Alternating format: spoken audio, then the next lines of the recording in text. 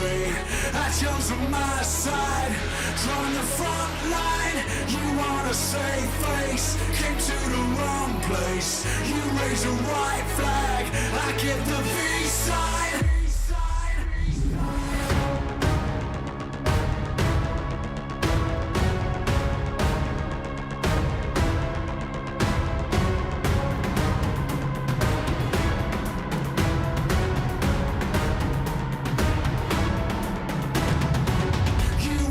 Change me, rewrite our history.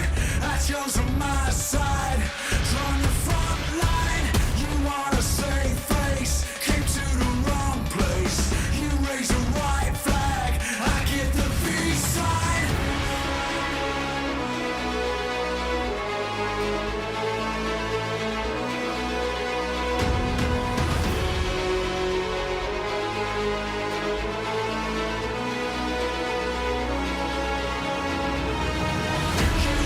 Change me, rewrite our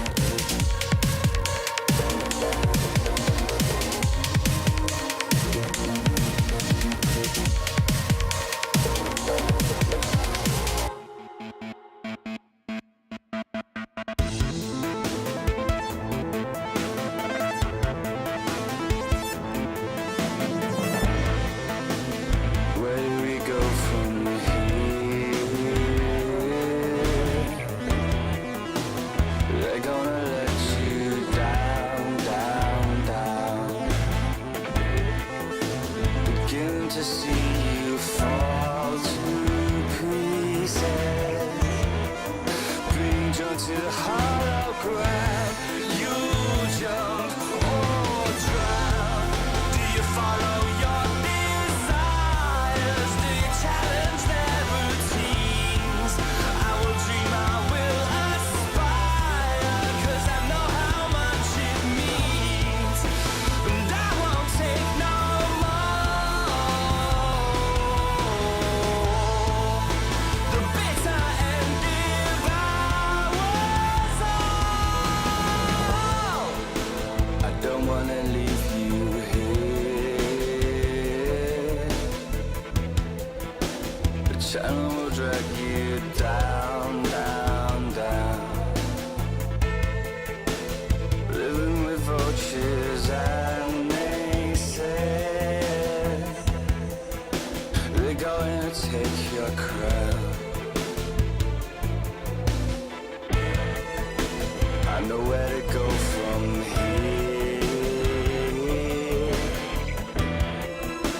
I will not let you down, down, down.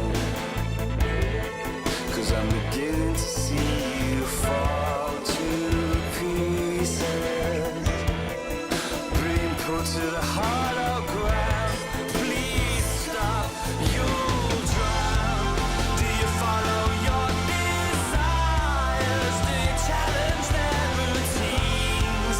I will dream, I will aspire, 'cause I know how much it means. And I won't take no more. The bitter end devours all.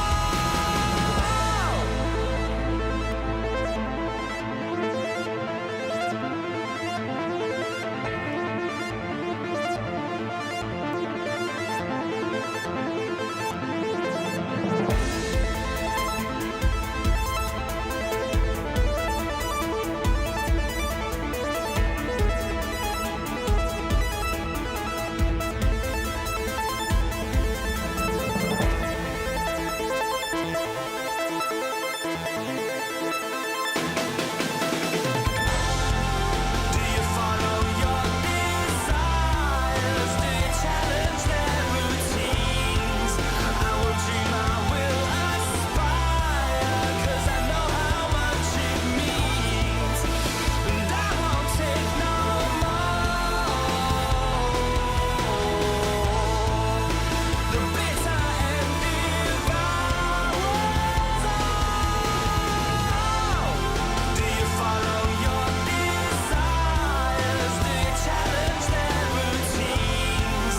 I will dream, I will aspire, 'cause I know how much it means. And I won't take no more. The bitter end devours all.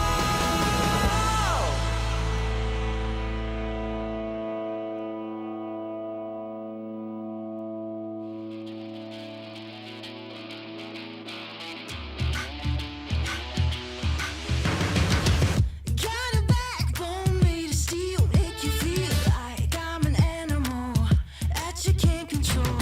Walk the walk, talk the talk, I'm the whole deal. Yeah, I'm an animal and I command the show. I can see it in your eyes, I can feel you watching. Got your hooks, got you right where I know I want you. Play the switch, I'm a mystery, but you love it. Hook, line, sinker, follow the leader.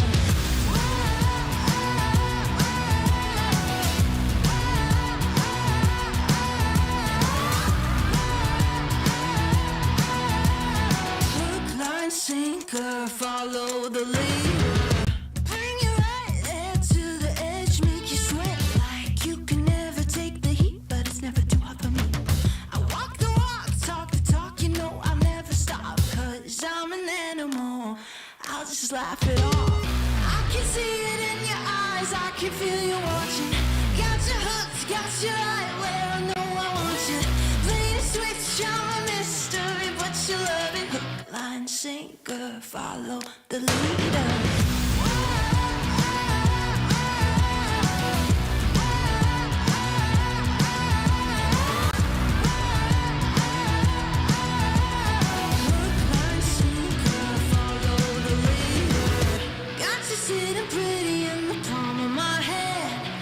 you busy, got you missing me, you can't stand it. Got you desperate, got you wondering where I'm at. If I'll call you again.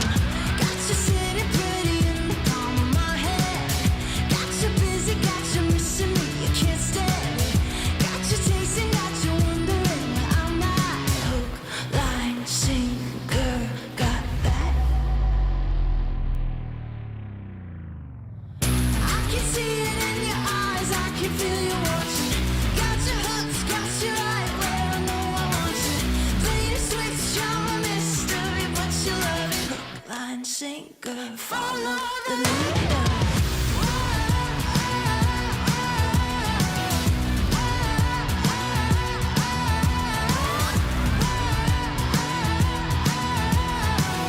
line, sinker, follow the leader.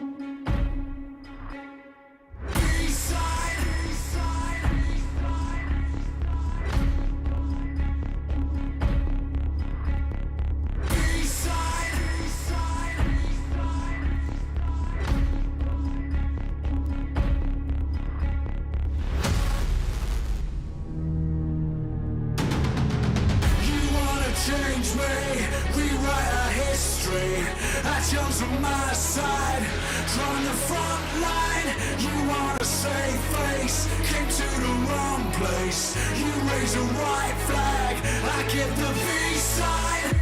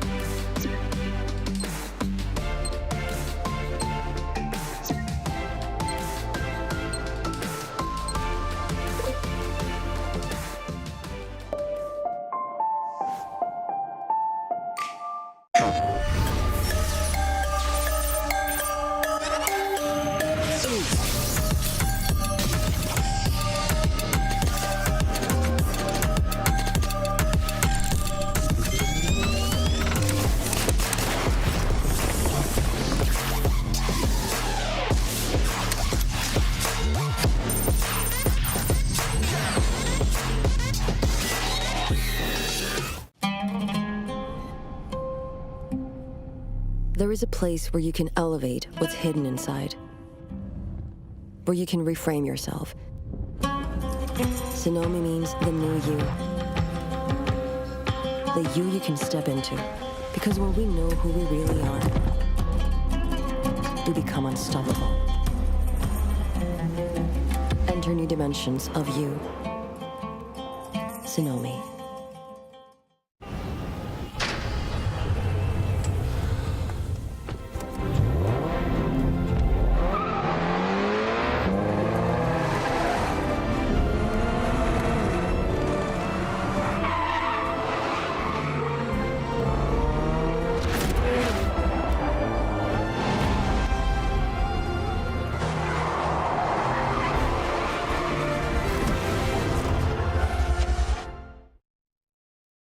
All new Honor Magic 5 Pro. Freeze even fleeting emotions in just milliseconds. Take marvelous night shots with lightning-fast exposure. The display reveals more details in bright areas with an astonishingly long battery life that just keeps going. The latest flagship chipset brings you exceptional performance. Unleash the power of magic. Honor Magic 5 Pro.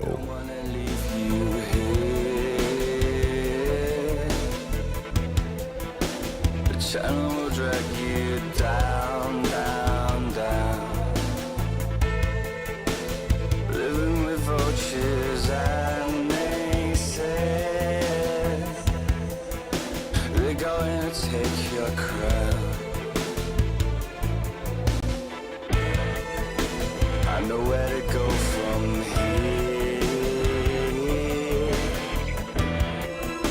I will not let you down.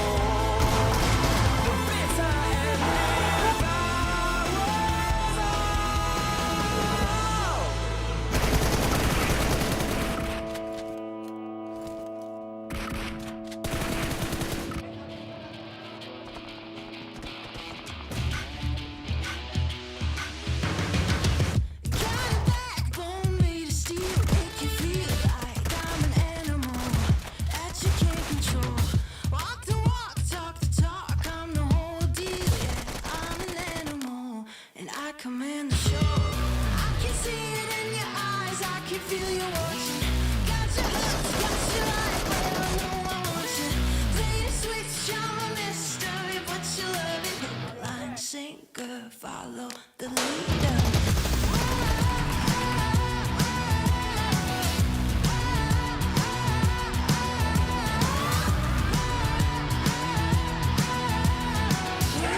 Sinker, follow the leader. Bring you right there to the edge, make you sweat like you can never take the heat, but it's never too hot for me. I walk the walk, talk the talk, you know I'll never stop, 'cause I'm an animal. I'll just laugh it off. I can see it in your eyes, I can feel you watching. Got your hooks, got your right where I know I want you. Play the switch, I'm a mystery, but you love it. Sinker, follow the leader.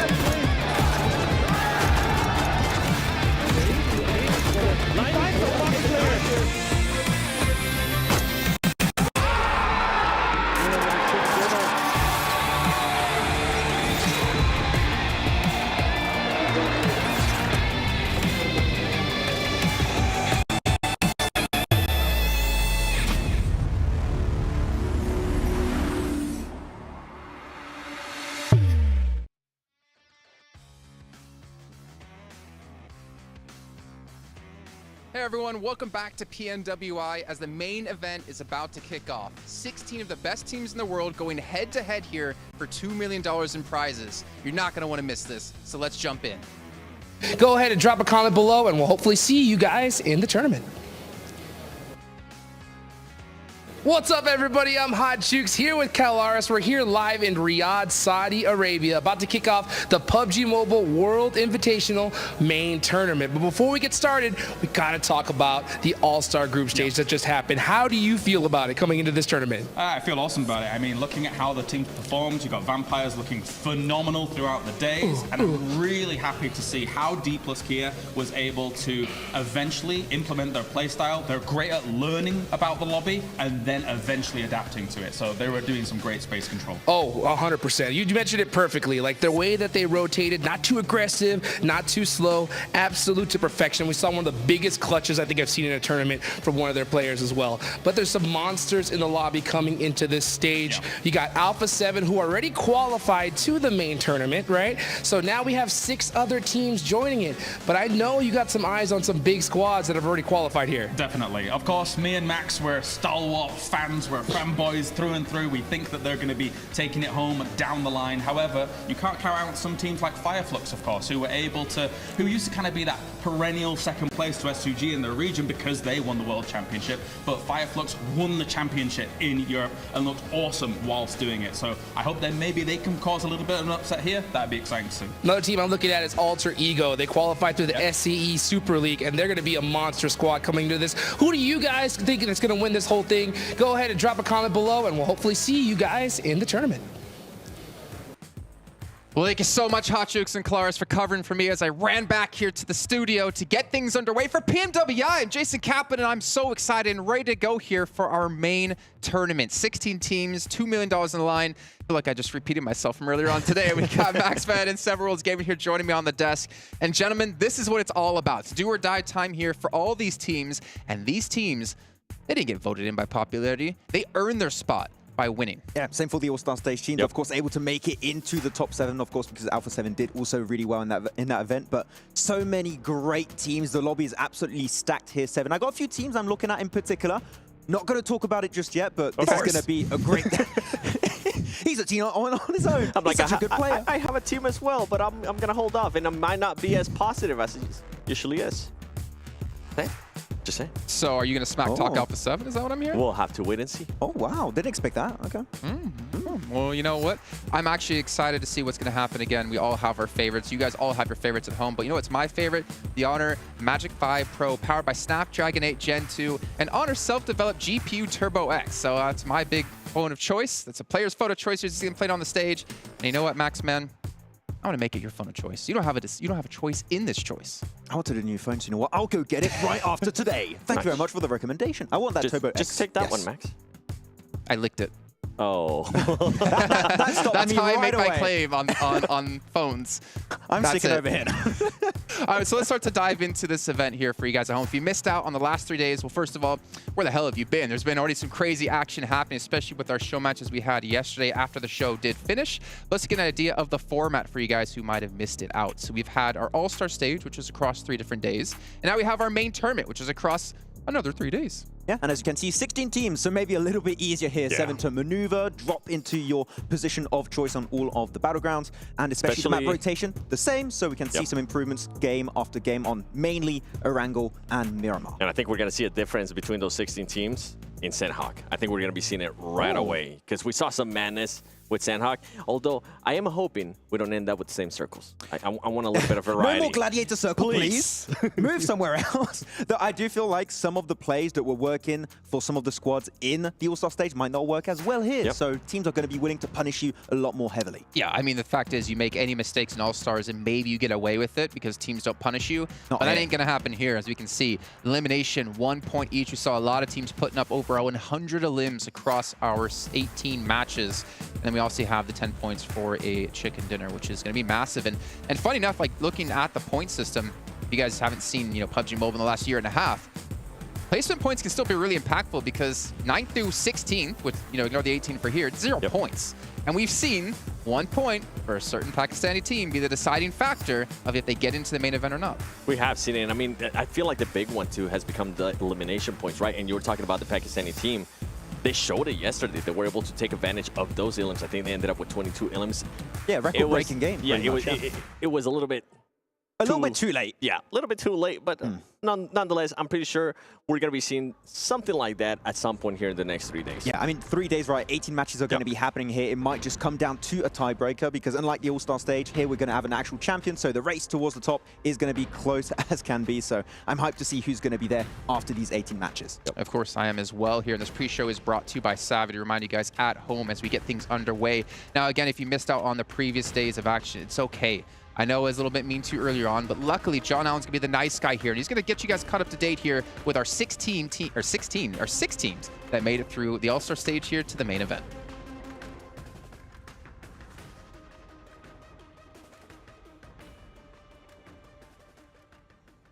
Teams that qualified from this stage. Let's take a look first of all at DRS. We're looking at some really strong players from the Nepal region, and they have done so well here, placing 3rd overall, just being eked out by a Dplus KIA towards the end. But this is a team that plenty will be fearing as we move deeper into this tournament. We've also seen some fantastic plays from plenty of these other teams, Vampire Esports probably most notably. This is the team that topped the tables, and the Titans, who return as champions from last year's PMWI, are not going to let off the gas. They are not going to let anybody step up to them unchallenged. Team Falcons as well, a great new addition to this year's roster. We have had a great time watching this team. They did get a little bit close to the wire towards the end there, but they did manage to hold on to that 6th place spot overall. The Gladiators, a team that everybody was looking at coming into this tournament, with Kitsune's phenomenal play in that buggy as well, saw themselves safe in that 4th spot. A little bit lackluster from what we'd expected, but in general, they kept their heads high and kept themselves in the running. The Infinity IQ squad, they were at the bottom of the bubble and need to step up if they want to stand up with the big dogs in the main stages. We've also seen Dplus KIA do phenomenal things. Satan, most notably, has done phenomenally well in this clutch specifically. The guy was absolutely on fire. Satan cannot be challenged here. These teams have done so well to get this far, but there is still a little bit more of a way to go for them. So hopefully they'll be able to have the best of times and the best of chances over in the main stages. Hopefully that got you guys all caught up to date of what's going to be happening here and the teams who did have to fight their way through into the main tournament. But the team we have to start by talking about here is, well, pretty much our reigning champion. They've won 3 out of the 4 total PMWI events over the course of this year and last. Vampire Esports, what is there to say about them, Max? They're pretty good. They're pretty good. They're pretty damn good. I mean, you talked about placement points still being highly relevant, right, in this new point system. And, I mean, they still keep getting themselves chicken dinner after chicken dinner, always reaching those podium finishes. They can frag out so efficiently. Yes. And really, their map knowledge is second to none going into this. Like, we see them go for moves when they have literally no information because they know how valuable specific positions actually are. And I feel like in a lobby like this, when you have 2 teams less than the All-Star stage, it's going to be even more powerful for these next 3 days. It is, and what was more impressive to me out of Vampire Esports is the way they were able to just change their playstyle. Right in the first day, we saw them being super aggressive, being able to get to places first. And in the second day, they decided to be a little bit more chill, but they were still able to put up just almost as good numbers as day 1. And that right there was super impressive to me. And also Tony K, we were able to see a big step up from him. Yeah. He almost, you know what? We're gonna stop talking about his mess up at the beginning of day 1. Yeah. I love how he's saying they were pretty chilled. They still got a win. Yeah. They still got really good points throughout the day. So no, even the chill Vampire is a deadly team right now. Yep. Well, the fact is, right, the first day, they got themselves 78 points. Actually, I'm trying to find on my notes where it was.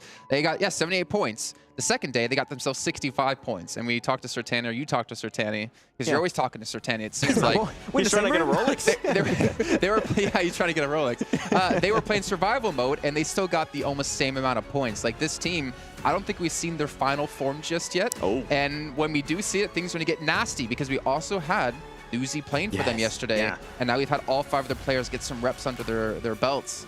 This is a very scary team. Yeah, I think it's perfect they got Nuzi to play towards the end where they were pretty much assured a spot in the main tournament. So if they do have to sub in Nuzi for X or Y reason, then he should be completely in the mood, in the zone to play in the main tournament. He's always in the and mood, do well. let's be honest. He really is. He's always in the mood to add to his collection of dubs. How many dubs? All of them.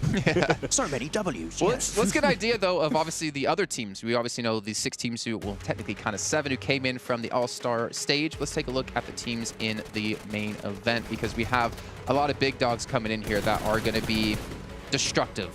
It doesn't get easier from here on out. We've got some replays of DRS. I want to talk about DRS almost. The most improved team, I would say. No? Day 3, I felt like they definitely had a slowdown. A little bit of a slowdown, but I feel like day 1 to day 2 adaptation has been the biggest improvement of the tournament, by far. Definitely the biggest improvement, but yes. I did not appreciate that slowdown out of them on day 3, especially going into the main event and allowing the Dplus KIA being able to pass him for that second place. I wonder how that's going to be affecting them. Nonetheless, they are here in the main event, but still, I think this is going to be a little bit in their heads. Yeah, we saw the fragging power from players like Delta, Giante, and Killer 2. I feel like those players are able to show up big on this stage, so I'm interested to see how it's going to turn out. And one thing that out of DRS, right, they were able to become very aggressive, especially after day 1. I wonder how they're going to be able to manage that here in the main event with some of the other teams that we're going to be having, like Star Wars Esports and also the Chinese teams. Yeah, I feel like the transition from that passive playstyle really to try and get positions in the late game circles and that transition into hyper-aggressive to claim strong positions in the late game to try and get those wins. It's really what we lacked in day 1, and if they bring that level of gameplay from day 2 in the main tournament, I'm telling you, they could be at the top of the rankings. I think we're going to be seeing a DRS from day 1 All-Star event here in the main event. I think they're going to be a little bit passive. They're going to be feeling everybody out, and then tomorrow is when we'll probably start seeing them being a little bit more aggressive. I think I want to say a majority of these teams, these 6 teams coming in from the All-Star stage, it's kind of like you're playing high school sports or maybe college sports, and then you make it into professional play. You're like a small fish from a small pond, and you become a small fish in a big pond. Not necessarily to discount the quality of teams we've had on the All-Star stage, but just the level of play here has just drastically increased. You're no longer the big fish, which means you might not be able to dictate the pace here. We can see the other teams that are going to be participating against here. And Max, if you were to call out one in particular that you're really supporting, you really have your back on. You know exactly where I'm going to go with this one. Forest, no, okay. Star Wars Esports has to be the team I'm personally looking out for. I mean, you got, of course, the fragging duo here, the Powerhouse 7 that is going to be top and action with new additions in the team, mainly IC, that is an old player from IHC Esports, and another player that we're going to be watching at pretty closely later on in the broadcast on this pre-show. But Star Wars, I'm telling you, with their performance performances after PMGC and in spring can do big things here. And I would even say maybe even be the PMWI 2023 champions. I think for me, it's going to be Flux. Now that we don't really have S2G here at the main event, I feel like they're going to have to be that team from Turkey to be able to step up, right? Last time we saw Flux in an international event, they ended up 15th place in PMGC, and I'm pretty sure they're looking to get back at that and show a better image out of themselves, because I mean they are currently the reigning champions out of the European Championship. And I think they still are the record holders of most eliminations with a chicken dinner. I think it was 27 last year, so still record to be beat currently. Yeah. Okay, well, I got to bring up another. I mean, actually, before I bring up the other team, I want to talk about Flux a little bit more, right? We talked about the All-Star Stage, a little bit of a popularity event, because you obviously get voted in by viewers and people who are watching at home, which are viewers. That's what viewers are. Yes. Nice. It's been a long day already, and it's, we just started. No, I think for them, it's also like for the pride of Turkey. This is also, if they can do well here, it's a lot of popularity they gain in their own region too, which can be very important just to have supporters, to have fans, to help build you up as a player. And obviously a majority of this roster previously within Football List, they've had that before in the past, and they want to gain that back. Yeah, I think all the S2G supporters have just taken their jersey away. I don't know back in the drawer, and they put the Flux jersey back on right now, because really we saw the potential of this team, and really what sets them apart from a majority of the teams I would say in this lobby here, Seven, is how aggressive they can truly be. I mean, I mentioned the 27 elimination chicken dinner last year, and they got remotely close to that actually a few times in the Championship of Europe in spring 2023. So I feel like their playstyle fits perfectly in this kind of position. Is going to be down to the research they put together, and if they're going to be ready to make those adaptations with our 16 teams in this lobby. And you mentioned it perfect. I love the aggressiveness style. Oh yeah, it's Turkey. That's what they do. It is. It reminds me a lot of Brazil, and I watch a lot of the Brazilian teams. Oh really? But for Fire, yeah, I didn't think you know. Yeah. We'll get to that one at some point. But with Flux, the utility, the way they're able to use those nades, I think we've seen it over and over again. And kind of what Jason was saying was what I was alluding to as well, is that I feel like it's their chance to be that Turkey team, especially since the PMGC finals are going to be in Turkey. They want to be that team that's, you know what, I think we're going to be there in the finals. Yeah, it would be so great to have them defend, like, potentially with S2G and Flux on home ground. That would be such a great storyline. So hyped to see if that might be happening. Because potentially with S2G? Maybe. I mean, maybe. They have if they play to like this, up. maybe not. We'll see. Well, another team I did want to bring up really quickly actually was Twisted Minds, because we have to talk about this in particular, because imports is something that's becoming more and more popular in PUBG Twisted Mobile. imports, yes. I mean, pretty much, I mean, you got yourself Raucous in the team that's been all over the place, it's fair to say. And Crypto, like an absolute superstar team that was in the Pakistani region and MVP, top player multiple times in a row. I feel like he's had a hard time adapting to the teams he's joined. I feel like this is kind of the most successful iteration of Crypto in a team we've had since he has left the Pakistani region. But after winning the Saudi E-League, we haven't seen much from Twisted Minds, so I want to see what they are truly going to bring to the table on this opening day. And maybe for Crypto, it's going to be like a chip on his shoulder, right? He's going to be a Pakistani player. His team wasn't able to, in regards to Aegon IA, they weren't able to make it here to the main event, but he might be looking to be shown why he was that top player, right, in 2022, why he was that MVP out of that Pakistani region. Yeah, and obviously we got to move along here because we don't have too long before we kick off our event. Let's actually take a look at the prize pool for you guys at home, because it's $2 million. $400,000 for first place. That's a massive chunk of money. But also, you got your calculator out, you added up all those numbers, it doesn't equal 2 million, because we also have some side prizes. We have our record breakers, which is going to be extremely important. Now, to keep in mind for you guys watching at home, this is all about the first team or first player to cross that threshold. It's not about who ends the event at the highest. It's about the first person or first team to do so. And there's a lot of money to win. And we can see our current records here with Vampire holding 3 at the moment. This is going to be tough to beat, but it is very doable. I mean, with what we've saw from Vampire Esports in the All-Star stage, they could be their very own record set back in 2022's main tournament. So I'm telling you, these are definitely achievable. You can breach these, but it's going to require a lot more than just individual performances. You need to be as a squad consistent and working together at another level. I think if we had a chance to break any of those records, it would only be most rescues. We'll just be rescuing each other over and over again. We would cheese it. We're last place. Let's just keep doing it over and over. But there's also a big topic coming up as well here down the line. We have PMGC. Let's take a look at an extra special prize you get for winning PMWI here. Now, one thing that needs to be clarified, obviously, PMGC points is going to be a massive factor to this. You can see how the slot allocation works as well. There's some people that get into league stage, some people that get directly into the finals. It all determines on different factors. But the second page here is what I'm curious about, if we have that, is the winner of this event. You don't go into PMGC, but you get another slot for your region. So, for example, if we had an NA team here, which gets 1 slot in PMGC League stage from points, if they won this event, there would be 2 teams from PMGC 7, 2 teams from PMGC points that would make it in. So that's extremely important here for some of these regions where we have these powerhouses.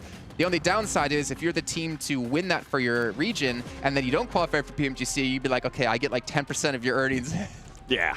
By the way, why you had to use an 8? That was like... Because we were doing NA. It's the easiest region to explain. They're not even here, though. Could have used, I don't know, South Asia or something. Yeah, but no. Brazil, maybe? Yeah. NA. NA where? Huh? Who?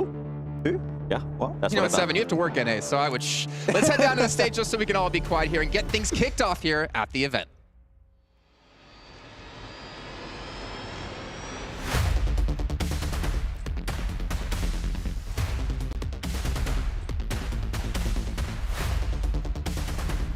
It's about that time. The scene is set and our players are ready. PUBG Mobile esports fans around the world, welcome to the 2023 PUBG Mobile World Invitational. اللحظة اللي كلنا استناناها، اللحظة اللي كل اللاعبين تجهزوا عشانها، لحظة بطولة PMWI الرئيسية اللي راح نشوف فيها أبطال هذه النسخة. 16 teams enter the Gamers8 arena and battle for supremacy here on the main stage. We've got $2 million up for grabs, the PMWI trophy, and of course, all those bragging rights. So trust me when I say, things are going to get spicy here. 16 فريق جانا من كل أنحاء العالم، معنا أقوى الفرق، وبرضه في نفس الوقت زي ما احنا شفنا قبل أن الجوائز هذه البطولة $2,000,000 غير الكأس وغير اللقب. راح نشوف في المنافسات هذه منافسات راح تكون معنا غير طبيعية.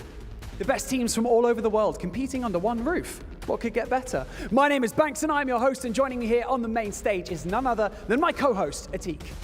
معنا أقوى الفرق زي ما قلنا لكم فيها، راح يتنافسون كلهم تحت سقف واحد في هذه البطولة. راح نبدأ هذه الرحلة. معكم مقدمكم عتيق باللغة العربية ومعنا مقدمنا باللغة الإنجليزية بانكس. So let's kick things off by welcoming our teams to the main stage. والحين أعزائنا المشاهدين خلونا نرحب ب 16 فريق معنا على المسرح ونبدأ لكم فيها المباريات.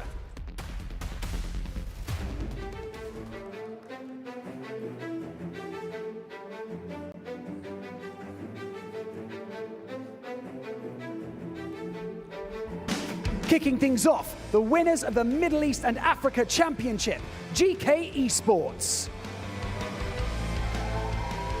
أبطال الميدل إيست والشرق الأوسط، أبطال الشرق الأوسط شمال أفريقيا رحبوا معنا في فريق GK Esports.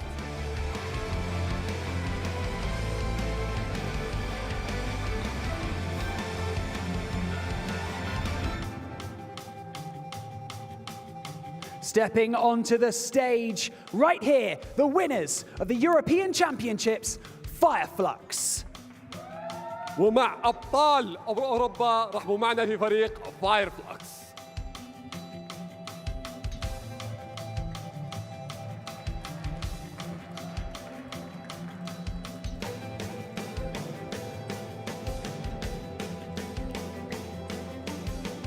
Next up, placing second in the 2022 PUBG Mobile Global Championship and qualifying via the All-Star Stage, DRS Gaming.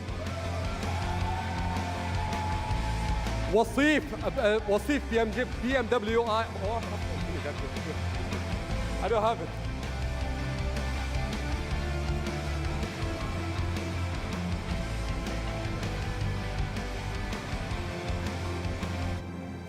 Winners of the South Asia Championships, can they continue their dominant streak? Stalwart Esports. أبطال جنوب آسيا PMPL رحبوا معنا في Stalwart Esports.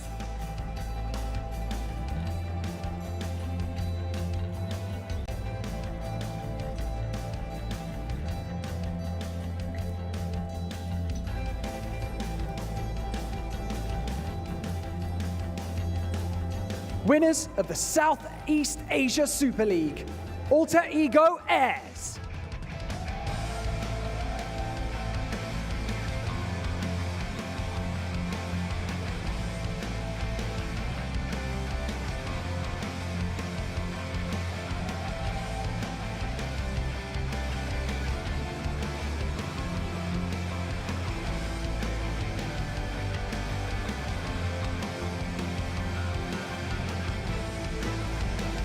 winners of the 2022 PUBG Mobile Pro Series Fall Finals, and qualifying via the All-Star Stage, Dplus KIA.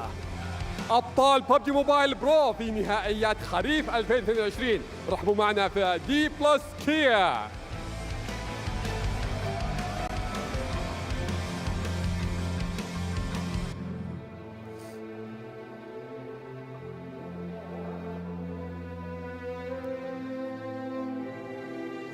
And now, entering the stage after placing second in the Southeast Asia Super League, Box Gaming.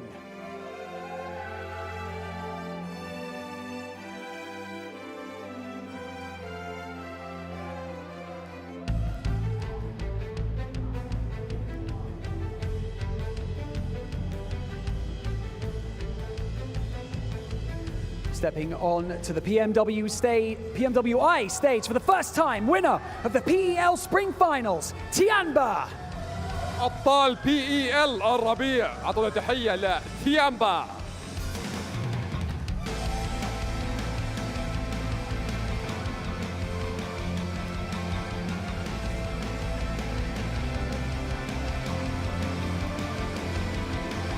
Stepping onto the stage, placing second in the PEL Spring Finals, 6-8.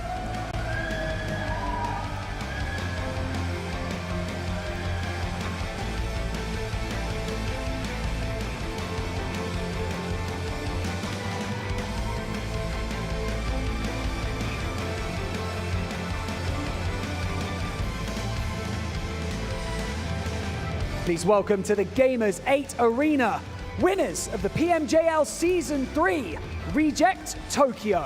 أبطال PMJL الموسم الثالث، أعطونا تحية لريجكت طوكيو.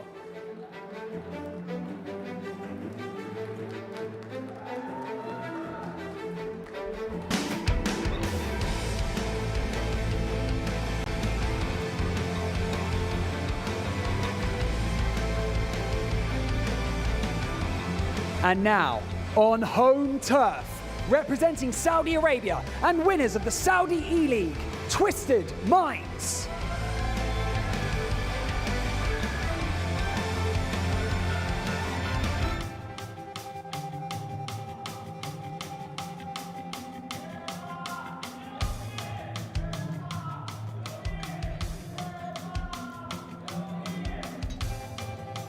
Placing second in the PUBG Mobile World Invitational last year, our All-Star Stage qualifiers, Team Falcons.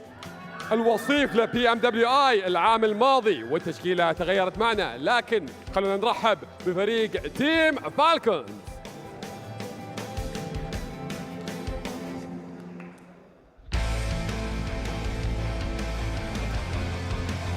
And now, stepping onto the stage, qualifying for our main tournament via the All-Star Stage, welcome G Gladiators.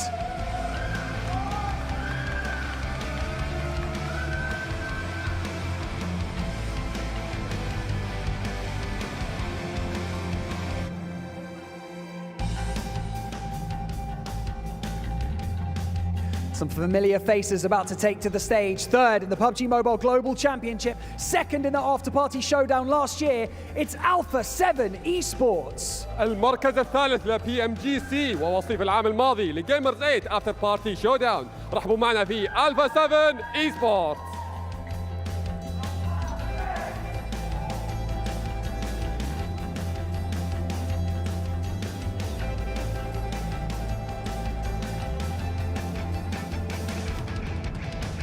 An impressive performance throughout the All-Star Stage means that they are here to do the same. Make some noise for Infinity IQ.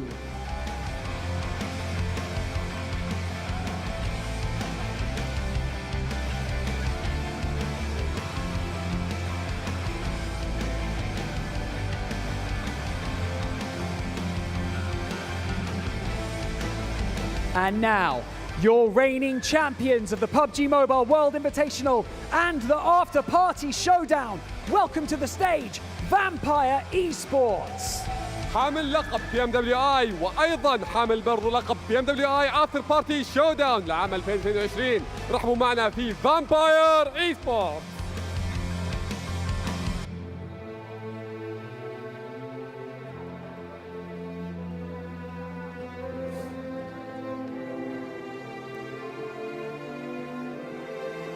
So Tani, welcome to the main stage, coach of Vampire Esports. You know, my voice is going to go. That was a lot with all those welcomings, but I had a great time. Welcome back to the main stage. You guys are reigning champions. So I just want to know, does that add any pressure, being reigning champions and coming back to this stage? Yeah, I think there's a bit pressure because the thing is, becoming a champion is hard, but to defend the champion is more harder. So we would like to tell you guys, yeah, we have a bit pressure, but yeah, we will do our best and hope you enjoy it. سألنا المدرب إنه كيف كانت المباريات بشكل عام وحتى برضو تواجدكم الحين، هل فيها الضغط عالي خصوصا انكم فزتوا في المباريات الماضية؟ قام قال أكيد إن فيها ضغط وحاسين بالتنافس العالي فيها، لكنهم قدها بإذن الله. Well, it seems like another congratulations is in order because you placed first yesterday on the All-Stars Stage, but you know, you have to come back into this tournament refocused. So how did you do that with your team?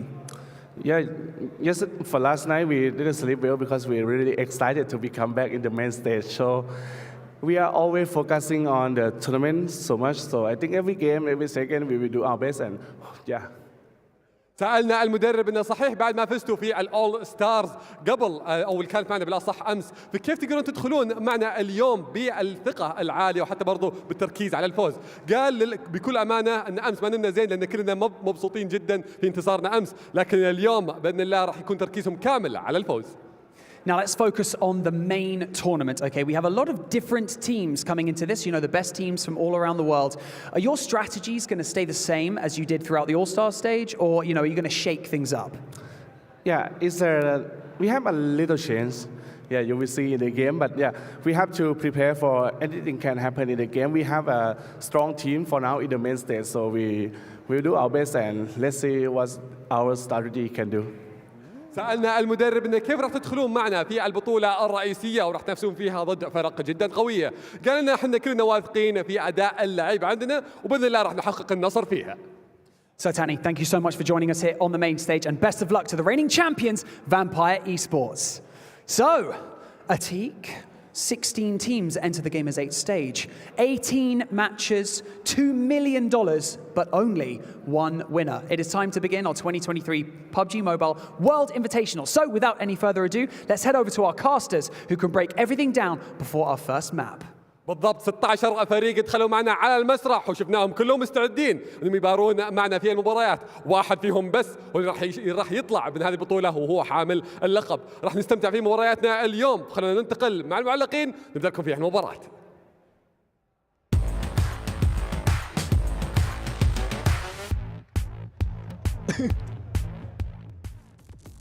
Why laughing? Which one do you guys like Why more? laughing, Seven? What's so funny? Did you like the future one? I think that was my favorite one. But the alter ego mask was also pretty sick. Really like that one too. Alpha7? Korea wasn't there. I wonder where he is. You almost got me. Max, every show here, we've been doing a player to watch, or LG player to watch. And we decided to let you pick the player for today. Who's it going to be and why? It's Nazerd. No, it's not going to be Forest this time. It's Nazerd, actually, from Star Wars Esports. So, just in case you guys are not familiar with the old team, of course, we know all the old players. You've got your top, your Action, Scribe, Pika, but they got 2 new additions, one of Icy and Nazerd more specifically, and this joined, I believe, in December, right, of last year here, Seven, and has had one of the most incredible rises to fame in PUBG Mobile Esports in South Asia. And you don't have too many Mongolian players that really are that strong outside of like these teams of Star Wars Esports and IHC, but really he stood to prominence in such a short amount of time, was picked up, and after his performances in PMWI SAS Championship, he is personally my player to watch that can just elevate the playstyle of Star Wars that's already incredibly high to even higher heights, if that makes sense. So we'll have to see how that's going to work out. What's crazy now is with the additions, right, of Icy and Nerset is the depth of that roster. I mean, they still have Pika, they still have Action, they still have Top, they still have all these other players too. We were talking about Vampire, right? When are they going to be able to put in Newsy? And when they do, how is he going to be able to do because of the depth that they were able to build? And I think now with Star Wars, the way they're going to be able to bring that roster here, the biggest question for me, and I don't know if you're going to agree with me on this, Max, is how they're going to be able to start the tournament. If they start off slow, that's going to be a big question mark for me because we have seen it over and over again. This is a team that sometimes starts slow, and when they start picking it up, it's just a little bit too late. but they do have that fragging power. They do have that it factor, right? That they can get a chicken dinner and also back it up with a bunch of villains. I mean, I do agree with what you're saying. All I can say is I hope it's not going to be too late when they start picking up the pace. And if that is the case, I can tell you they can definitely compete with Vampire Esports, hopefully win the whole event, but it just needs to be that little bit quicker than what we saw in PMGC. Oh, yeah. I mean, the thing is, if we saw Vampire, right, they had a strong start, 2 chicken dinners back-to-back. Obviously, it did fall off a little bit in the day, but again, trying to maintain that kind of level of play is extremely difficult. The thing is, you also don't know what you're going to come into here because you have teams from so many different backgrounds, so many different regions. Even if they did scrims, it doesn't really tell you the true tale of what's going to be going on here. I'm imagining maybe we even have some, not hot drops, but some contestation for some location potentially. But with only 6 matches a day, like, you really don't have that room for error. Yeah, and you're going to have a lot of question marks, especially for some of the teams as to how they're going to approach this. One in particular that comes to mind here, Seven, is Jumba. This is the first time we're seeing this team outside of their home region, and there's a lot of questions of how are they going to approach this one? Are they going to struggle on the first day? Do they have a game plan entering today that's going to surprise and shock all of the lobby and everyone at home? I'm not sure, but Jumba is a team that I would say I would be very cautious about because we just don't know how it's going to work out with them in this lobby. Yeah, it's such a big question mark. You were talking about hot drops, something that we actually have 2 teams from All-Star that they were kind of hot dropping. I'm talking about G Gladiators and Alpha7. We saw them back off after they won. Gladiators backed off. Yeah, Gladiators backed off. I wonder if that's going to be the case or if they're going to try to just waste some time in a way and try to go back to the North George drop. I hope that's not the case in Erangel. I hope that they continue to do what they've been doing because it has actually worked out for them so well. Yeah, I actually like their solution. Instead of going for Northern George and dropping on Muzexis, that also didn't work out in Severny. They went to the West and did a big West split on Hospital. Forget about that one match. If we're forgetting about what Tony K did, we're forgetting about that one. Pretty much, but it was Muzexis. So you went for the Hospital split, which is a good northern western drop, keeps them in like similar rotation path, and also they can just go for the southern western bridge of Samnufka Island. So there's good options. I don't feel like that hot drop is going to happen. There's no reason for it to. Well, something we can discuss as well is that not necessarily all these regions have come in with the same Battleground order that we're doing here at this event, right? We have to keep in mind it's going to be the 1 Sandhawk followed up by 3 Erangels followed up by 2 Miramars. Now, some of these regions actually did use this map order, so they're kind of accustomed to it. But I'm curious for the regions who haven't done this. I still feel like, even though it's so simple as just changing the order, I feel like it's such a big change because it changes your whole downtime between Battlegrounds. You don't have to think about, okay, now we're going to Sandhawk, what are we going to do? It's, okay, now we're going back to Erangel. What can we change in what just happened, and what can we learn from this last match that we can improve on? I mean, I think we've seen it in All-Star event, right? Well, I'm thinking from the All-Star event, we saw teams being able to adjust on the fly in a way from one Erangel to the next Erangel, and even we saw that in Miramar as well. I think the caliber of these teams are definitely going to be able to adjust fairly fast. Yeah. And I hope that's the case because they're not going to really have that much slack, right? They're not going to be able to have 2 or 3 bad Erangels in day 1. That's going to be half of your day gone. You don't want to be put in that position. Yeah, I still believe it is the superior map rotation because you can make those changes, make those fast, quick reactions to every single battleground that happen in a row. So especially Erangel, if you're doing good there, half of your matches are pretty much in the bag. We saw some teams do that relatively well in the All-Star stage. So yeah, the map rotation is going to be a big thumbs up for a few of the squads. Does that mean, Seven, you've been converted Sandhawk first? You're a fan of now? Because I know you were kind of... I was against it at first. Were you against it, or were you just kind of like, I'll see how it goes? I just I just always enjoy Sandhawk like midway because of the madness. And I felt like it always allowed teams to have that spark. If stuff wasn't working for them right in the previous matches, I felt like they were able to turn it around after Sandhawk used the craziness and then being able to maybe have a better day. But I'm glad that we're kind of getting the madness out of the way right away. Yeah. I think the one change I would make, actually, is put Miramar before Erangel. So Sandhawk, double Miramar, triple Erangel. Oh. Because End on Erangel always has some hype plays. But ladies and gentlemen, as you can see, unfortunately, we are having some technical difficulties here that we are trying to sort for you. But in the meantime, we're going to head to a break here when we come back. It's going to be the casters. It's going to be the first match of the day. And you're not going to want to miss it.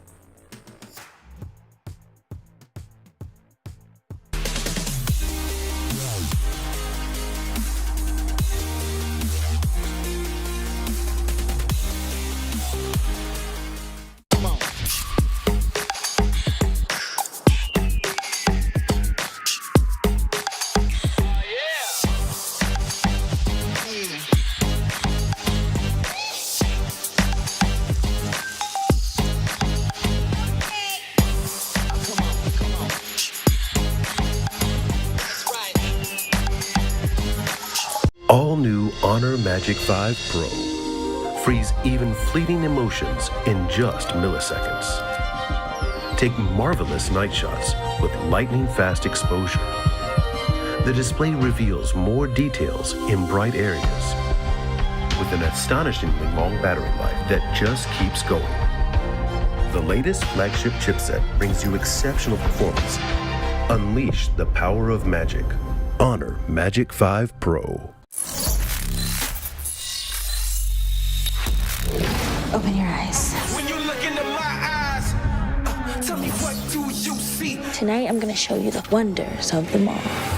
Hey, I got nothing to lose. I got nothing to lose. I need warriors. So is this what you want in?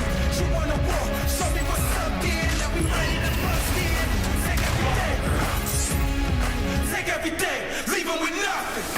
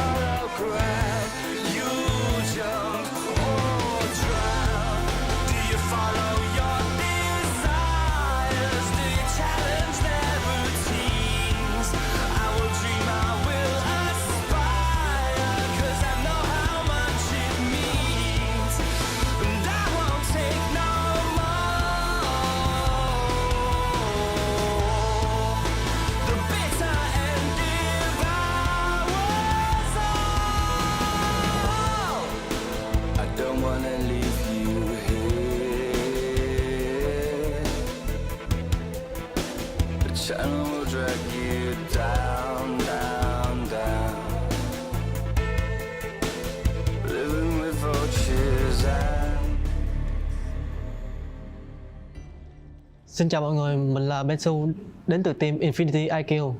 Mình đến từ đất nước Việt Nam.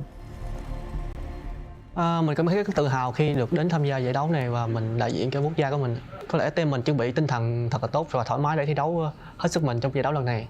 Player hình như trong team em là 4 người đều có thể là tạo nên đột biến nên khó mà đoán trước được ai là người gánh team.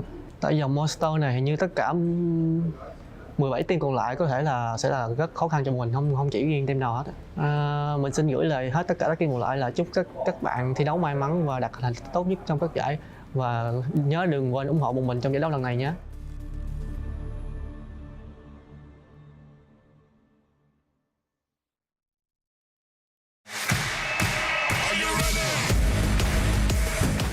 Всем салам алейкум, меня зовут Дамир, мой никнейм Акзер, я играю за команду Falcons, и мы представляем нашу страну Казахстан.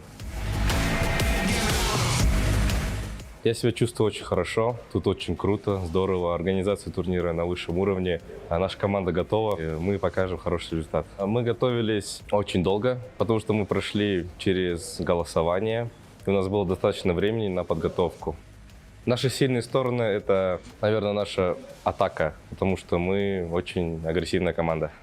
Все команды здесь очень сильные, поэтому к каждой команде мы готовились, каждую команду анализировали. Поэтому не могу выбрать отдельные команды, потому что все очень сильные. Всем удачи, развлекайтесь, rебята.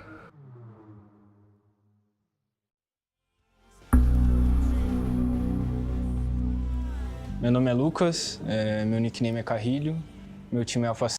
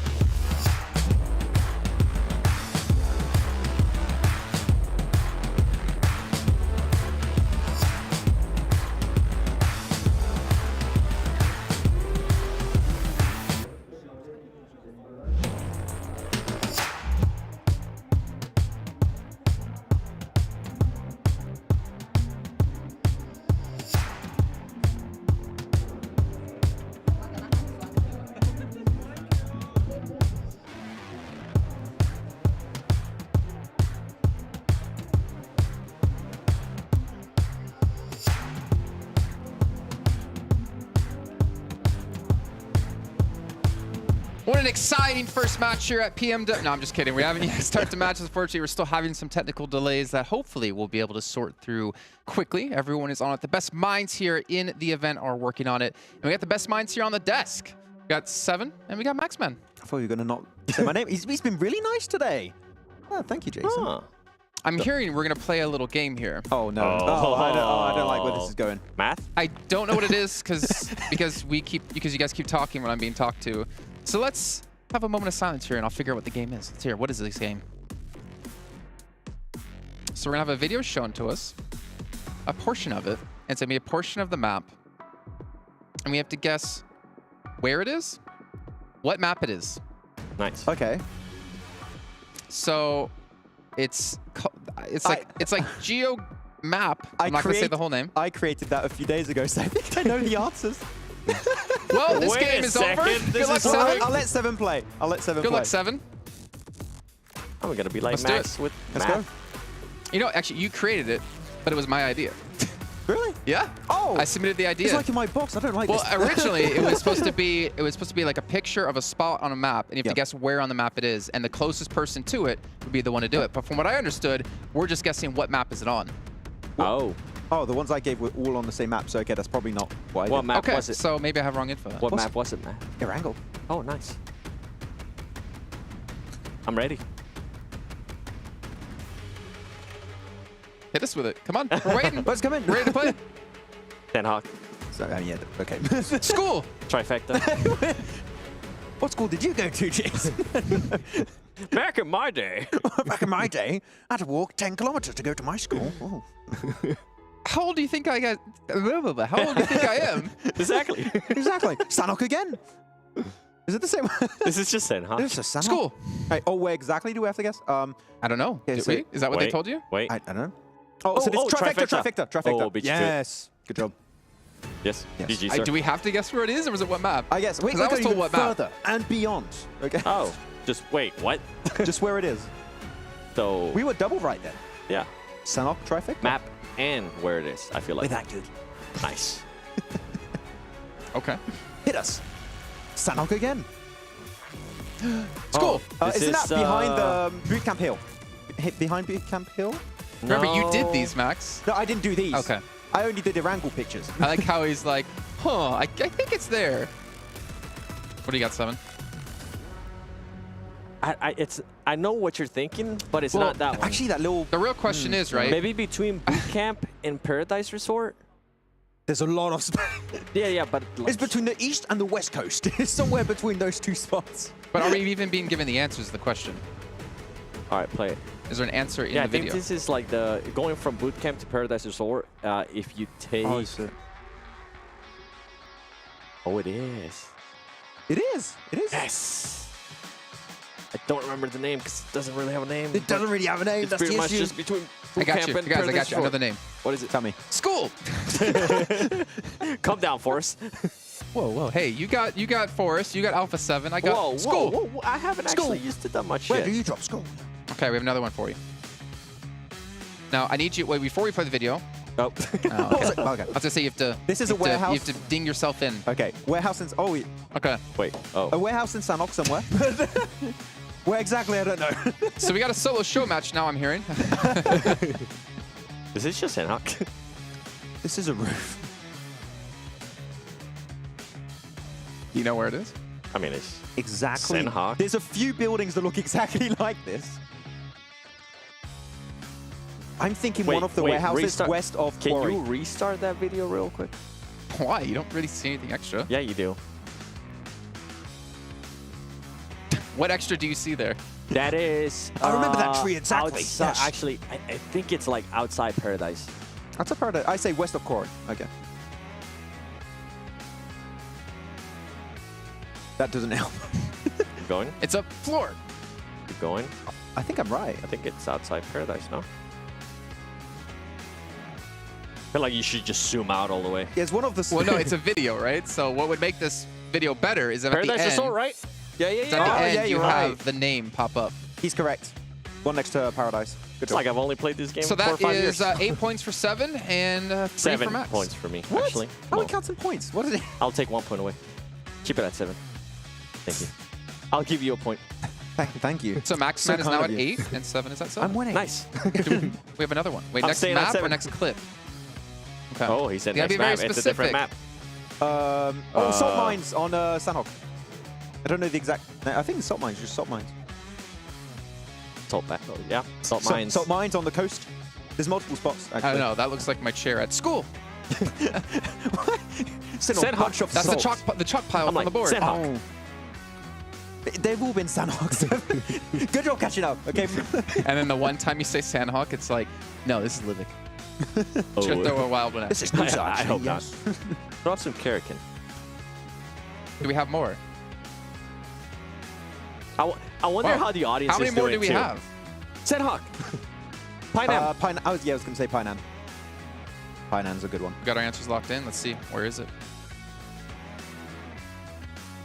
If you see a river, I it's feel like it Painan. is. Yeah. River. Show me the river. Pinam? Where's the river?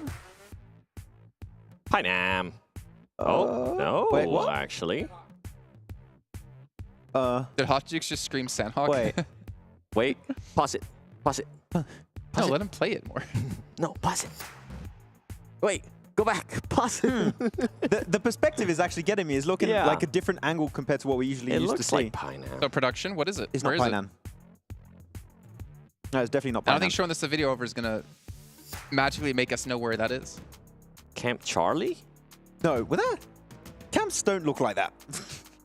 I don't know. I mean, No, France camps. Well, no, you want the answer. Kampong? We want the Kalash. answer. Kalash found Kampong. Okay. It might be Kampong. It could be. What James said. It is. He confirms. Nice. Okay. He's a referee. Plus 2 points. Do we want the casters to join? Yes. No. Yes. Hot Jukes wants to join. I don't know if I'm actually throwing you in or not. Oh, no. yeah. I am Colaris' here. left? I'm ready. Bring it on. Nice, more like. That's Clara's left. What? Okay. That was Okay, so- Clara's laugh. Okay, we have pretty good, another one. actually. We have another one. First to Bring it. answer Sandhawk. correctly. Oh, Sandhawk. Oh. Boot camp. Yeah, it's boot camp. Actually, No, actually, it's not. No, it's no, not. no. It's it's that. Camp Alpha. It's Camp Alpha. Hot Team. Camp Alpha. Camp Alpha. I like how Clara's like, nah, I don't want to play. And then he's like, oh, I have an answer. I knew it was Camp Alpha, and I put my headset on. Yeah, you see the mountain in the background. He Yeah. said it. He only wants to play when he wins. So he always plays. Well, none of you guys knew it was Kampong before, anyway. Kampong? I believed it Should I was. take my headset off again? Leave it on. He's given up. I don't know. We need the Next master one. here to school some people. Oh, No, You're the school. referee. Yeah. What? I swear. If they this was put Aaron school and Gallagher. you There's don't not say even school, school in I'm gonna Sandhawk. be Sandhawk, I so somebody- know, somebody but what if builds a there's just similar- randomly Yeah, one yeah. in school and I'm just like, I told you guys. Give us a Miramar one. I forget. Yeah. Do we have more? Is that it? Wait, Oh, how many more do we nice. have? Maybe that's better than me asking every single time we see what if we have more. Infinite. No. 15 more. 15 more. That's 50. right. Give it to Nice. Are they all on Oh, Sandhawk? 1-5, 1-5. Yeah. I hope you guys get comfortable at home. Quinceañera. Let's see. Just show me a zoom in of like a rock. You know what I'm saying? Let's go hard mode I with remember it. those Oh, it's a pixels palm perfectly. tree. It's a palm That's tree. Painan. Sandhawk. Hot tin. Hot it. Yeah. Hot tin. Got it. Yeah. I think it's Hatin. I think it has so. to be. Or is it You got no- Lakawi? You got no terrain in the background, and that palm tree is in Hatin, I think. That you in the know behind of. it. No, it's too far away from the coast. Nope. It's off the. It's- It's off the Oh, coast. that perspective got me. Oh. No, it's No, not. it is. It is. It's Hatin. It's I'm a Hatin. gamer. Yeah. You got the mountain, the gladiator mountain. Yeah. I'm a gamer. The glider. We don't talk about the glider. We don't talk about it. Who's keeping score? You are guys supposed are to at be keeping production. score. No, they're not. Everyone at home is keeping score. How's everyone at home doing? I can't wait to go back and just look at the chat. I do have confirmation that every viewer guessed all of them correctly. So. I'm going to retire as champion. That's I it. got lost. I'm out. Take it to the bank. Yeah. All right, next one. Let me step off one box. Sandhawk. Isn't that cow? Cow? What? Cow. That's Cow. Is it the dock? North. Next to the north. north. North. Next to the north. Yeah, cow. Yeah, that's cow. Yeah. Yeah, it is. White Walkers. Oh. Have you ever heard of the dock? I see your culture. All right. We Cow? got it right. I Yeah. think we all got it right. Could it be cow? It was. Indeed. Locked it in. Max and I got it Colors? right. I got it right. Yeah. Noise. Thanks, Mass. I mean, Max. we can. Mass. Don't call me math. Math. I'm offended. That's your new nickname. 3 times 4? I'm not doing that again. Wait. Don't try me. What is 16. it? Nice. We need to clip that out. He's consistent at least. Okay, I think we have another one. Bridge, northwest bridge to southern western bridge. No, it's not. It's too short. It's too short. I'm wrong. It's the one from northwestern bridge to on the north, up there. I've never seen Max so competitive. Wait, is it? I mean, Tin Bridge. Wait, it's that one. My second guess was correct. Sorry, we only take first guesses here. Northwest I'm bridge actually by the really south. into this. I'm actually enjoying this. This is cool. I mean, you did create the game, so good job. Actually, no, Jason created the game. Good job, Jason. I created a worse version of the game than this. My original idea was we were actually going to have a telestrator, and we would be shown just an image, and you would put a ping where you think it is, and then we would see where it is, and it'd be the closest person gets the point. We should do that. I like that. That was the idea I had. TMGC, here we come. Well, some of us.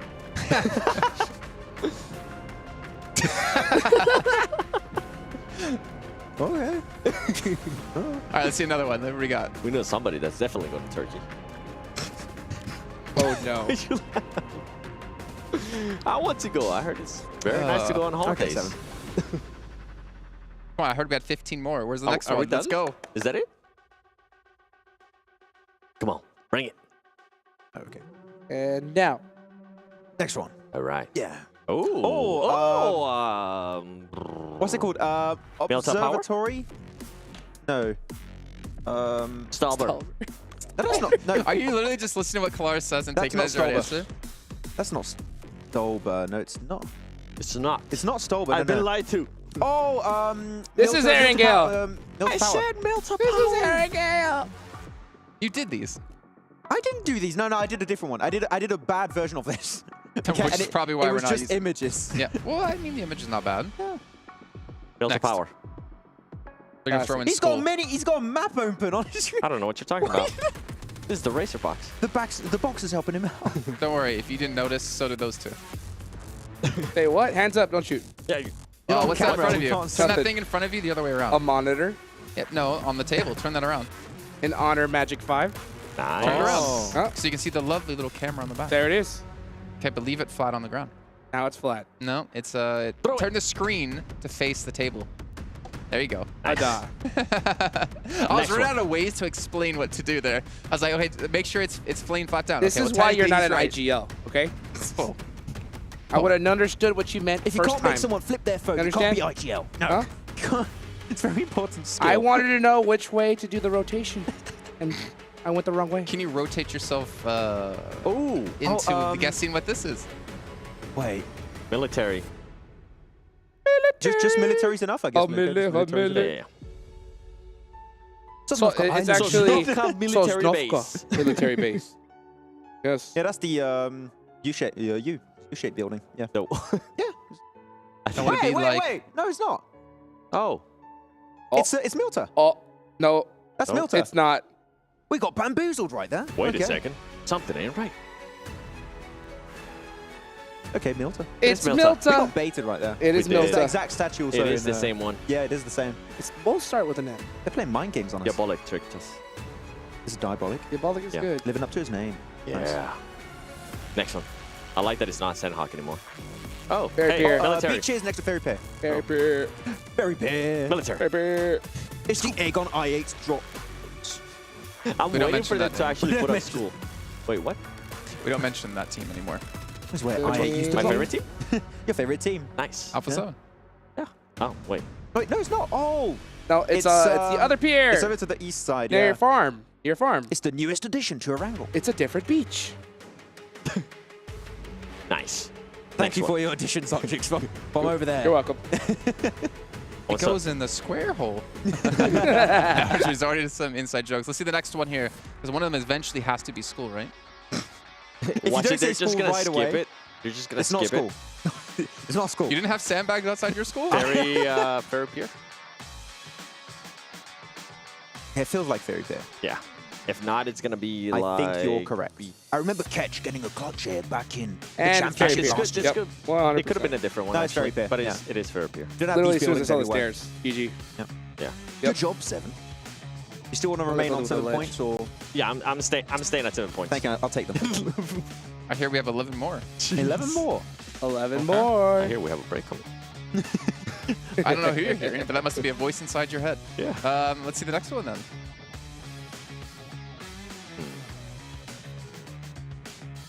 Quarry. That's the northern side of Quarry, yeah. I think Seven has one of his earphones off. I and he's just don't. listening. He's just listening to Kalaris right away. Close. You need to start debating them here. Just say school also. I don't know. Just. Oh no, okay, it's the eastern edge. Okay, fair enough. I like how Max is trying to be like exact. I really want to be precise on my guess. I want to hear latitude longitude. No idea. You're not getting the exact coordinates, okay? We're not going that far. It's gonna be C9. Are you counting points right now? Writing a little note for myself for later. Oh, nice. Hospital. Yep. Hospital. School. I was waiting for him to jump on. Okay. Thank you, Jason. It's hospital. Nice. Next one. That was a school 8 right there. What it was. A what? What? School bait? But similar form. Oh. Yeah. Yeah, similar textures. Yeah. I don't get baited. Yeah. I am the bait. You are. And I am the... Wait, that makes no sense. It does now. What's the next one? Master. It's bench. This is the best by location. apartments. Bar says north of East Bridge. He could put his headphones on and play with us. This is... No. See that? I'm glad I said that now my because God. I just made Southern him like Georgia. lose. completely. Oh, wait, no, Yesnaya. Wait, is that, no, that's not Hold North on. George. Wait, No, it's it is North George. It's over to the northeast of George. It's like going out to Sarky. Bus stations used everywhere. See? We got tricked. See, that was a Oh, good no, it's one. the west side. Oh, okay. Oh. Yeah. It's very interesting. I'm still waiting for Nice. school to pop up. It's not going to. I think they You're going to have skipped the it on one purpose time already. case. School. Milsa. Oh, yeah, tractors in school, yes. Think where the tractors are. Hey, it depends where you went to school. This is south Where are of... the tractors? It's not probably on a field. No, They go garden? No, on... oh, Rosshawk. Oh, Rosshawk. What? Were you trying to mess with them, Clarence? I'm just ignoring Kalaris. Hey, we're getting closer to school. We are getting closer. There might be a chance. Little by Next one. little. All right, next one. Rapid fire. I don't think we can load them that quick. There's actually a position in forest. Watertown. Forest. It's a forest. Grass. Forest is in forest. Cat Road. Cat Road. That's Cat Road. Cat Road. Dog Road. Ah, crap. Ah. I missed my boy at Cat home. Road. Yes. Road. Yes. Yasnaya, that's the build. You got this Yasnaya. building there, Yasnaya. No. Apartments. Oh, apartments. Oh. Nice. Oh, it is apartments. Yeah. We're getting Did I closer just and get closer one? to school. Did I just get one? No, you said Dog Road. That's right next to a Right after I school, said actually. apartments? That's right next door. Yeah. I don't think we could have school. Well, some of us skipped math class at school, so. What's that? I don't know. I got a negative too. Church. Pachinki Church. Church, yeah, next Pachinki to Church. Pachinki. Yes. That's a famous loop spot. It wasn't that church. No, that's Church by Ruins. Oh. Different church. Oh, sorry. No, that's Pachinki. I got confused. Like some players went to the That's different Pachinki room. one, yeah. Church. Church is so beautiful. It just makes me want to take a knee. Come down, Tim Tebow. Oh, man, I just got to see the next one now. That's a great reference. Next. That's a niche reference.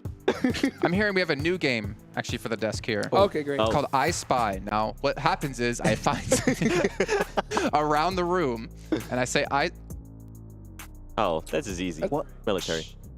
What am I looking at? Has to be. It's a nuclear launch site. Military.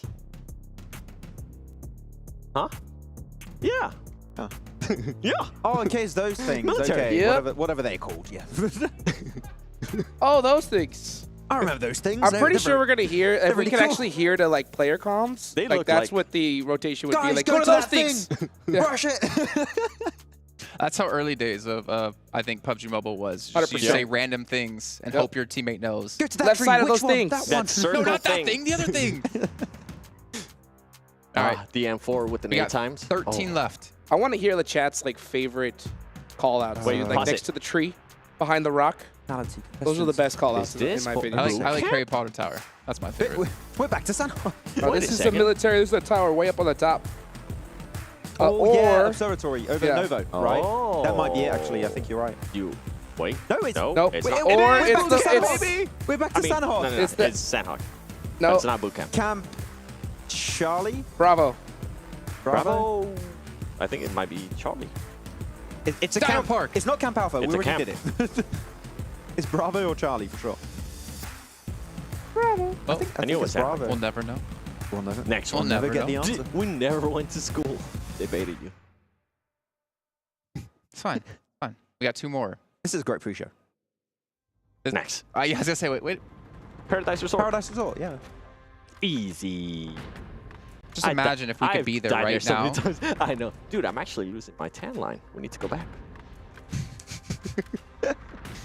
I kind of want to tell we that can see a player. story. Oh, there's a guy there. Look at him. Wait, what? It's populated. What? That's Eddie. He's lost. It's an S2G player. Oh, no. Eddie, come back. We need you. All right, we have 1 more or 2 more, I heard. 20 more. Wait, what? Gonna be. What are we doing after this? We're gonna Well, what start we're going to do playing. after is actually we're going to get out our Honor Magic 5 Pros, and we're going to play some Pogi Mogi here and just commentate on what we're doing. Nice. That's what we'll do. I'll let down. 10 out of 10. We got the next one, yeah? There we go. Sandhawk.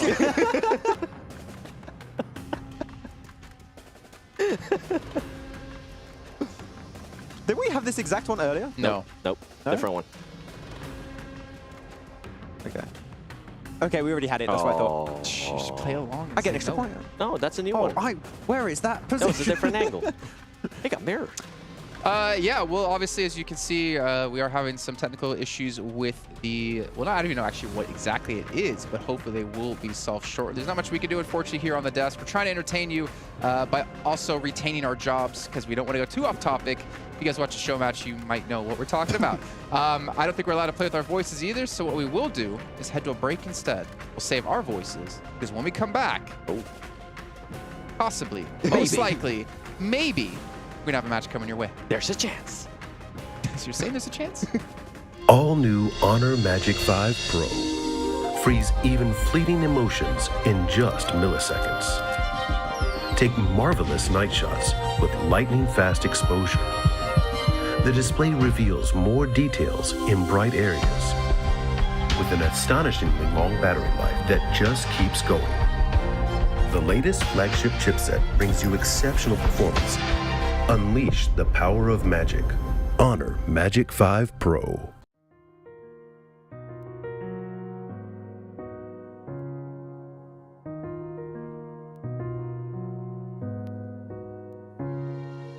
الحياة لحن ولأننا جزء من مقطوعة عظيمة تحركنا تلمسنا تصنع من لحظاتنا ذكريات بديعة لأن الوجبة التجربة المغامرة حياتك بعد جديد في هيلتون الرياض.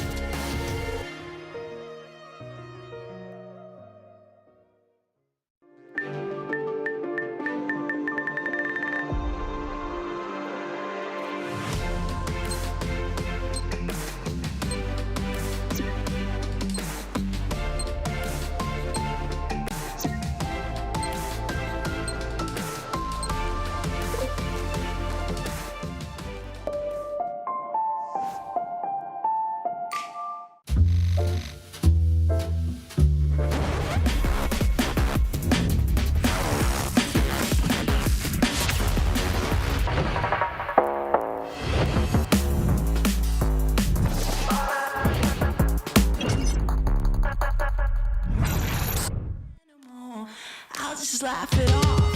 I can see it in your eyes, I can feel you watching. Got you hooked, got you right where I know I want you. Play the switch, I'm a mystery, but you love it. Hook, line, sinker, follow the leader.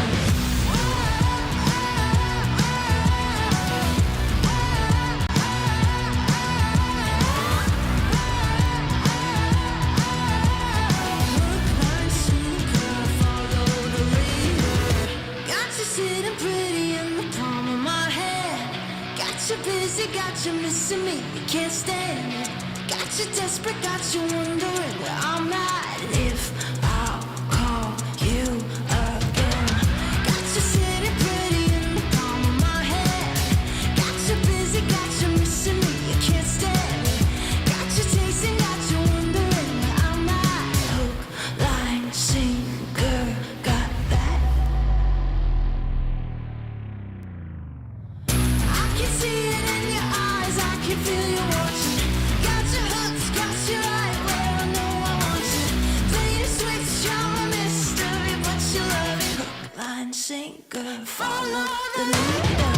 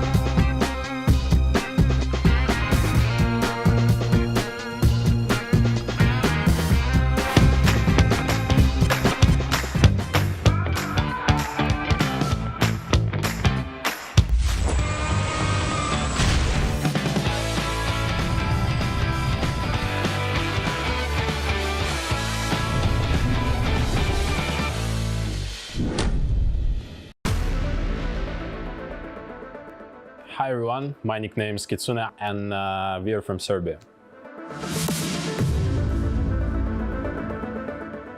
Yeah, I'm very excited to be here, especially that last time I was in Riyadh, I won the tournament here. It's a LAN tournament, so of course it brings like warm like memories from here. And I'm super excited to meet all the people from the PUBG Mobile community, and it feels great, you know. First of all, we bought the phones that will be here on the tournament, and we had like really rough time adapting to this, but now we feel like really strong. We managed to analyze all the teams here, like especially the teams that we've never met at the tournaments, and now we feel like we are very strong. Our team strengths is that we are very good at holding our positions. We know how to rotate, when to rotate, and we always know how to fight, when to fight, and we can be really aggressive when we need to. It's gotta be Alpha7, you know, because we meet them every time. Our strategies, our gameplay is very similar. They play Edge as well as we, so it's always will be hard time for us meeting them, because you know it's a 50-50 fight with them. We respect them. I mean, guys, if we knock you, you better run.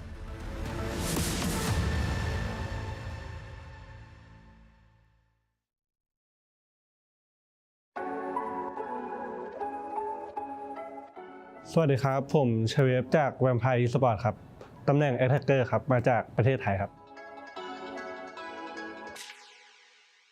ก็เริ่มเล่น PUBG มาตั้งแต่เกมเปิดครับแต่ว่าเริ่มมาแข่งตอนช่วงอายุ17ช่วงประมาณม.5 ม.6 ครับแล้วก็ที่มันเปลี่ยนชีวิตได้ก็คือคัดเข้าลีกโปรลีกของไทยได้ตอนซีซั่น2ครับแล้วก็อยู่ในลีกมาเรื่อยๆเลยครับแล้วก็จนถึงทุกวันนี้ก็แบบว่าซื้อทางสังกัดซื้อโทรศัพท์ที่ใช้แข่งมาให้พวกเราซ้อมก่อนที่จะมานี่ครับแล้วก็ซ้อมมาเรื่อยๆแบบ ที่ผ่านมาเราก็มีรายการแข่งมาตลอดอยู่แล้วแล้วก็เอาตรงนั้นซ้อมไปในตัวด้วยครับแล้วก็มาโฟกัสตรงนี้แล้วก็ทำตรงนี้ให้เต็มที่ครับก็ยังไงก็ความมั่นใจยังไงมันก็ต้องพกมาตลอดทุกการแข่งขันอยู่แล้วครับแล้วเราก็แบบแค่โฟกัสตรงนี้ให้มากกว่าเดิมครับผมที่ผ่านมาน่าเป็นเพราะว่าตำแหน่งเข้าทำมันต้องใช้เนตเข้าไปก่อนแล้วอะไรด้วยครับแล้วก็พอแบบน่าโชคดีเนตไปโดนด้วย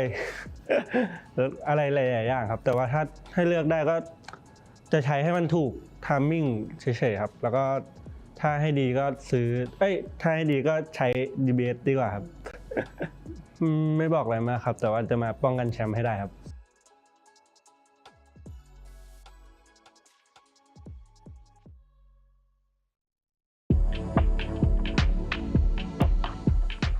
मेरो नाम सुबिन कुमार प्रजापति हो म Tim DRS बाट हो अनि हाम्रो Tim चाहिँ नेपालबाट हो हाम्रो चाहिँ अब सेकेन्ड टाइम हो अफिसियल ल्यान्ड चाहिँ अब एक्साइटेड नै छौँ हामी अब हामी यहाँ जित्नको लागेको छौँ त्यही हो अब हामीले चाहिँ यो टुर्नामेन्टको लागि चाहिँ अब डिभाइसहरू किनेर प्र्याक्टिस गरिरहेको छौँ दिनदिनै अब टिमसँगै सबै चारैजना खेलेर एकअर्कासँग कोअर्डिनेसन बढाएर प्र्याक्टिस गर्दैछौँ हाम्रो चाहिँ टिमको सिनर्जी एकदम राम्रो छ इन गेम नभए नि बाहिरतिर नि सिनर्जी अझै बढिरहेको छ हाम्रो चाहिँ अब त्यही नै हो हामीलाई अब त्यस्तो डर लाग्ने टिम त छैन अब हामीले सबै टिमलाई चाहिँ कम्पिटिसन ठान्छौँ त्यो कारणले हामीलाई त्यस्तो डर भन्ने चिज चाहिँ छैन अब हामी नेपालको छोरो हो आउँदैछौँ हामी जितेर जानेछौँ जय Gorkhali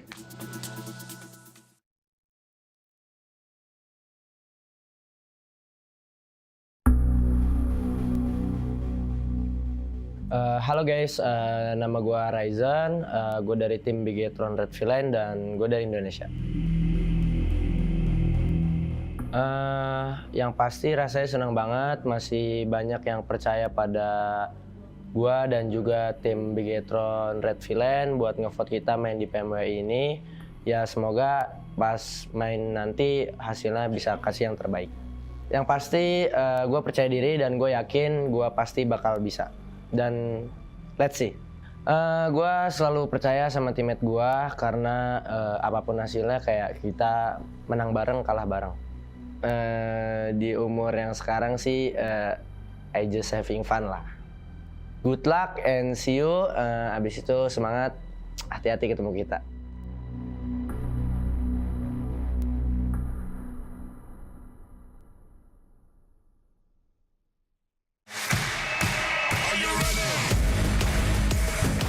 Всем салам алейкум, меня зовут Дамир, мой никнейм Акзер, я играю за команду Falcons, и мы представляем нашу страну Казахстан. Я себя чувствую очень хорошо, тут очень круто, здорово, организация турнира на высшем уровне, наша команда готова, и мы покажем хороший результат. Мы готовились очень долго, потому что мы прошли через голосование, и у нас было достаточно времени на подготовку.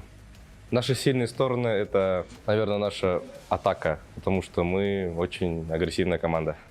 Все команды здесь очень сильные, поэтому к каждой команде мы готовились, каждую команду анализировали. Поэтому не могу выбрать отдельные команды, потому что все очень сильные. Всем удачи, развлекайтесь, ребята.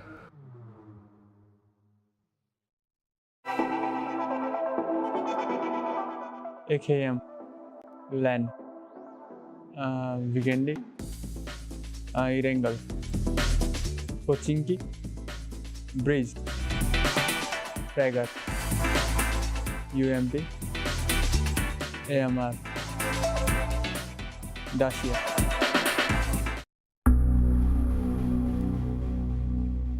Meu nome é Lucas, meu nickname é Carrilho, meu time é Alpha7 e somos do Brasil. Bom, é um evento muito importante para a nossa carreira. A gente já esteve aqui ano passado e é muito bom estar aqui de novo, é uma cidade que a gente se identifica. É um pouquinho calor, mas não tem problema. Bom, a preparação ela vem de 6 meses para cá. A gente treinou para a PMPL Brasil, para a PMPL Américas, mas consecutivamente a gente estava treinando para a PMWI, para estar aqui hoje. Eu acho que o que faz a gente ser tão forte é ter jogadores individualmente muito bons e não ter um padrão de jogo. Isso é o que nos faz forte. Bom, eu acho que não tem nenhum time específico ou algum jogador específico. Acho que todos têm muita chance de ganhar e a gente é mais um time aqui em busca do título. Bom, o que eu tenho a falar para eles é que tomem cuidado com a gente. Sempre vai ser assim, essa sempre será a mensagem e é isso. Tomem cuidado.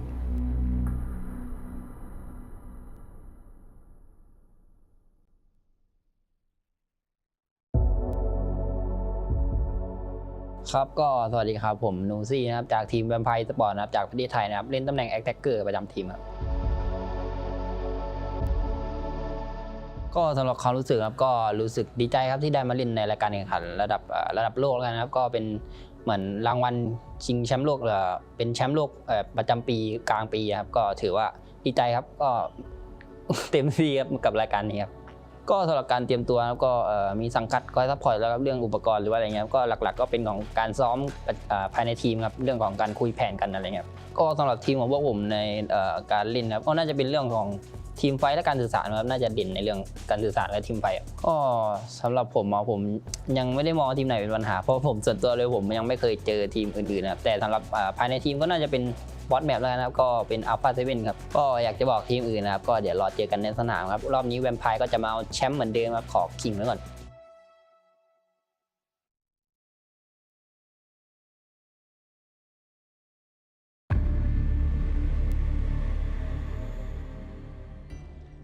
Xin chào mọi người, mình là Bensu đến từ team Infinity IQ. Mình đến từ đất nước Việt Nam. Mình cảm thấy rất tự hào khi được đến tham gia giải đấu này và mình đại diện cho quốc gia của mình.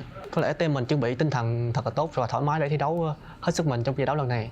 Player hình như trong team em là 4 người đều có thể là tạo nên đột biến nên khó mà đoán trước được ai là người gánh team.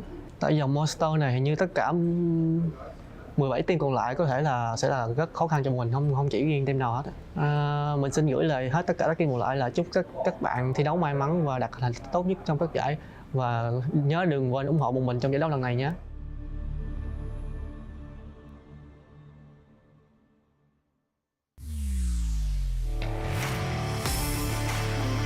In the 2022 PMWI, VPE and Falcons achieved 3 chicken dinners in the main tournament. We hope to see more formidable competitors this year to break the record. STE seems to have a good chance of breaking records as completed 7 chicken dinners during the PMPL SA Championship. As for you, who do you think can break this record with a prize of $25,000 US? Stay tuned in the 2023 PMWI. In the 2022 PMWI, RSG and VPE achieved 2 chicken dinners in a day, and VPE is still the holder of this record in global tournaments. They achieved 3 chicken dinners in a day during PMGC 2022. A7 completed 3 chicken dinners in just 1 day during the 2023 PMPL Brazil Spring Final, indicating their potential to break the record. As for you, who do you think can break this record with a prize of $25,000 US? Stay tuned in the 2023 PMWI. In the 2022 PMWI, STE and NGX achieved 8 top 3 finishes. Few teams can rival this achievement, with S2G standing alone. In 2022 PMGC, they had achieved 6 top 3 finishes. Suggests that they have the potential to shatter the record.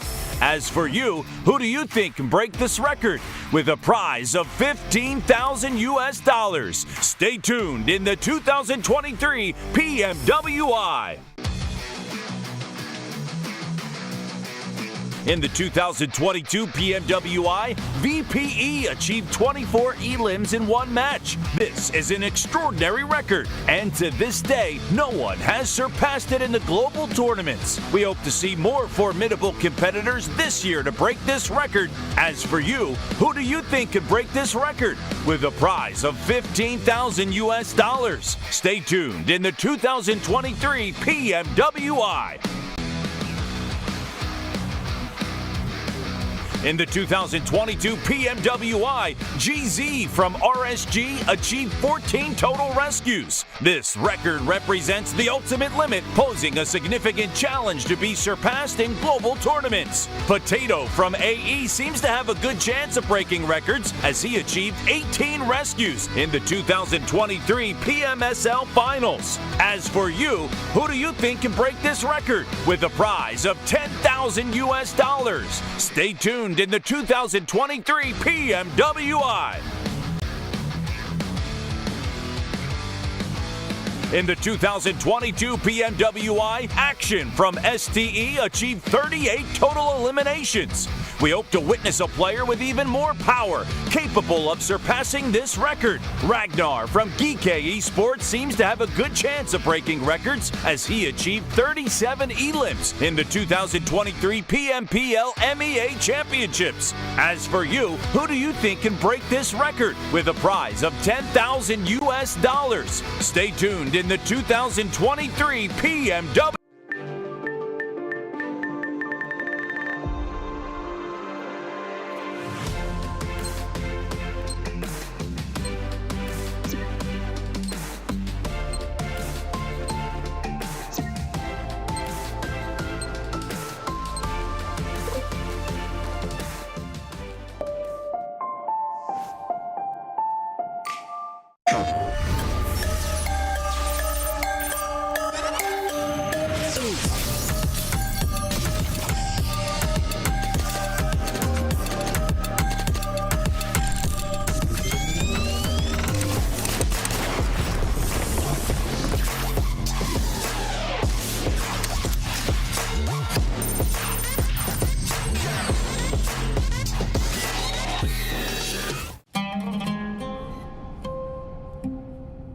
There is a place where you can elevate what's hidden inside, where you can reframe yourself.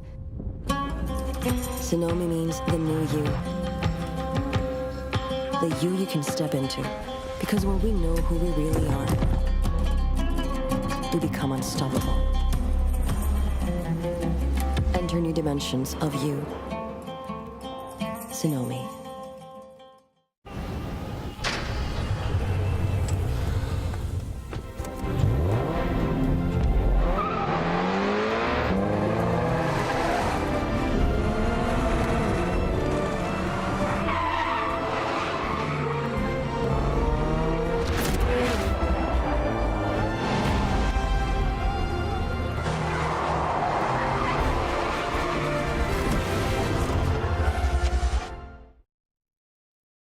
All new Honor Magic 5 Pro. Freeze even fleeting emotions in just milliseconds. Take marvelous night shots with lightning-fast exposure. The display reveals more details in bright areas with an astonishingly long battery life that just keeps going. The latest flagship chipset brings you exceptional performance. Unleash the power of magic. Honor Magic 5 Pro.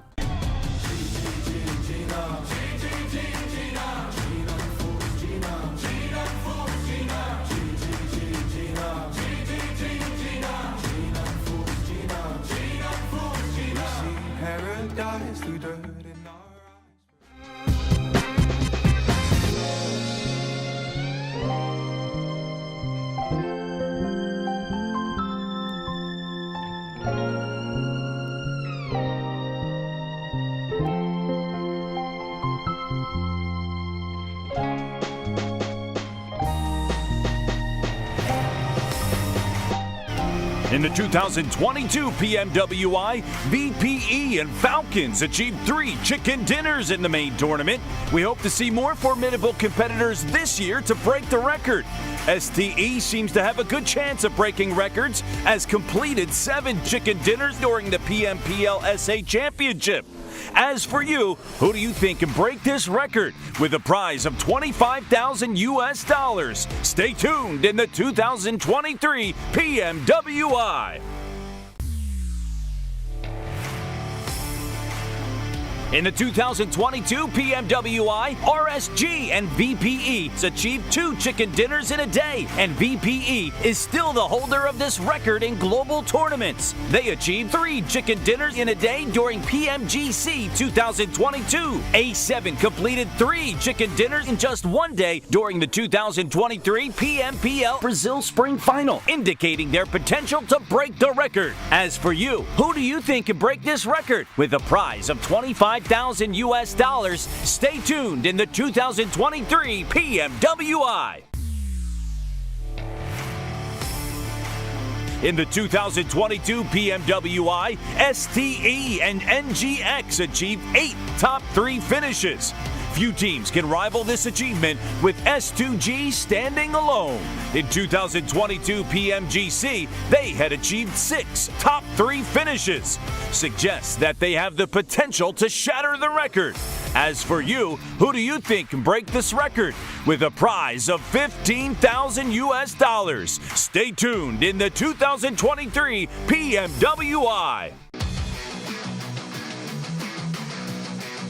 In the 2022 PMWI, VPE achieved 24 elims in 1 match. This is an extraordinary record, and to this day, no one has surpassed it in the global tournaments. We hope to see more formidable competitors this year to break this record. As for you, who do you think could break this record? With a prize of $15,000 US. Stay tuned in the 2023 PMWI. In the 2022 PMWI, GZ from RSG achieved 14 total rescues. This record represents the ultimate limit, posing a significant challenge to be surpassed in global tournaments. Potato from AE seems to have a good chance of breaking records, as he achieved 18 rescues in the 2023 PMSL Finals. As for you, who do you think can break this record? With a prize of $10,000 US. Stay tuned in the 2023 PMWI. In the 2022 PMWI, Action from STE achieved 38 total eliminations. We hope to witness a player with even more power, capable of surpassing this record. Ragnar from DRS Esports seems to have a good chance of breaking records, as he achieved 37 elims in the 2023 PMPL MEA Championships. As for you, who do you think can break this record? With a prize of $10,000 US. Stay tuned in the 2023 PMWI.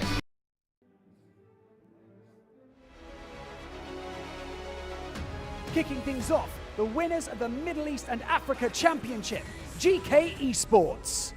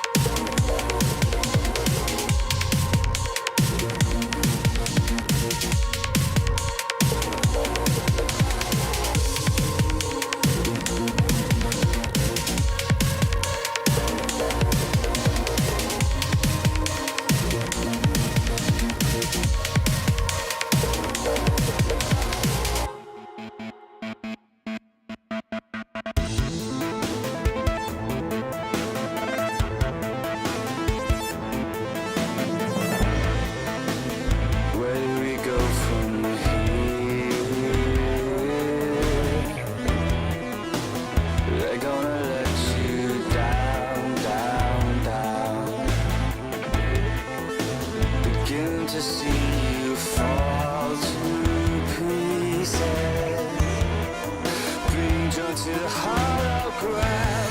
You jump or drown. Do you follow your desires? Do you challenge their routines? I will dream, I will aspire, 'cause I know how much it means, and I won't take no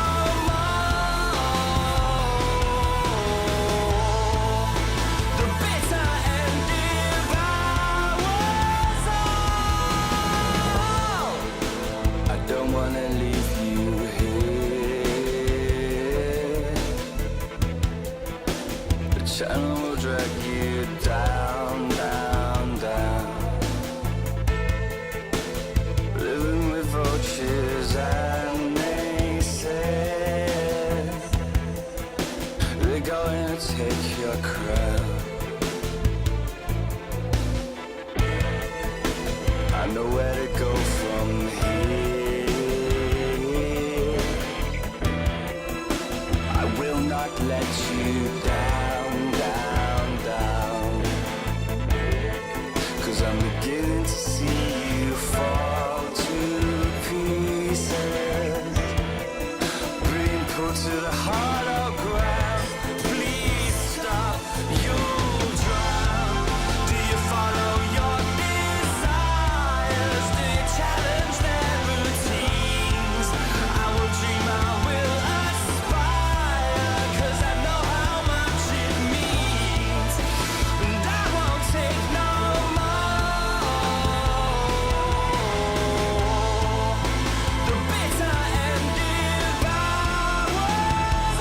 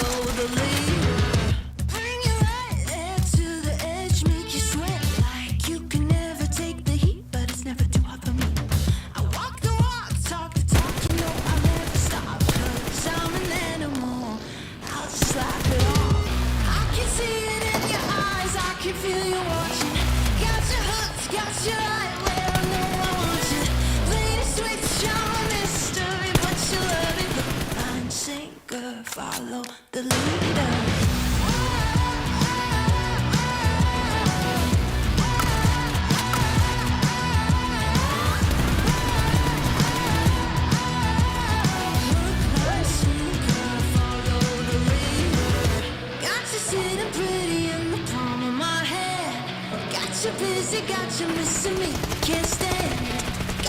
desperate, got you wondering where I'm at. If I'll call you again, got you sitting pretty in the palm of my hand. Got you busy, got you missing me, you can't stand. Got you chasing, got you wondering where I'm at. Hook, line, sinker, got that. I can see it in your eyes, I can feel you watching. Got your hooks, got you right where I know I want you. Play the switch, you're a mystery, but you love it. Hook, line, sinker, follow the leader.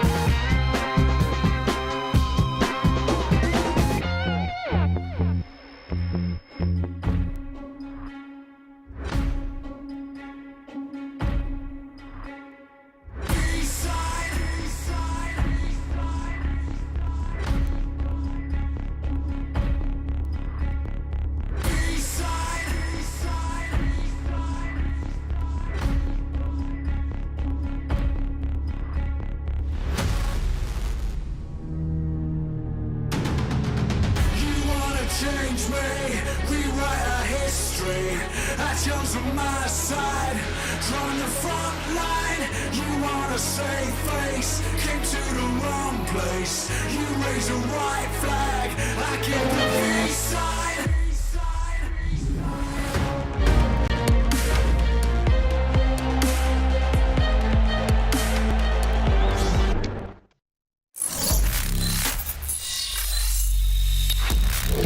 Open your eyes. When you look into my eyes, tell me Tonight, I'm gonna show you the wonders of the mall. I need warriors.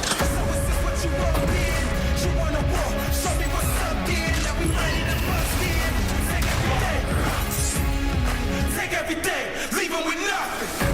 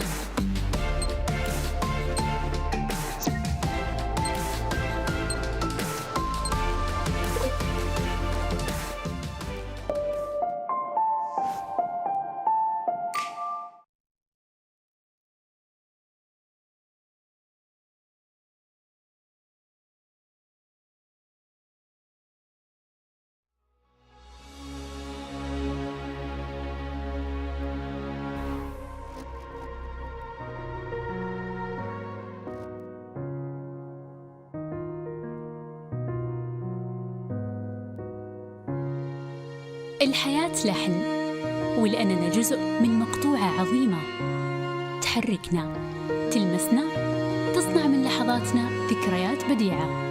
لأن الوجبة، التجربة، المغامرة، حياتك بعد جديد في هيلتون الرياض.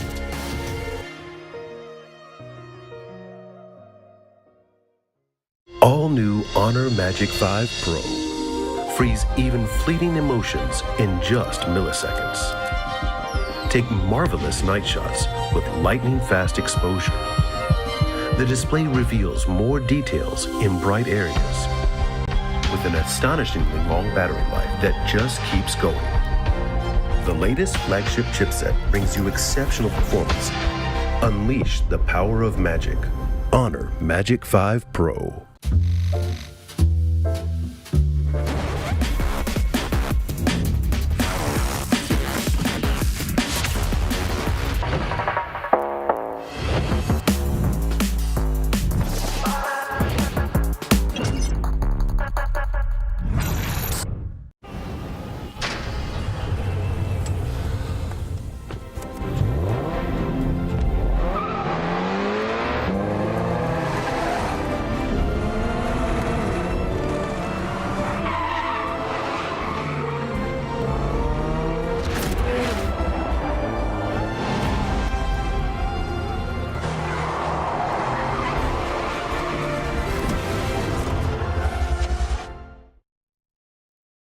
Progress is a race that has no end.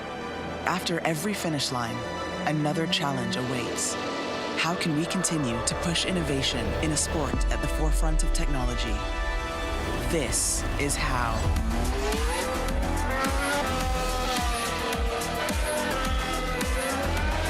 Discover how Aramco and the Aston Martin Formula One team aim to meet Formula One's sustainable fuel targets. Aramco, powered by How.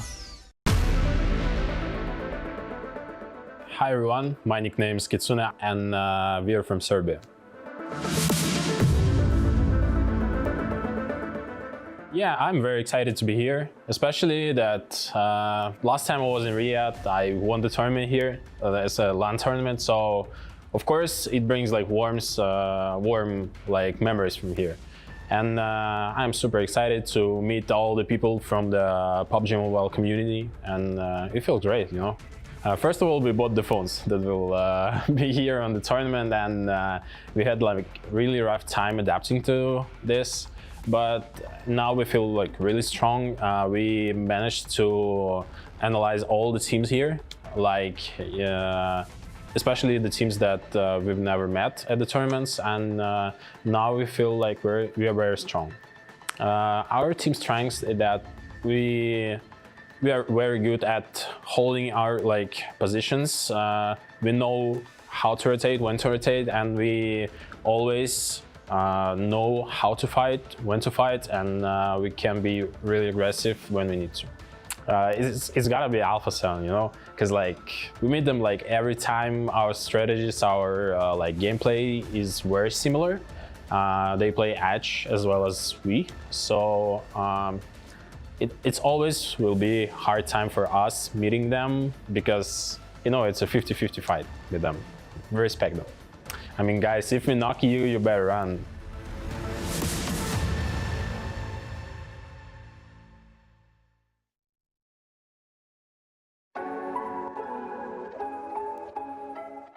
สวัสดีครับผมเชเวฟจาก Vampire Esports ครับตำแหน่ง Attacker ครับมาจากประเทศไทยครับ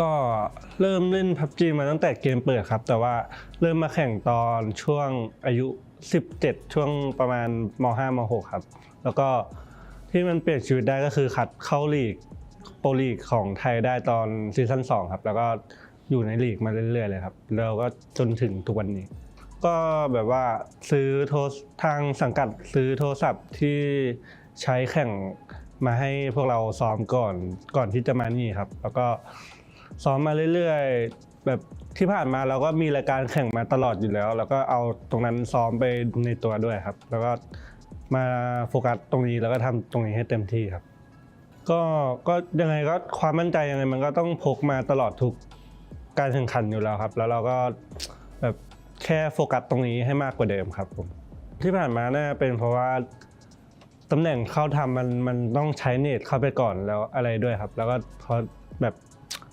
โชคดีเนตไปโดนด้วยอะไรหลายอย่างครับแต่ว่าถ้าให้เลือกได้ก็จะใช้ให้มันถูกไทมิ่งเฉยๆครับแล้วก็ถ้าให้ดีก็ถ้าให้ดีก็ใช้ DRS ดีกว่าครับไม่บอกอะไรมากครับแต่ว่าจะมาป้องกันแชมป์ให้ได้ครับ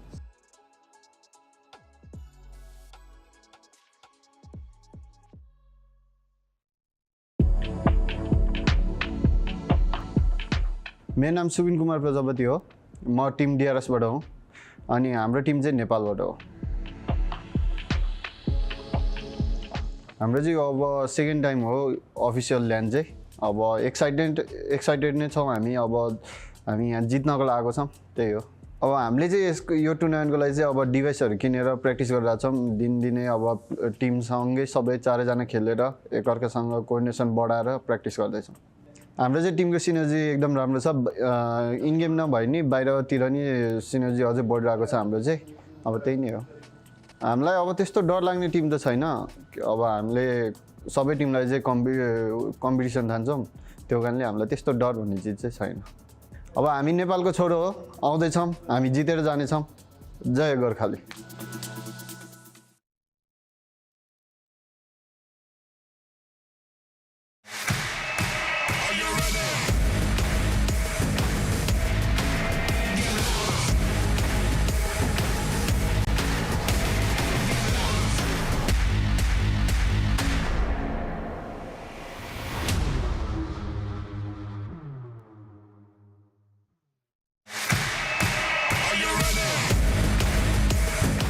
Всем салам алейкум, меня зовут Дамир, мой никнейм Акзер, я играю за команду Falcons, и мы представляем нашу страну Казахстан.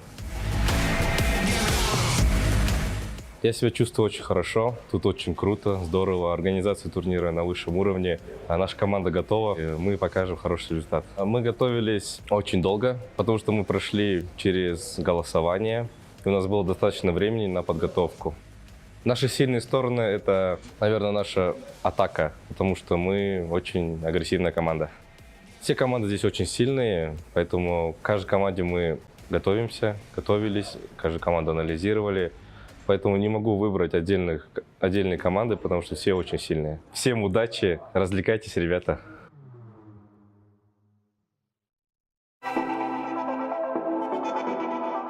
AKM, LAN, Vigendi, Irangal, Pochinki, Breeze, Fragger, UMP, AMR, Dacia.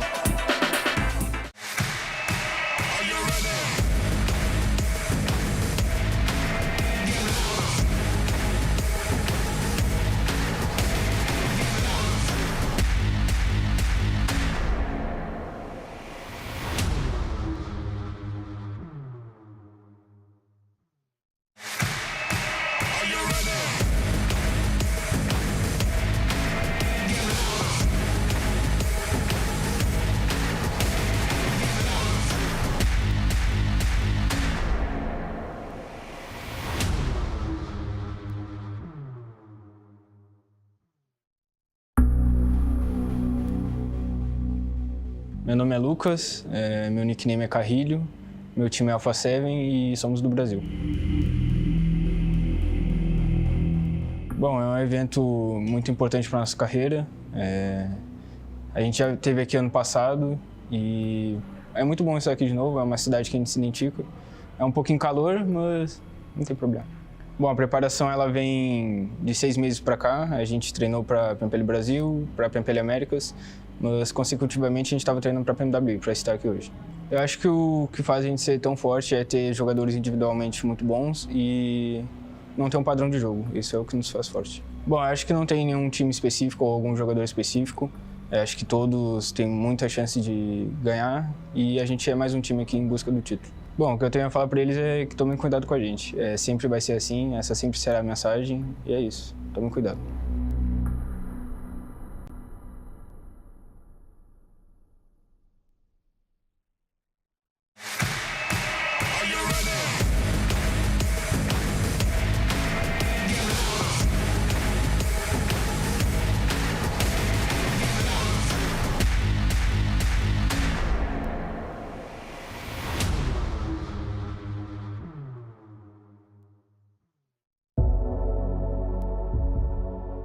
ครับก็สวัสดีครับผมนูซี่นะครับจากทีมแวมไพร์สปอร์ตนะครับจากประเทศไทยนะครับเล่นตำแหน่งแอคแท็กเกอร์ประจำทีมครับ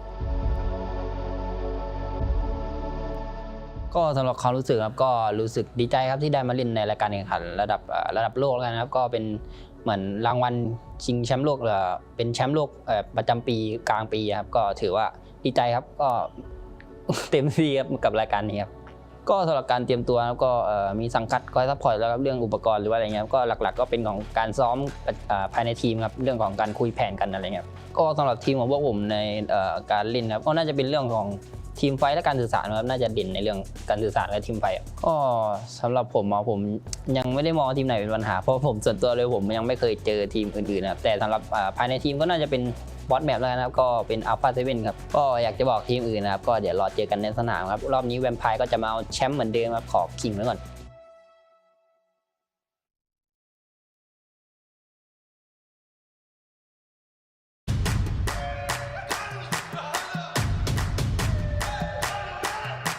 Dragging us down, face on the ground. Still we're so proud, just look at the crowd. Making some noise, making some sound. We ain't got a choice, they're hearing us now.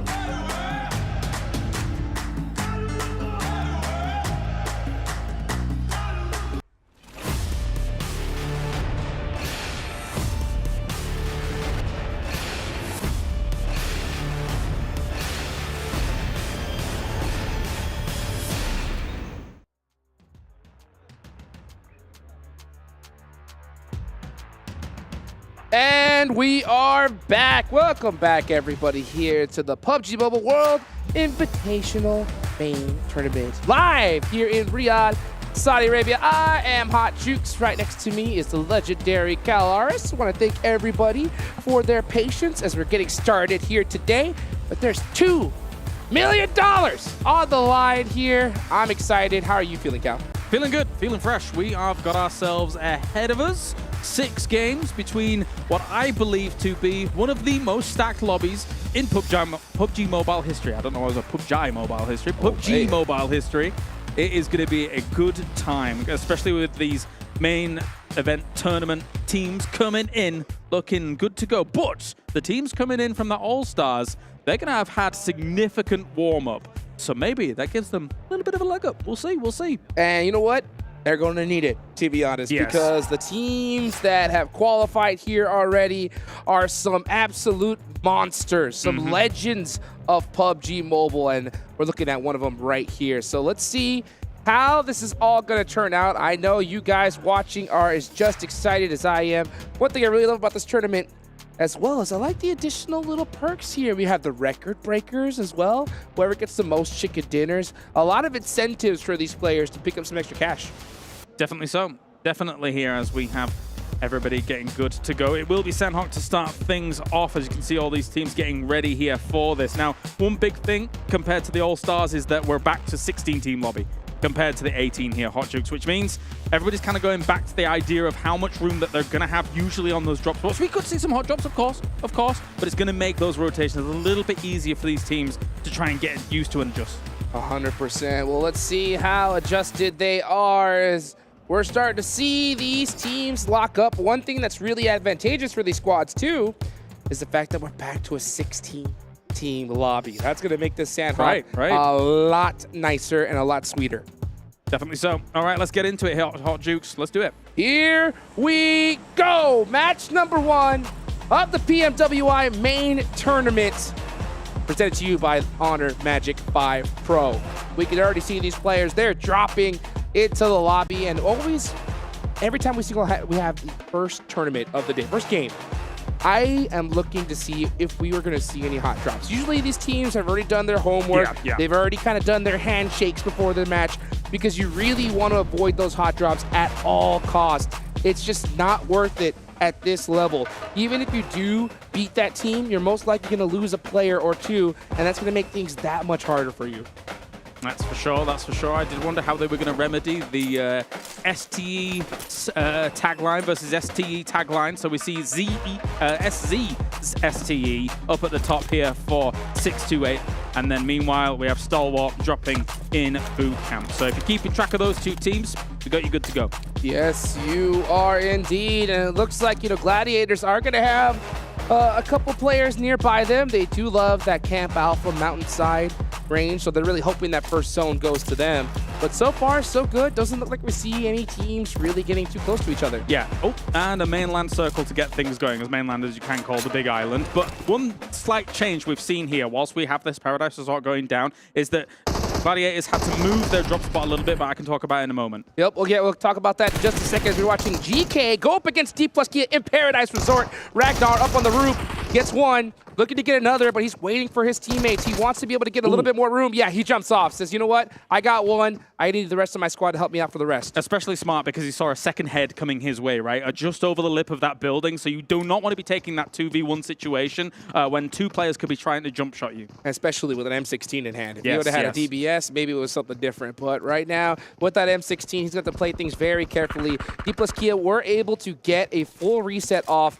GK, unfortunately, do lose a player in the process, so they're going to be down a man here, and they're at a huge disadvantage. Definitely so. And we've seen Dplus KIA be very strong when it came to kind of the long stay engagements that would go down, but at the same time here, this is kind of really on their doorstep. They're going to have to change gears a little bit and eventually take this fight fast, because, I mean, it's faster than most of their engagements in the All-Stars. This is what I think is the reason why Dplus KIA is such a threat. They are so patient. Even though they have the man advantage, they want another knock. They don't want to risk it. They say, okay, we know that we're up. Let's just take our time and slowly creep on GK, hopefully get another knock, and then it's going to be easy pickings from there. Definitely so. Okay, if there's a lull in this for the moment, actually, no, I still can't talk about the Gladiators situation until this one is concluded. So we do have a QBZ in hand, and Height will be able to get Forest straight away.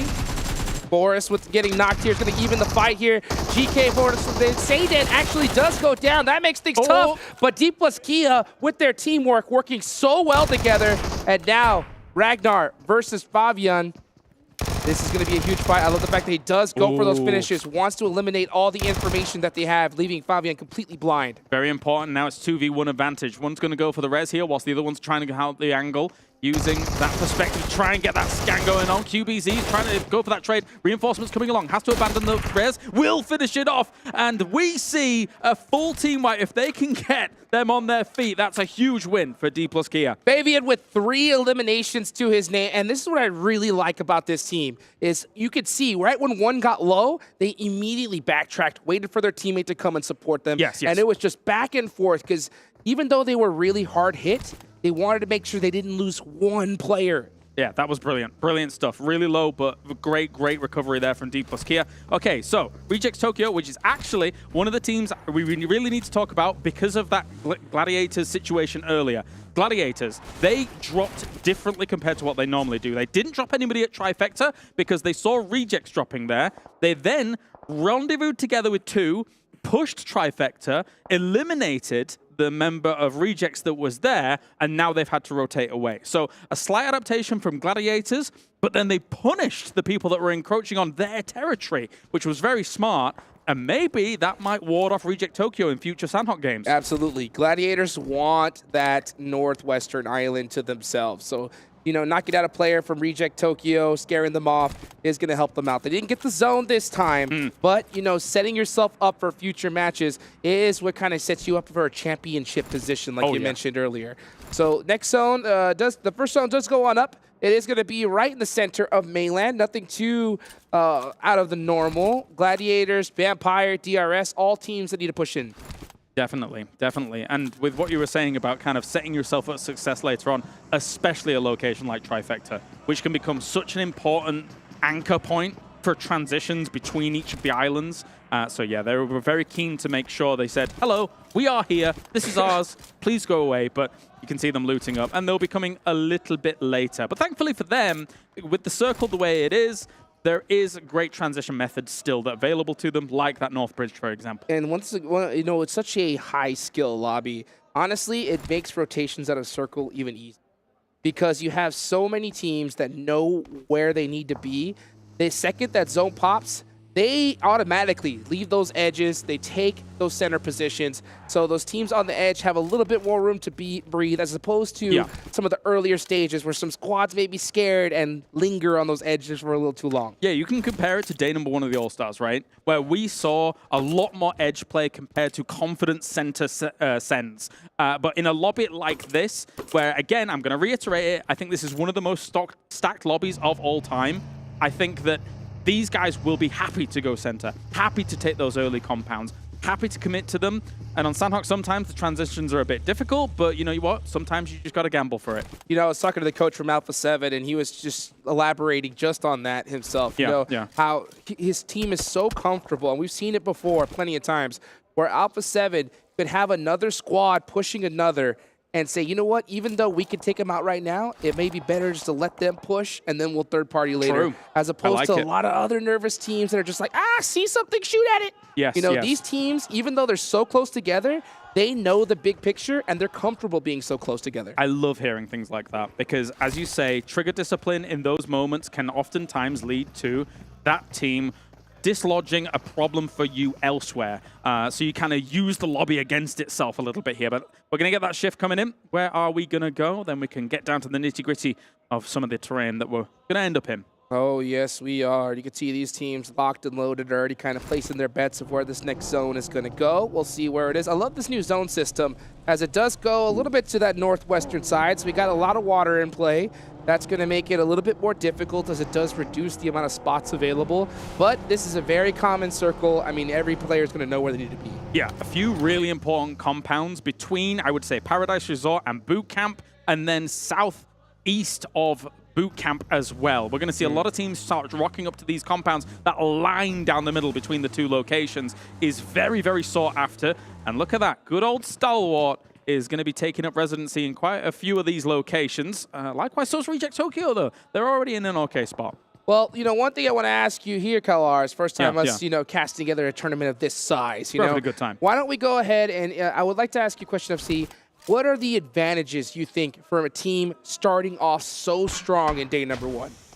I mean, looking at this lobby and how it plays out, when you're able to establish some decent dominance, when you're able to get center positions and show that you're not able to be pushed around, it does kind of ward teams from making big pushes against you. And unfortunately, Rejects is not one of those teams. They're losing people slowly. So, I mean, when you have this kind of dynamic going on, the opposite side of what you're asking, teams start preying on you quickly. They see you as victims almost sometimes. So you got to be careful. 100%. And we've already could tell this is a huge LAN tournament here, guys. We don't really stress enough just how big nerves come into play.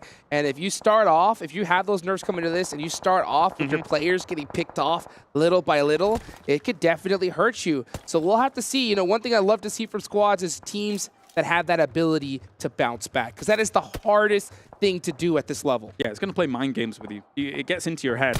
And so far, I mean, it's only really Sarah and one already down as well here from the distance. Twisted Minds, though, will have a knock themselves. Sarah's back up and good to go. Well, actually, I was able to get his teammate up even, I should say, as Duelo's going to heal up here as well. But again, looking at where Reject is, they are scrappy at the moment, salvaging a situation where losing 2 early on is pretty deadly. These shots are ridiculous. I mean, that guy barely peeked for a second. Instantly knocked out of there. Let's take a look at this little replay here as Lupa, monster player himself, just, man, like we mentioned, we got dislodged by Gladiators, lost 1 player, and due to that spread out, now they just seem to be getting picked apart. With 2 players up, it's not going to be the start that they're looking for, but Reject Tokyo has plenty of skill in the bag. Hopefully we can see them bounce back. What scares me as well for Reject Tokyo, whilst we're still on kind of the topic of them, is they've got Fireflux on a hill where I've seen Fireflux win games from. When it comes to these kinds of circles, they're very familiar with this kind of lip, with this hill. They are kind of in the 2-2 split right now, but honestly, Rejects is very vulnerable to them eventually having a little bit of a peek over. Thankfully, there's quite a bit of tree coverage, but some of these players can see through those trees pretty well, man. Oh, yes, indeed. You can see Duelo looking for any little pixel that is out of place, and you got to have that eyesight on point because there are going to be plenty of snakes in the grass here. Still a ton of players are remaining, 15 teams, as GK is the only one to go out. Next zone about to pop. And that's the important thing about 15 teams still alive that you're bringing up here. When the skill of the lobby gets higher, more people survive longer into the game. So there's less room to work with as the circle shifts hard east here. So again, as I said, Fireflux, man, that ridge that they like to play here, it's served them well in the past, and it could serve them well in this game too. Now, I'll tell you what, edge play is going to be a lot harder than before. Exactly. Yeah, so a lot of those teams that depended on edge play in earlier tournaments, they would see those weaker teams, those scared to be central squads, and just absolutely dominate them, get those eliminations up early, and then see what happens. But there are no weak teams in this lobby. Every single player here is an absolute beast. So even if you find a player on the edge of zone, you got to make sure you execute everything to perfection. Okay, big rotations going on, but look at this. Compared to what we were seeing in All-Stars, honestly, you would have 4 teams eliminated by now or something like that. Everyone's playing it very patiently, very cautiously. They know what's on the line for every single game. 18 games actually doesn't end up adding up to that much, really, across the 3 days. And especially when it's the first one, you really want momentum on your side. As Revo, going to shoot towards box gaming, as box formation may come into play, but they are going to be on the edge with that box formation. Yeah, starting off strong is going to be so important. You ward off teams from dropping into your location. You make teams possibly even hesitate when they fight against you, when they realize it's you. So many advantages coming up for those teams. And of course, those teams that don't start off strong, it's in the complete opposite direction. Gladiators, like we talked about earlier, they do have the advantage of playing on the All-Star stage.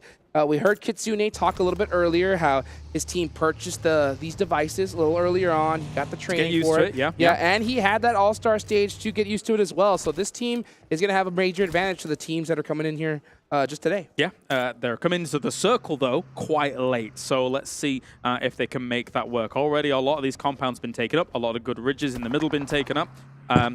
My question marks revolve around DRS. They're rotating far on the south. A spray goes in. Not going to be hitting anything, though, for Senate.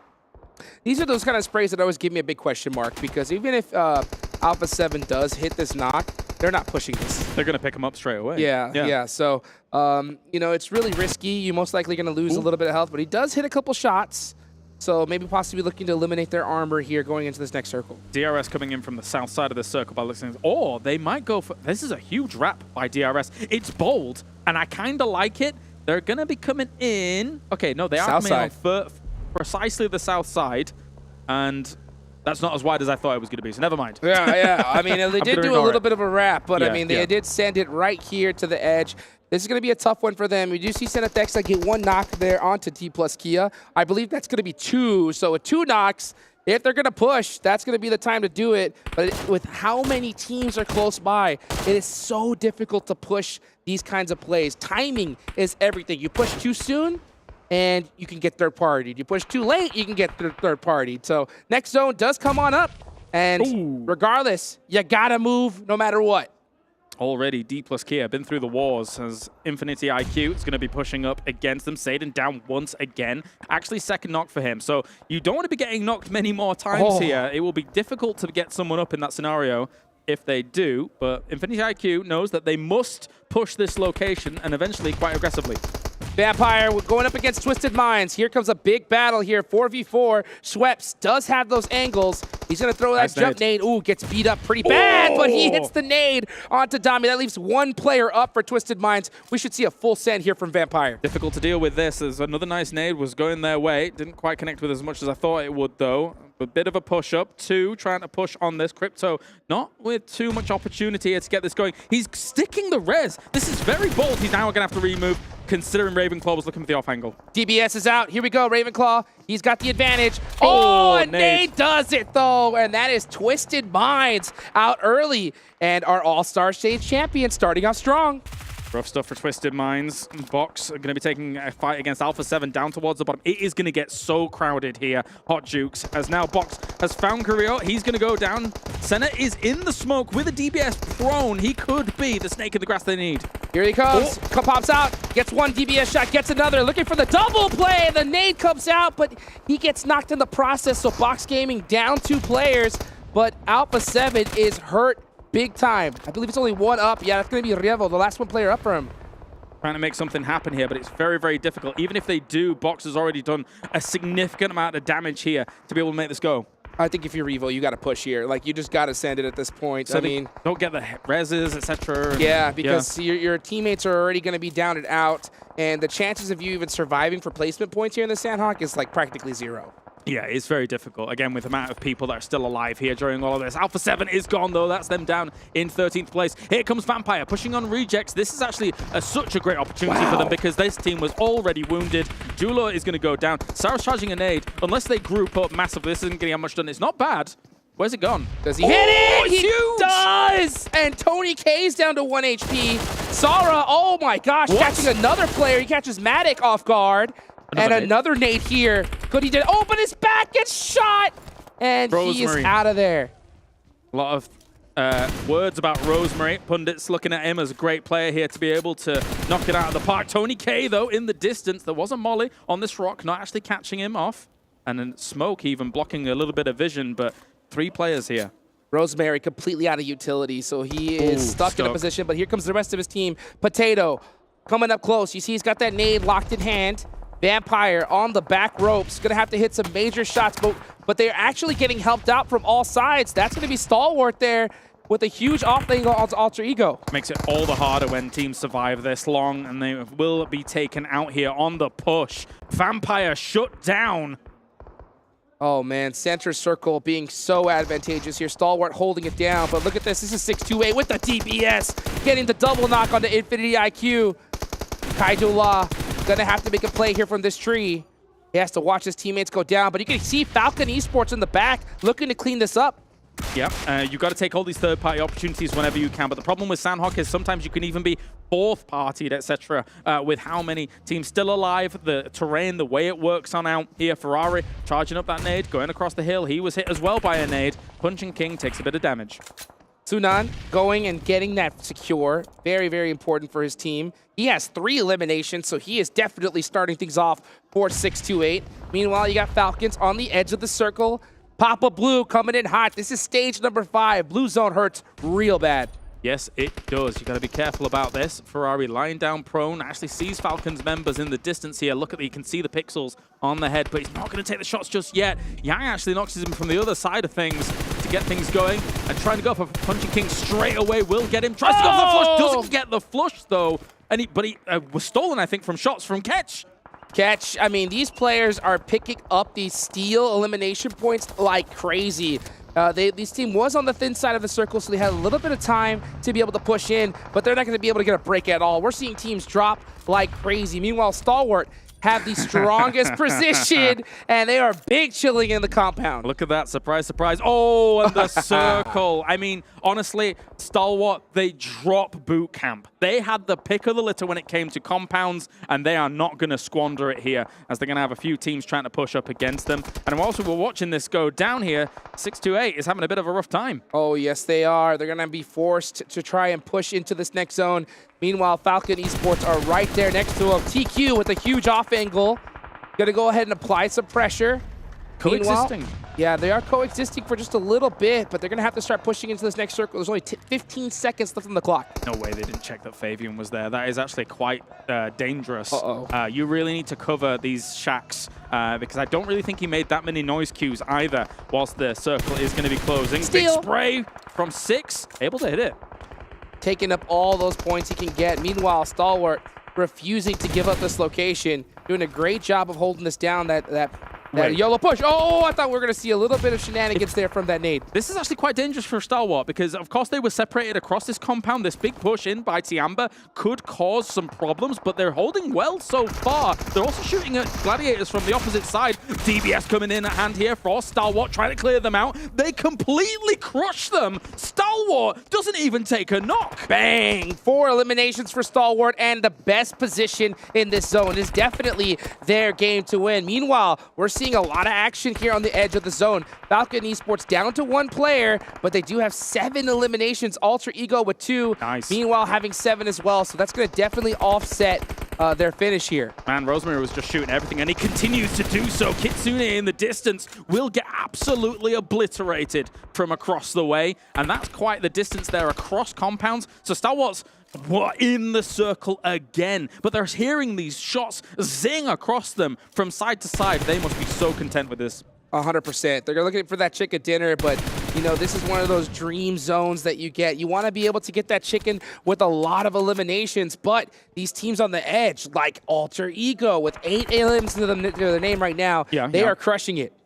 Honestly, at the same time, though, for Sandhawk, sometimes you're just content with getting the victory and a handful of elims here and there. It's the kind of game that you're like, well, thank God we didn't get caught on the edge of these zones with all of these other teams, right? As Ketch has actually pushed up for Flux, but I don't know if anybody's going to deal with Stalwart here. Yeah, 628 was definitely one of those squads. Meanwhile, Gladiators forced to push in the middle of that. Blow the play zone. Papa Blue taking down McHugh is going to make things pretty difficult. Tixie misses those shots. That is going to hurt, and Stalwart makes him pay for it. They're going to destroy everybody on every angle here. Stalwart keeps escaping at low health. They just keep falling back to cover. They're taking the angles they need to. They're not over-aggressing on this. If the circle goes their way once again, they couldn't be more blessed. And Gladiators knew the situation. They stayed in the blue zone, and they denied the points to Stalwart. In that scenario, that is the best thing that you could do. I'm so impressed by Stalwart's ability to hold both sides of the road on this compound. They've been so good about it. At the same time, though, this could cause problems. Fireflux and them have been able to push up against this, so maybe this divide and conquer tactic might work. Well, Potato is up close. Top is completely separated. They can take the advantage here with a 2v1, but now it's turned into a 1v1. Oh. Potato is going to get a finish. That is 9 eliminations. Huge game here for Alter Ego. Massive, massive here, especially as I say on a Sandhawk, where usually it's all very spread out. The elims flying in thick and fast as Flux here. They've turned their attention towards Alter Ego, trying to shut them down just in case they can only scrap for a second place. Solus going down. Flux going to have to jump out that back window if they want to get the res. Meanwhile, Potato hard chilling in the building. Oh, and he does go down. So Solus getting picked underneath the building.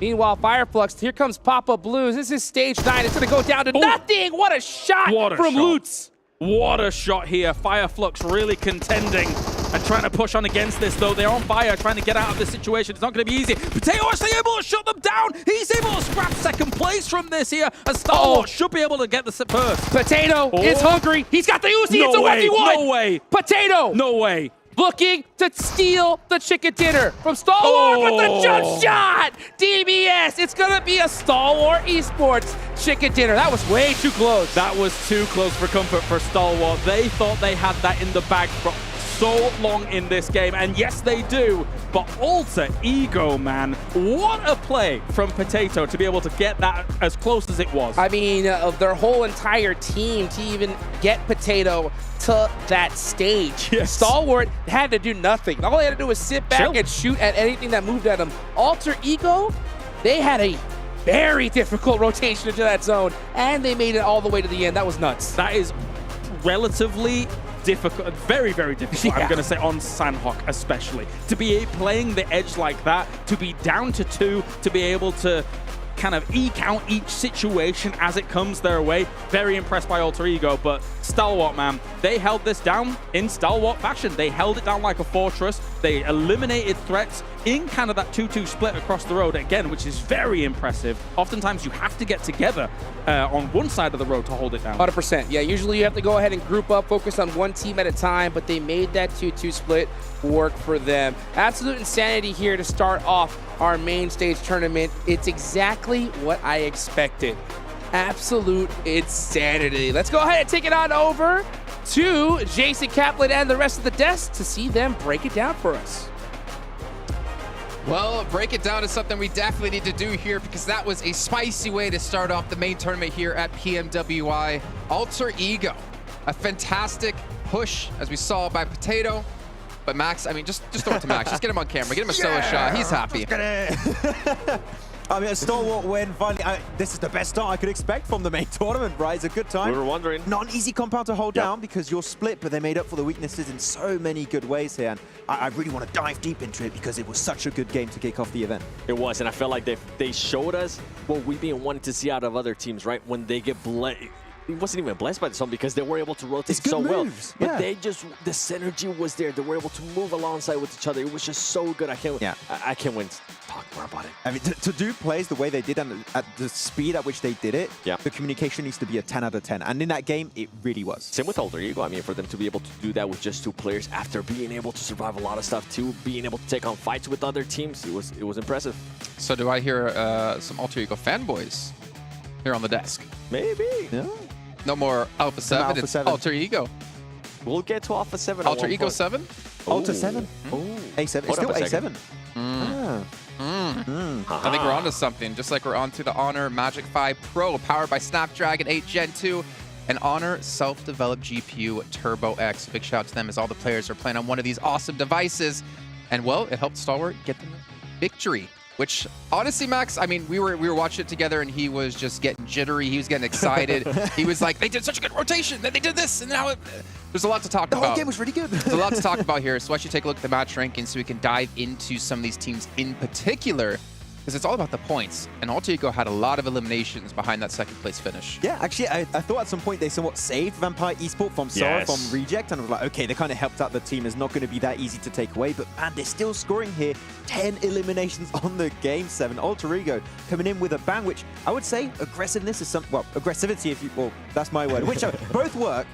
Was something that was lacking from this team back in the PMGC Grand Finals. But adding Rosemary and Potato more specifically is looking even more aggressive in these fights is exactly the change we expected. I was just so impressed the way they were able to play that edge.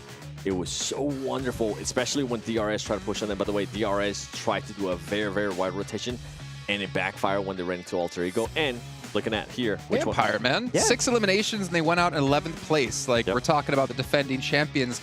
They were actually in a fight. Let me take a look at my notes. Up against Reject, right? And Twisted Minds, yeah. And, funny enough, guess who saved them? Alter Ego. Guess who eliminated them? Alter Ego.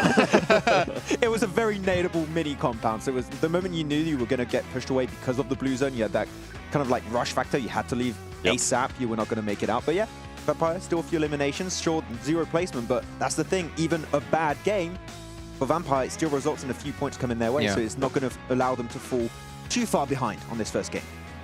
I gotta give a shout out as well here to Falcons, like for them to get 7 eliminations in that first match. I know it's Sandhawk, but it's still a lot of limbs to put up. Dplus as well getting 6. You had Vampires we saw get 6, and Fireflux getting 5. Like we saw some teams picking up some pretty good eliminations. And again, considering the delays we had, which is very hard to keep your mental state to kind of stay focused, I think it's kind of impressive and shows the caliber of these teams. And I think that's the main thing, right? The main thing that we've been hyping up about the main event. Every single team has that fragging power, and I think we're especially going to be seeing it in Sandhawk, but I can't wait to see what's going to be happening there in Gale as well, because I think we're going to be able to see it even more, right? With the rotation, with being able to work with more space. Yeah, I mean, they didn't get voted in, right? All of these teams qualified for a reason because they can back up their spot in the main tournament with great gameplay right here. Though we had some great moments, and I mean, the DBS is still the DBS. Nothing to say too much about that one, but once again, the way they just played around this compound, the synergy from them is so good. And the Zed, once again... Your player to watch? My player to watch, for a reason, up here, top damage and maybe top eliminations. They're all pretty close to one another. Oh, actually, Icy's up there. Okay, the other pickup. But you can see the big impact that those 2 players, the ones that we're talking about, the new addition, I mean, Icy and Nerset, 4 elims, being able to back it up too. And I mean... Top, you know 0 healing for top. He's really not moving from that one compound. I mean, they barely moved. They were from boot camp, went to the hilltop northeast of boot camp, then into that trifecta road compound. It's good movements. I actually like the rotation out of them with North boot camp. They had that 2-2 split, and then they decided to move on together, which I really appreciate, especially here in Sandhawk, and especially with how compact everything was. Not only that, also, the moment they moved to that hilltop, after they close up that 2-2 split, they send the Zerd into the trifecta of the road, and the moment they see Gladiators get close enough, they just instantly pull back. No, they don't want to take that fight head-to-head into the compound, which, luckily enough for them, the circle ends up going, but the execution after that was absolutely magnificent.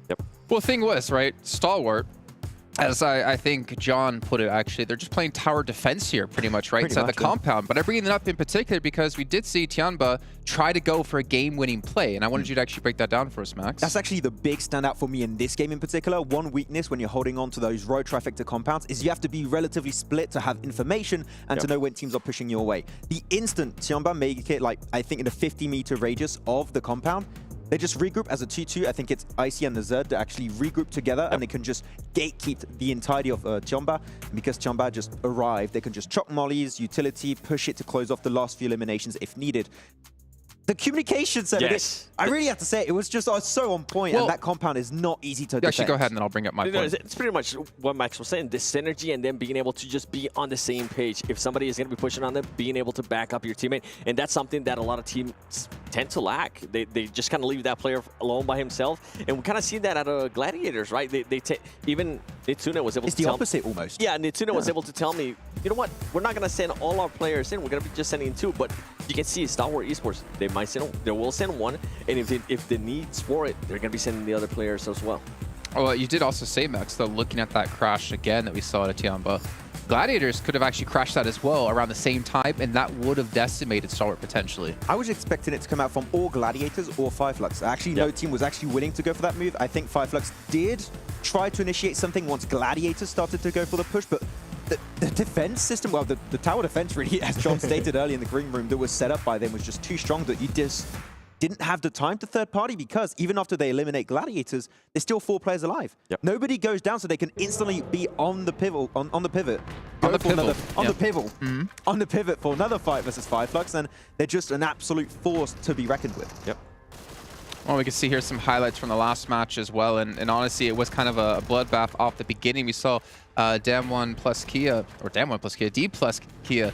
Oh man, they changed the name so many times, it's a headache. Up against GK, and they were able to eliminate them pretty quickly, but I feel like we got to a point, I don't know what zone it was, I want to say like around 4, where we had like 15 teams left alive, and then you like blink and you open them again. It's a very long blink, obviously.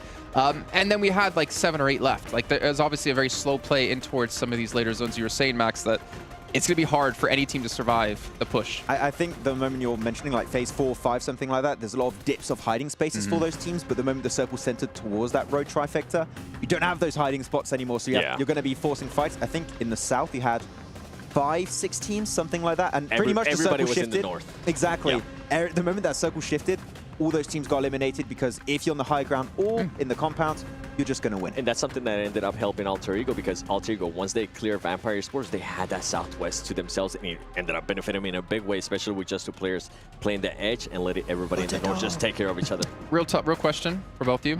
If Vampire was able to fend off Reject and fend off Alter Ego, do you think they could have won this? Obviously, there's a lot of things that could have happened, right? I think Star Wars, they positioned themselves so well that they would have been able to defend it regardless. Yeah, too good. Okay. Well, I'm starting to hear the music going, and I'm hoping I'm not being teased this time, as it looks like the players are about to kick things off. Going into Erringo, though, for our first time of the day, I want to hear your predictions of who's going to take this match. Max Man, go. Dplus KIA. Let's go. Really? No, I'm not the only one that said it. Vampire Esports. Vampire? Yeah. Oh, okay. Well, you know what? Max Man, I'm going to go for the back-to-back. I'm going to go for Stalwart. They're going to pull a vampire. Well, keep in mind, we have the record breakers, right? If they can get 3 in a day, they win, I believe, about $25,000 for themselves as well to add to the tally of their soon-to-come $400,000. Whoa. That's it. I mean, I predicted before the event started that they would be the team to win, and I'm not going to back down. You know what? I would love it. Action has got the most eliminations from actually last year. If Top beats it, that would be a great storyline. I'd love to see that happen. You think? Yeah. You think Top's going to beat it?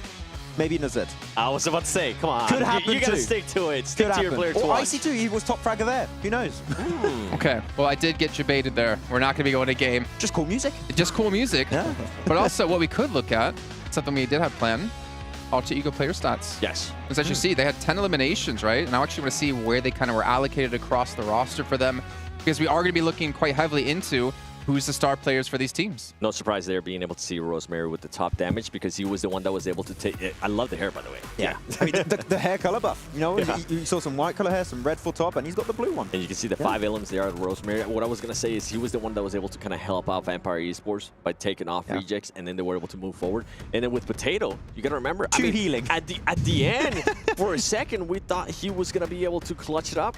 That's a scratch, I think, to heal. But, oh, no. It's like, oh, no, I don't think I'm going to heal anymore. Just take me away. And obviously, as we did see with DRS, right, they were a team who were able to get into the late stages of the games back in the All-Star stage. And then day 2, they were able to pick up the eliminations. We're seeing both here out of Alter Ego. And the thing is, remember last time I saw Alter Ego, they just didn't really impress so much back when working with them, or commentating, hosting, whatever you want to call it. But I'm excited to see, like, what kind of form we're going to see out of this event. Yeah, I think we mentioned it a bit on the pre-show. What they were lacking back in the PMGC Grand Finals was fragging power, which I think Rosemary actually is the perfect pickup for. I think he's one of the best successful player pickups of 2023 so far, and I really want to see how this team can grow in the long term, and if they make it back into PMGC, see how they truly evolved over the course of a year. Yep. Well, you know what, ladies and gentlemen, I do see a plane on the screens here of the Honor Magic 5 Pro for the players here live at PMWI. Let's get into our first Erringo of the day, our second match overall. Look at Lars. Oh, yeah! Let's go, just me, baby! Just me. That's what I'm talking about, dude. Lars, you got this, brother. I believe in you. You want me to do an intro? Do an intro. Go for it. That's right. It's time for game number 2 here at the PMWI main event, and we are going to be getting things going. Look at this, a Southern Plane Path. We've just had Stalwart get themselves a phenomenal victory on the board here, thanks to holding down the tower defense. And now we're into game number 2, the Grassy Pastures. What do you think? Oh, that was beautiful. Thank you. 10 out of 10. 10 out of 10. I appreciate that. Stalwarts, will they get blessed back-to-back? That is going to be the question. But you know what? They're not a team that really needs it. But when they get it, oh, is it so sweet. Yeah. Southern Plane Path here. That's going to kind of not the favorite of these players. That's rough. For sure. It is rough. Yeah. You know, and we're starting to see, teams like Vampire stretch up north. I'm surprised because normally we see Vampire go Primorsk. But instead they decided to head towards Hospital. Yep, it's a little bit tricky for them to make something like this happen. I mean, they know that 628 is also kind of keen on that location, right? So you got to be careful. Likewise, though, they do know that making this kind of drop go on, Fireflux is also keen to be moving north. So you've got to be a little bit careful here as Vampire. But there is the circle. It's pretty much going to be mainland almost guaranteed. here. With obviously, we do have a little bit of military in, but usually teams would discount that. Oh, yeah. I mean, you're definitely going to tell that all these teams are going to head towards that center area. Shelter, always a really strong position here in this circle. As we look at Alpha7, forced on the run, and that is just a result of this playing path. The double buggy pickup. Double buggy. I always call those the lucky buggy. The lucky buggy pickup. That's right. As they just crash into each other. Oh. No way. Get him. Pushed over. Hooiga! Goodbye. Oh, he jumped over it. What a jump! There's no way he gets away. Nice try. Nice try. Nice driving there from Quan. As that first jump was sick. That was. Honestly. I mean, he hopped right over it. Quan, though, with the return. Easy elimination. And that's always the roughest part about these circles, you know?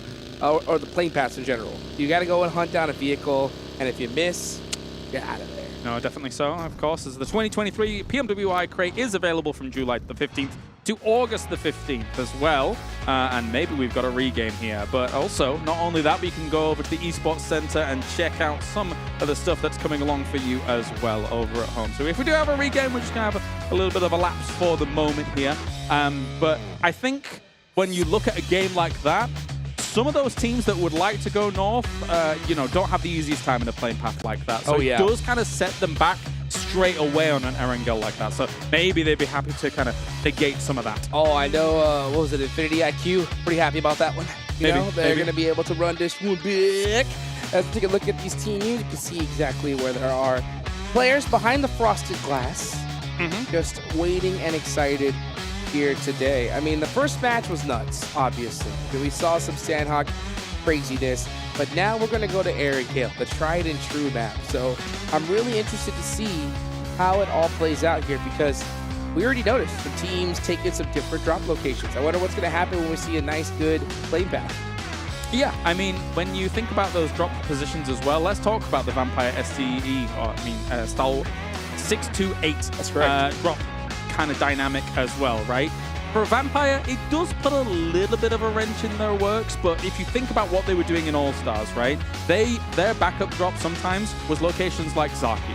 So if you think about them trying to drop north on a plane path like that and then trying to rotate in from that northwest side, they clearly have some experience with it regarding kind of that backup drop location potential. So coming in from that side, they're probably very well versed at rotating from that angle. Yeah, 100%. I mean, at a tournament of this caliber, with this much prize pool, guarantee you, these teams have all had a little chat prior to this, before entering here in the lobby, and they're saying, you know what, we're just gonna land on this side, you guys land over there, and we'll see who all battles it out in the final zone. Because, like I talked about, having these hot drops, they destroy your chances of a championship. Oh yeah, incredibly. Yeah, it is absolutely brutal for both teams involved. Even if you're on the winning end of it, oftentimes you might lose one player, you might lose two players. Yeah, you won out the hot drop, and yeah, you've got yourself 4 eliminations on the board, but it really does not help your chances in order to convert to a win, things like that. And speaking of converting to a win, let's briefly talk about what we saw from a good point that they brought up on the desk was the Tiamba win it or lose it play. Yes. I love seeing those kinds of plays, because honestly, if you send, and when we saw them send into the Stalwart compound, you either win that fight and you potentially put yourself in a winning position, or you don't win it and that's like that. But it sometimes, especially on Sandhawk Dukes, and you know it as well, is better than just committing to the third parties, the fourth parties of edge play, right? Yeah, I mean, you're having to roll the dice if you're just sticking to the spot where you're at. You're hoping that another team fights another, you catch a lucky third party, but they wanted to take their whole entire, future in their own hands. Agreed. Right? So they said, you know what, we take this day, if we get it, we do. If we go out, we go out. But we'll find out. Let's go ahead and bring it on over to the desk to hear their thoughts on that. Well, my thoughts are actually thinking towards the teams who came in from the Allstars stage, where they are used to this happening and they get to keep their mental focus, whereas the teams coming in, this might throw them off a little bit. You know what? You got to stay focused because you only have 3 days of play. You know what? Which team actually just got rolled over? I think that was Infinity, wasn't it? Was that Infinity? It was, yeah. Good for them. Yeah. They're like, start. yes, Yes, another chance. Shout out to whoever that was. Yeah, do you see the guns of that reject player, by the way? Man, he built different, literally.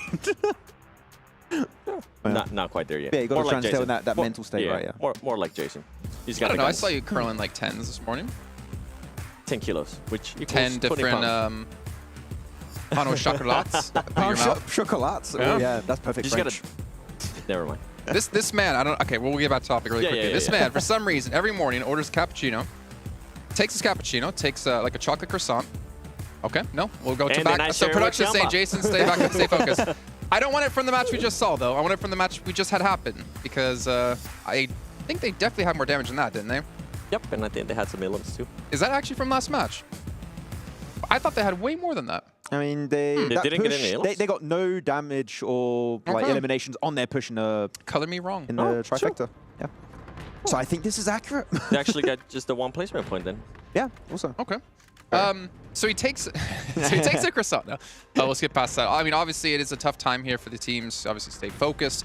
I'm trying to think, is there any teams in particular that we kind of looked at in the last match? I mean, if you think about the PEL teams coming through, we didn't see too much about it in the first match. However, I'm very conditioned to see PEL teams come in with Nova. And it's just like, first day is not a big deal. Day 2 and day 3 is where they really come out the gates. I think the Sanhok is not very telling of what we can expect from them. I'm going to wait maybe for an Erangel or two, a Miramar especially, see how they're going to be adapting to the lobby. I think after one Sanhok like that, it's a bit too soon.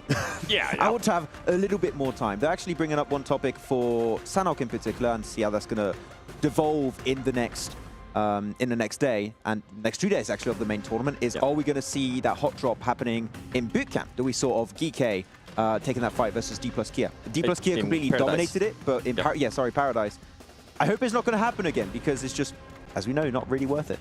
I think it'll probably happen one more time. It takes 2 days. I think, I don't know if it will happen tomorrow, but depending on where GK is at, depending on where Dplus KIA is at, I think they'll probably land on each other one more time. I mean, $3 million? we saw it, right? We saw it happen, I mean, during the All-Star stage between, what was it? I think it was Dplus KIA. I can't remember the other team. It's always Dplus KIA. I can't remember Forest. the other Forest away. It was Forest. I can't remember the other team, but I mean, it happened 2 days in a row. Well, we saw that happen a lot, actually. I'm trying to think like a season ago, not this season that just passed, like the fall season of PMPL Europe, where we had the same 2 teams dropping every single time on the same compound on Miramar, if I'm not mistaken, right? Yeah, we had even or was that PMGC? Yep. We had some I think you're thinking about G Gladiators when they were previously named different. And then Alpha7. HVVP. No, it was one team. But I mean, they would always just ego hot drop each other. Basically, hot drops are bad, don't do that. That's what we're trying to get to, okay, right now. It's just not going to be helping you out. It's just Sanox is not as impactful if you had a hot drop happening on Erangel, which is why I'm really willing to see if that is going to be the case on Erangel. Are we going to see Alpha7 Gladiators retain, especially the changes that we were able to witness at the end of the All-Star stage? Are Gladiators going to keep dropping towards Hospital Split? Are they going to go for the southern-western bridge of Sonovka? I feel like teams have already adapted so much, and especially we got 3 full days of broadcast that the main tournament teams have been able to watch and see this is where the teams dropped, this is where they rotate typically. You can dodge it. I don't want to see hot drops happening at least as often as we had at the start of All-Stars. And I feel in Erangel, it might come down to the plane path, right? Because, in this previous match, before we restarted, we did see G Gladiators go to Ferry Pier, where they've been going over and over again. And I think they had Alpha7 starting to go towards Lipovka. Well, here we go, some total damage from the last match. We did have 2K reached and breached by Stalwart. Onto Ego at 1,700, a better ratio there between, obviously, damage and eliminations. Gladiator, though, kind of enjoying seeing this amount of damage. Obviously, one thing we've been criticizing them heavily on is having the Matic Classic. Yep. It still doesn't rhyme. When I say it doesn't rhyme. Really? Yeah. The Matic Classic. If I do it like that, yeah, the Matic Classic doesn't really rhyme. It's got to enunciate, yeah. You made a Matic? And in American, it doesn't rhyme. In French, English, it seems like it does. Classic. Ah, no, it doesn't. Nah, but not really. Matic Meta? No. We'll have to find That's something. alliteration. No. We'll think of some. We'll think of something. Don't worry. I mean, we got the Terminator. We got Darth Dante. We got to figure out a couple more. But what about Alpha7, since I'm looking at you?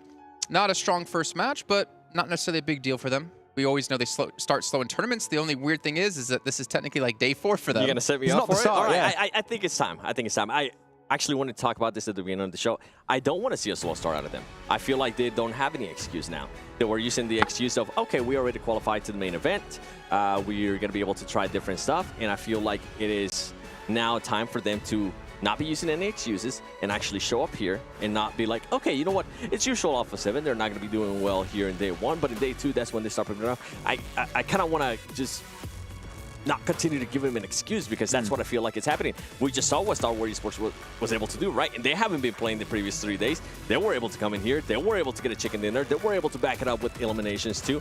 So it's time we start getting off that narrative of, oh yeah, this team is used to starting off slow. They're going to come back in day 2. I'm just tired of that. I want to see Alpha7 show the caliber team that if they want to become the champions, right? We always talk about with Alpha7, they really want to become PMGC champions. At this rate, I just don't see it happening this year. Something needs to change. Yeah, I mean, I could see some people saying like, oh, but it's different teams than what you had in All-Stars, so they need to adapt a little bit more. And I mean, not really, because... You know what that's called, Max? It's called excuses. Exactly. Yep. And the thing is also on top of that is that these are internationally renowned teams. Like we know how they play, we know where they drop, we know how they rotate. If you're doing your research, which it should be at this point, you shouldn't be having any major issues. And you have 16 teams compared to 18. It should be technically even easier than what you had in the All-Star stage, except that the teams are a lot stronger coming into it. But at least you should not be going out as early for like reasons like hot drops or rotations, I feel. But even when the teams are stronger, if you are considered one of the strongest teams in the world for PUBG Mobile Esports, that shouldn't be an excuse. I feel like you should be able to maintain it. I just want to see something out of them. Coming into this angle, I think we were talking about this actually before the show even started. We were wondering, okay, how many matches are we going to be giving Alpha7 if they don't start pretty well? I think I was saying 3, and you said 2. And I went back on it. I was like, you know what? It's actually accurate. I think after the first angle, it'll set the pace for the rest of the day. What about, so we're talking about strong teams. I'm actually curious, and before any of us get any hate messages on Instagram again, what about the other end? Who do you perceive to be as the weakest teams in this lobby right now? And not necessarily, again, not in negative connotations, so don't hate on us. But in terms of like the power we've seen in the past, the raw power of the talent they have on the rosters, who do you perceive to be weak? Comparatively, relatively. You said one team earlier. Which one did I say? Starts with a T. Oh, Twisted Mind. I mean, Twisted Mind. I was like, where's he going with this? I don't know. I mean, yeah, Twisted Mind, it comes to mind then in this one. Well, you look at Crypto, right? I mean, back in North America, Crypto used to be one of the strongest players, I'd say, right? In Pakistan, yeah. No, Pakistan? Yeah. Okay, I thought you, oh, it's Europe, right? Yeah, he did come to Europe, right? You're thinking right, way right. back, there used to actually be a Crypto at NA as well. Because I was trying to think, like, how often has he played internationally at events like this? Because this is obviously a massive step up compared to just playing in a solo PMPL region. And there's a lot more pressure on a person like him who's supposed to be a star player. Yeah, and we did see them go out really early in this previous game, right? Right into Vampire Esport that were gatekeeping the southern western edge of that circle on Sanhok. I feel like it was a little bit of lack of scouting. I don't want to judge too much on one game, especially at Sanhok, right? I want to see, as we stated, Miramar. I want to see Erangel, how it's going to be panning out, but it's not good for the mental state, especially after a rehost on your first Erangel too. So I want to see them get in the zone. Yeah, but something that we always think about, right? Previous PMPL MVPs, I feel like they always have a little bit of extra pressure on their shoulders. Just looking at you dancing on the... Oh, I was jamming. It's a good song, but I always feel like they have a little bit of pressure on their shoulders because everybody's expecting them to perform. Everybody's expecting them to be able to put up the numbers. And if that doesn't start happening, then the player might start doubting himself at one point, right? And it's been a while since Crypto has been that MVP. I mean, by a while, I mean last year around this time is when he became an MVP for Pakistan. I feel like at one point, he's going to start thinking about it. People are going to start expecting those numbers, and they're going to want to see him. And I personally do want to see him being able to perform well here. Yeah, and their performances have been very volatile in a sense. Like you had Saudi E-League, and then he went straight back down when they played in their home region. So I don't really know what to expect. They can have pretty good results. I can see your phone already starting to get some pings. Thinking the same thing. I'm just saying facts. Okay, they did good. And then ladies and gentlemen, Addy, put the camera on me real quick. The truth hurts sometimes, but it's true. He didn't wait for the... I know, he didn't wait for the solo shot. Yeah. He did it. It's okay. Too late. There you go. Now do it again. Do it again. No. Okay. Okay. The truth hurts. Aww. The truth hurts. We got it 3 times. Thank you. We got there eventually, right? Time's the charm. What about Falcons, man? Honestly, when I start talking about weak teams, to me, Falcons was one of those teams that I had in my mind. I agree with that statement. Was. Do you have Would you elaborate? something else, yeah? No. I was just enjoying the laughter in the background. But there were, I mean... I think they're sending messages to Max right now on Instagram.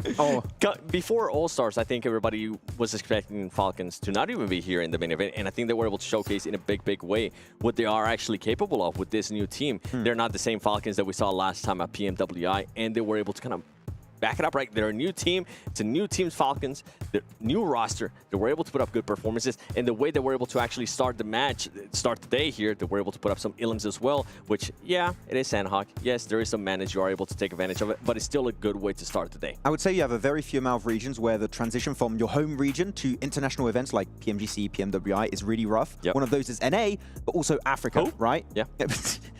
Is it always going to do the same reaction? There's your nobody region. from NA here. It is literally It is my region, but I always tell them the same thing. I mean, if you're not going to be here, what do you want me to talk about NA? Yeah, okay, fair enough. And Hyper where?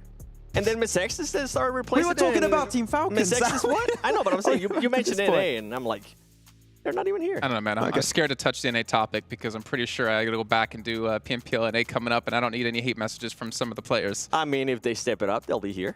And then we'll actually get a chance to talk about them positively. I always tell them this, man. I've been doing NA for like, what, 5 years now? You know what? Let's go in. Let's just end our careers here.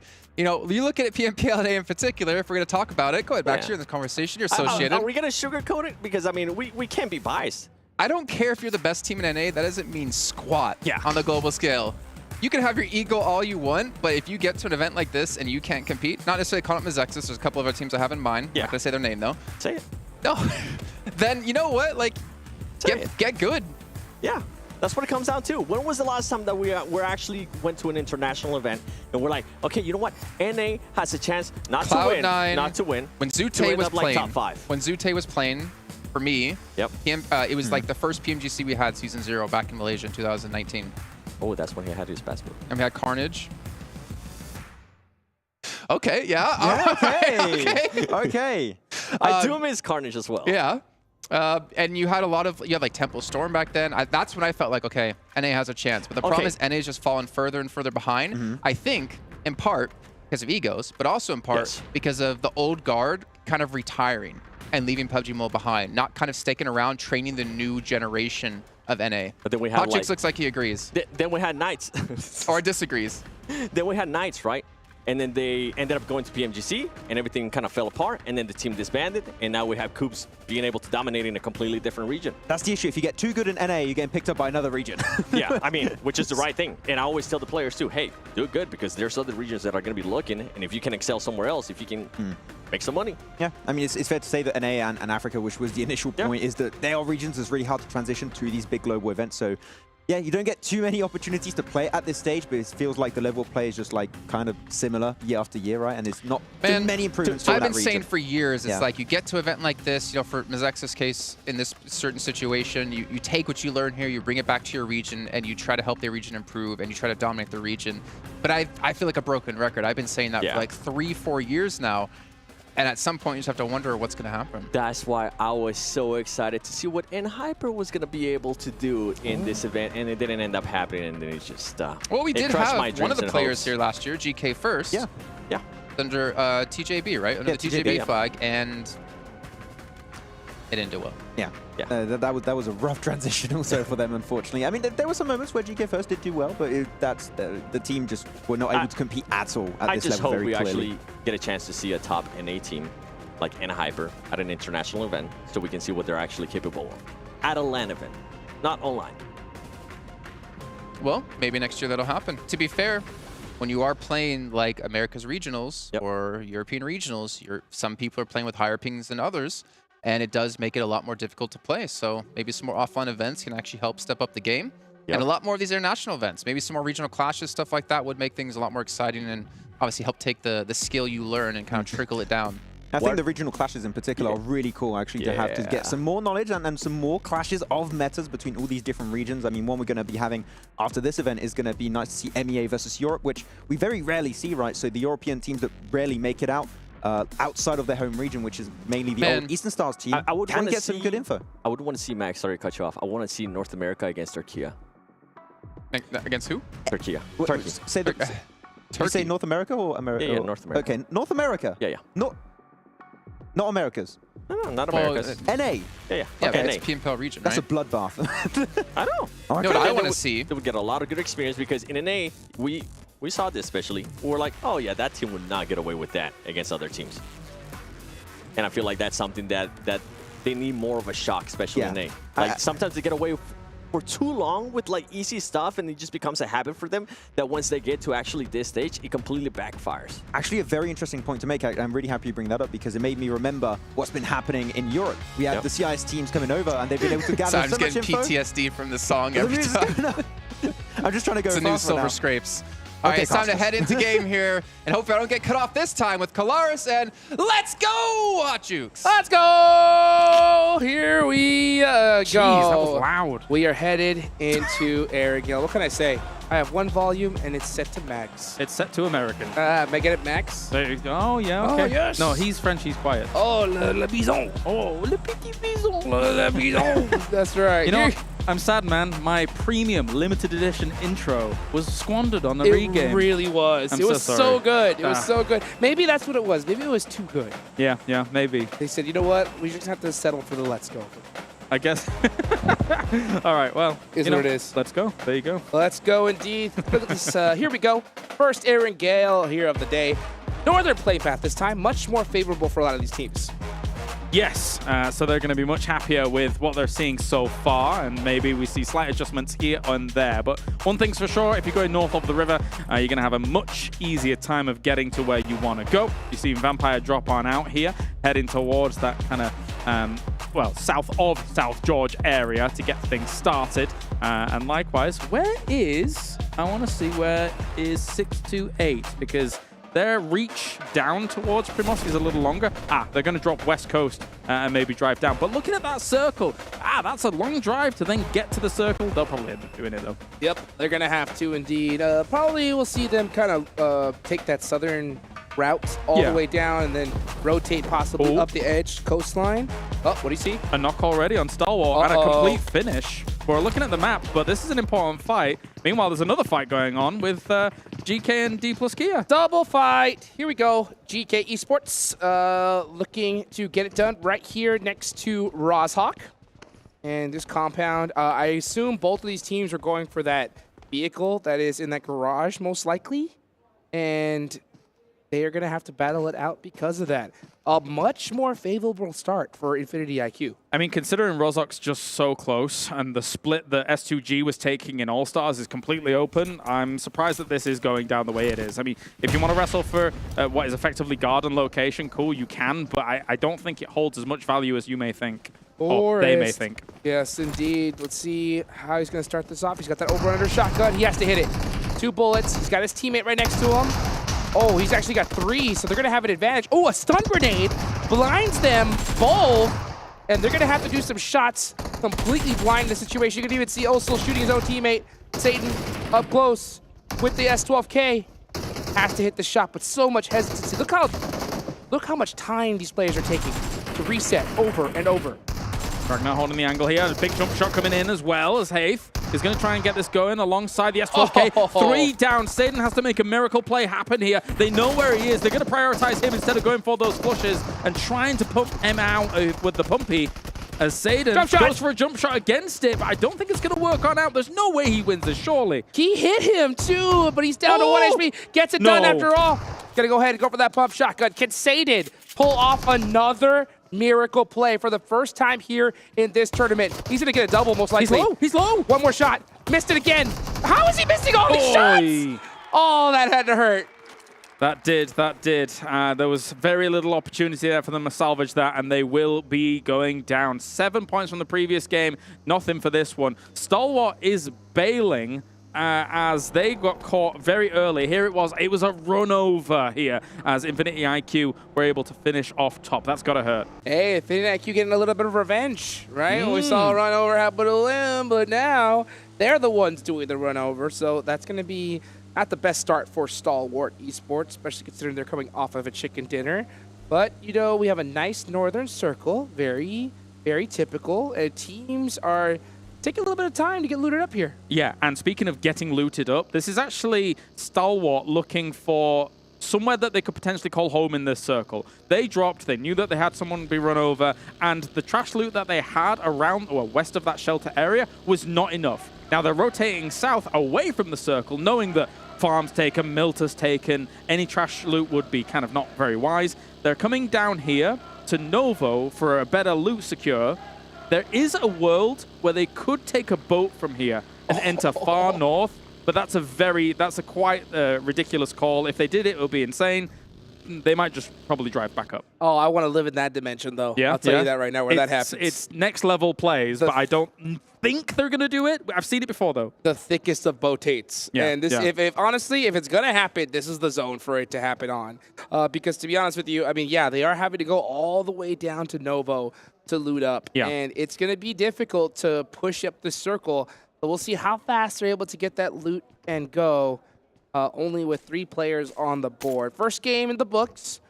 First day is so important in this tournament because we've seen it happen. We saw it just there in the All-Star stage.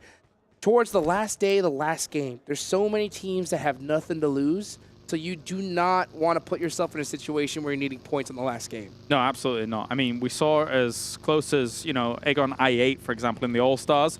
You, towards the later stages of it, got a 32-point game and still weren't able to get here, right? So you want to really hit the floor running for this, as with a circle like this as well, with the rotations we were talking about earlier, whilst we're seeing all these teams jostle for position, the Rejects and Tiamba are also not exactly afraid of doing some kind of bridge camp, especially on a circle like this, against a team that would normally drop down the military or something like that, with DRS eventually moving down here. So they'd be anticipating that team coming over, not necessarily a stalwart.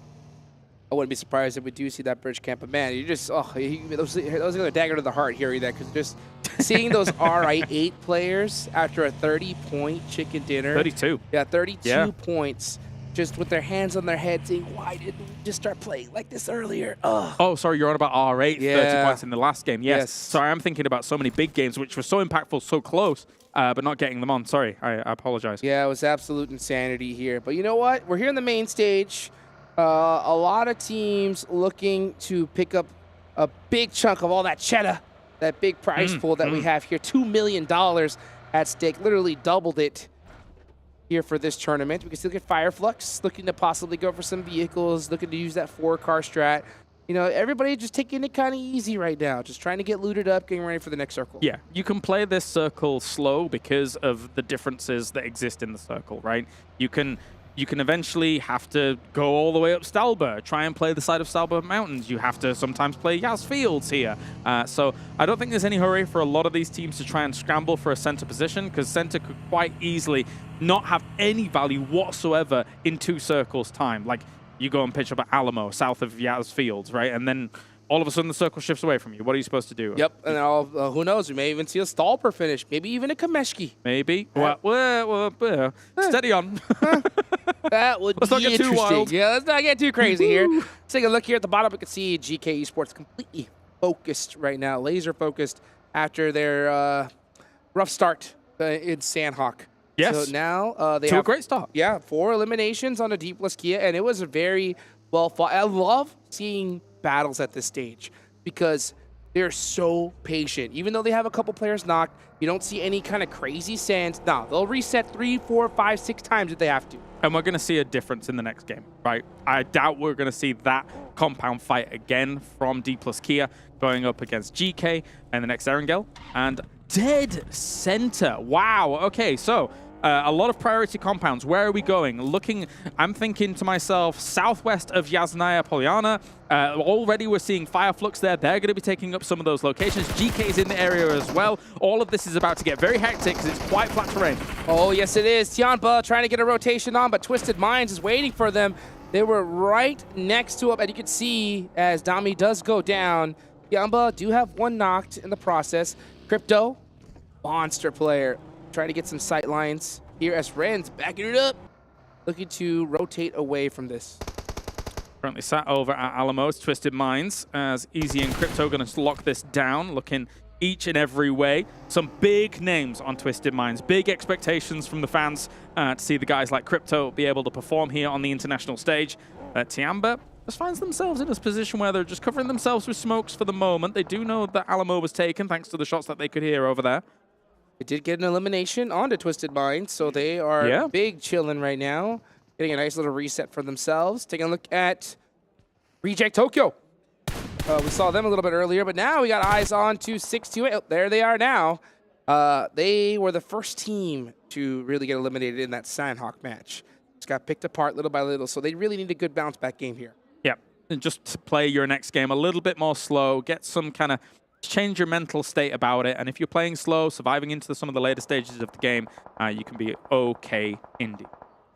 As we take a look at, for those of you guys looking at the map stream, we're starting to see Stalwart push from the south side, but there is a battle going on between Infinity IQ and Tiamba, battling it out here at the Blues, right south of Yasnaya. Ren, gonna go ahead and push on in, and I think this battle might be done and dusted. They did end up picking up a couple, and actually another defeat right there. Yeah, that was from Infinity IQ, trying to do some split looting. He was running about with the Scar. He has a DBS in hand as well here, as Infinity IQ is still in some of these craters that were created down in the south of the fields. So this is just close to Alamo, but again, Crypto has now moved up. You can see him on the high ground in the distance, doing some scouting, because with this kind of circle, it's unlikely usually that you would be able to stay there forever. There is a chance, of course, you know, but just going up to that slight high ground, getting as much information as possible across this field is going to be absolutely necessary. 100%. Yeah, that little hill right next to Alamo. Yeah. Pretty good spot. And let's see exactly where the zone's going to go, though. I wouldn't be surprised if it is a Yasnaya field zone. Those are a dime a dozen. And scary. That'll definitely make things interesting. We may see some hay bale battles. Yep. As we see Stalwart all the way at the south side. They did come all the way from Crate, so they do get up here safely. But in order to get into a good position... Oh, actually, this zone is actually a pretty favorable one for them. Okay, so what am I seeing? Already, Heaven is still in play, right? So you've got Rosemary and Potato and the guys over there. They've got themselves technically a great spot to try and stage this from. It really depends on which side of the road it ends up going, right? If it does go east, they are absolutely sitting pretty. Very, very happy indeed. Meanwhile, you're seeing STE here trying to fight off against Rejects. Rejects need to bail on out. And thankfully, no casualties just yet. 628 holding the edge of the circle now, just as we see the scramble to try to get into the center of the zone. Infinity IQ making some shots onto Solke. Are they able to bust out the buggy? No, instead they get ran over. Fireflux looking to do possibly even another run over from Solke. He jumps out but gets popped at the same time. Trying his best to deal with this here, but it is difficult when you rock up on a location like this. Here comes Lutz once again. He's going for another one. Actually gets a full finish off, and he's able to finish it all off. Amazing to be able to get that kind of recovery, but they need to recover even a little bit more. What a play there for Fireflux, but the battle has not stopped. Here comes Carrillo from Alpha7 Esports, looking to apply some pressure onto GK as it's just Ragnar left. And you can see his Falcon there just saying, buddy, we're in trouble. Yeah, Fireflux was going to be eliminated in the distance as well. Twisted Minds were able to finish them off. Recovering where they were was very difficult. Vampire also taking a fight here with 628 in the distance. There's fights going on everywhere, not only on the edge of the circle, but there was teams scrambling to try and send through the middle to get themselves a good spot. Ragnar with a huge nade onto Alpha7 is able to pick up another elimination. So Alpha7, even though it's just one player, making mistakes, and they lose 2 in the process. Definitely. Ragnar just going to pop some stims to get going. Carrillo still alive. Sees 628 in the distance here, trying to rotate on around him. But another nade, not able to get too much done. Thank anything for the back. You know exactly where he is, and unfortunately, they're not able to thread the needle and get any utility in there. So Ragnar is going to hold that down. I'm surprised to see so much hesitancy from Alpha7. I don't think they want to walk outside right now. I think they feel like they're surrounded. But, man, losing 2 players like that is going to hurt. Let's see what TQ is going to do here from Team Falcons. Looking for some sight lines. He did spot something, so he's going to throw a pretty blind nade here. I think he figures that they could be behind the rock. But now after seeing that vehicle, he knows exactly where to throw it. Is it going to hit? Ooh, just a little off the mark. Smoke's going to be a dead giveaway as well. That's why they throw them ahead and then run behind them, and trying to bail from all of this. Goes for a spray, but realizes that they're just gone, and will have to try and relocate himself. That was really close there for Stalwart. Very unfortunate for them to be able to get away from that alive without losing another member. As where are we of going? course, they did lose top early. Yeah, where are we going indeed? Where's that zone going? Nice hard shift again. So this zone is just hugging the edges every single time. Ping-ponging around. That brings Heaven out of the equation, actually, here. So Alter Ego are going to have to leave from there. And actually, I mean, for the rest of the lobby, this is absolutely great. Because if you have to deal with a team in Heaven, it acts like an absolute watchtower across the rest of the area. So there's going to be some teams wiping the sweat off their brow. Oh, I kind of wanted to see some vehicles just YOLO send it up, see some jump out crazy plays there. But yeah, we're not going to see that. Land on the roof. Yeah, we're not going to see that now. But for now, we're going to see some teams looking for all the best spots here in this next zone. Only a couple of buildings left. A lot of hills areas here. Let's see that nade one more time from Ragnar. Big. Oh my gosh. Very well done. Instant finish with that Bison. Lippy Bison. Lovely. 628. Oh, that's another player from Alpha7, so it's just Carrillo up left. And is he going to be able to hit that nade? Oh, Zing knocking it onto him. And that is Alpha7 eliminated in 12th place. Eliminated, but I'm sort of surprised 628 stuck around on this west side as long as they have done. I saw them in their vehicles. I thought they were going to rotate, but now they've put themselves in a bit of a precarious spot where they're going to have to move into a circle like this. I thought they were going to get ahead of it. But anyway, Gladiators here up on the north side. Box is just taking pot shots at them whenever they can. Whenever they come across this hill, they have to go past them. So somehow they have to figure out and solve the puzzle that Box is presenting them. And we'll see if that puzzle is going to be complete or not. You can see McHugh trying to figure out the puzzle of how to get out of here alive, and he does find the right piece. Gets in the vehicle with Kitsune. Meanwhile, 628 full sending it on a DRS. Maybe for some reason they thought that this was open. It is closed for business. The rest of 628 have no choice, I think, but to send it in that location. But instead, gonna just take this little hillside. They have to edge in some way. Oh, this is a blind rotation. It is not looking good for 628. The lateness of this makes it very, very difficult, although Killer is all on his lonesome, just ahead of the pack here. So maybe they weren't really expecting that. Spray's going to come in, tries to get in. They might have even got a wheel on that, but likewise, they're going to return fire, take him out. The rest of DRS not here to be able to support it.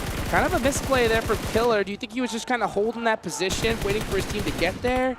Trying to, as an anchor point here, and not expecting 628 to really move in. If he's got an anchor position there, and the rest of them rendezvous faster, it's a great spot. But, just a little bit too slow on the uptake. Yeah, a little bit of mistiming. It's crazy how much that could cost you. For all we know, for sure, that could have costed a few $100,000. Crazy to think about in the future. But you know what? That's what it comes down to. Let's take a look here at Reject Tokyo.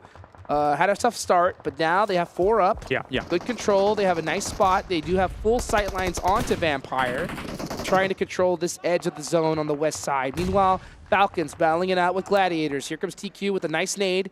Is it well placed? Ooh. Oh, perfectly between them. Pieces them up a little bit. Doesn't get the knock, though. Here comes another, though. Do we have a follow-up? That's the question, yeah, because if that doesn't get anything as a conversion, it was a nice nade, but the guys are probably going to try and heal up. We've got ourselves, though, Falcon.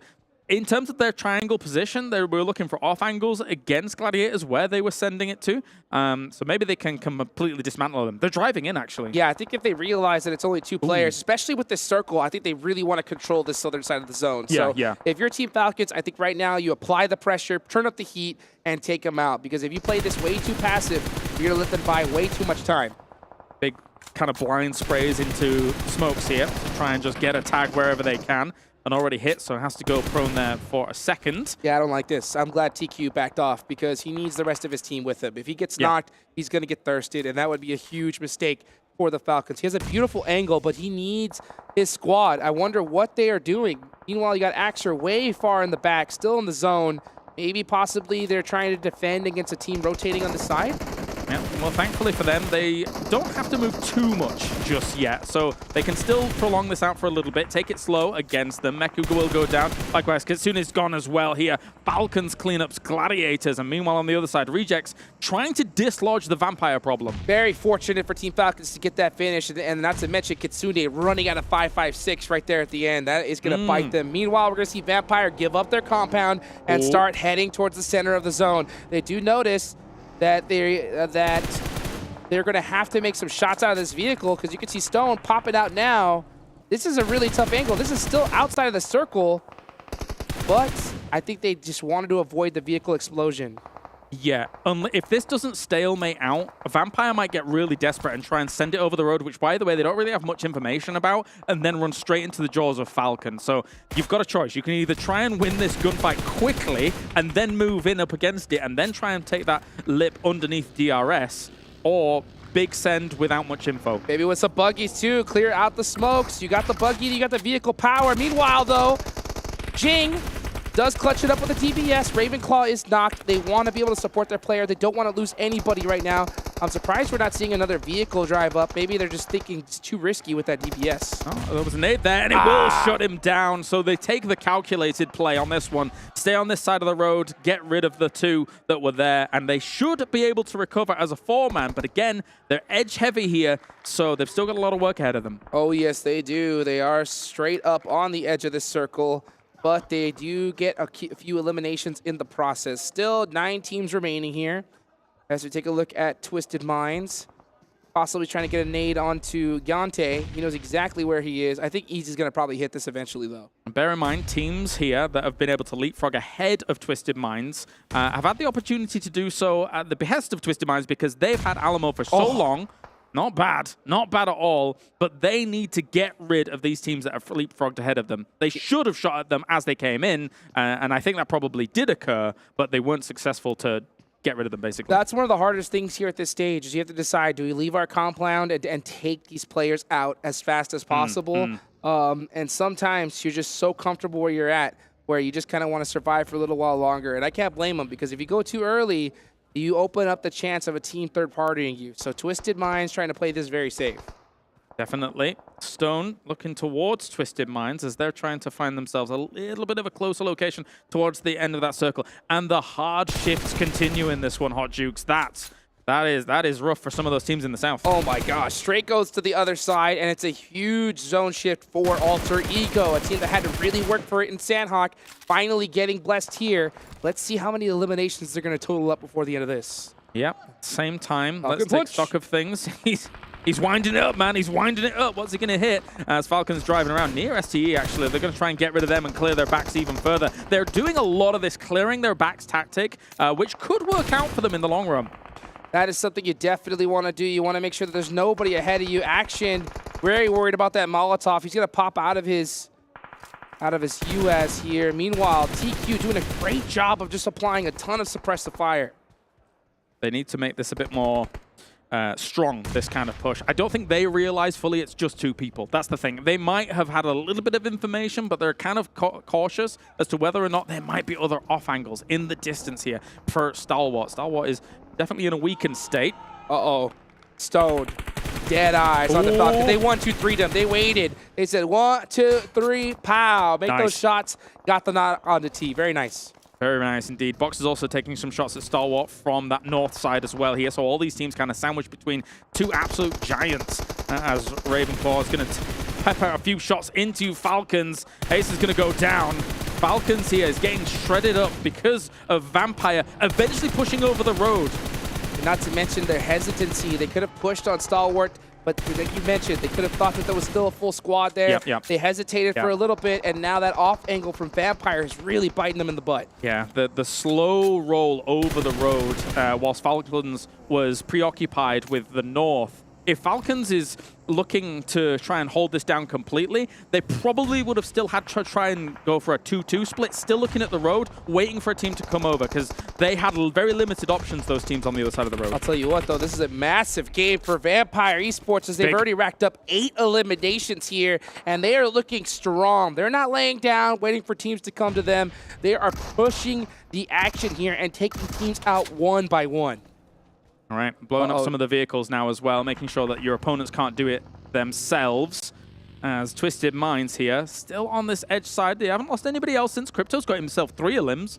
Nice. All by his lonesome, too. He's got all the eliminations on the team. And I can think if you see Ravenclaw slowly wrapping around, trying to catch an off angle onto DRS, looking for any intel. I like to see Ravenclaw use that vehicle, even though he's in the blue zone, eating a lot of damage.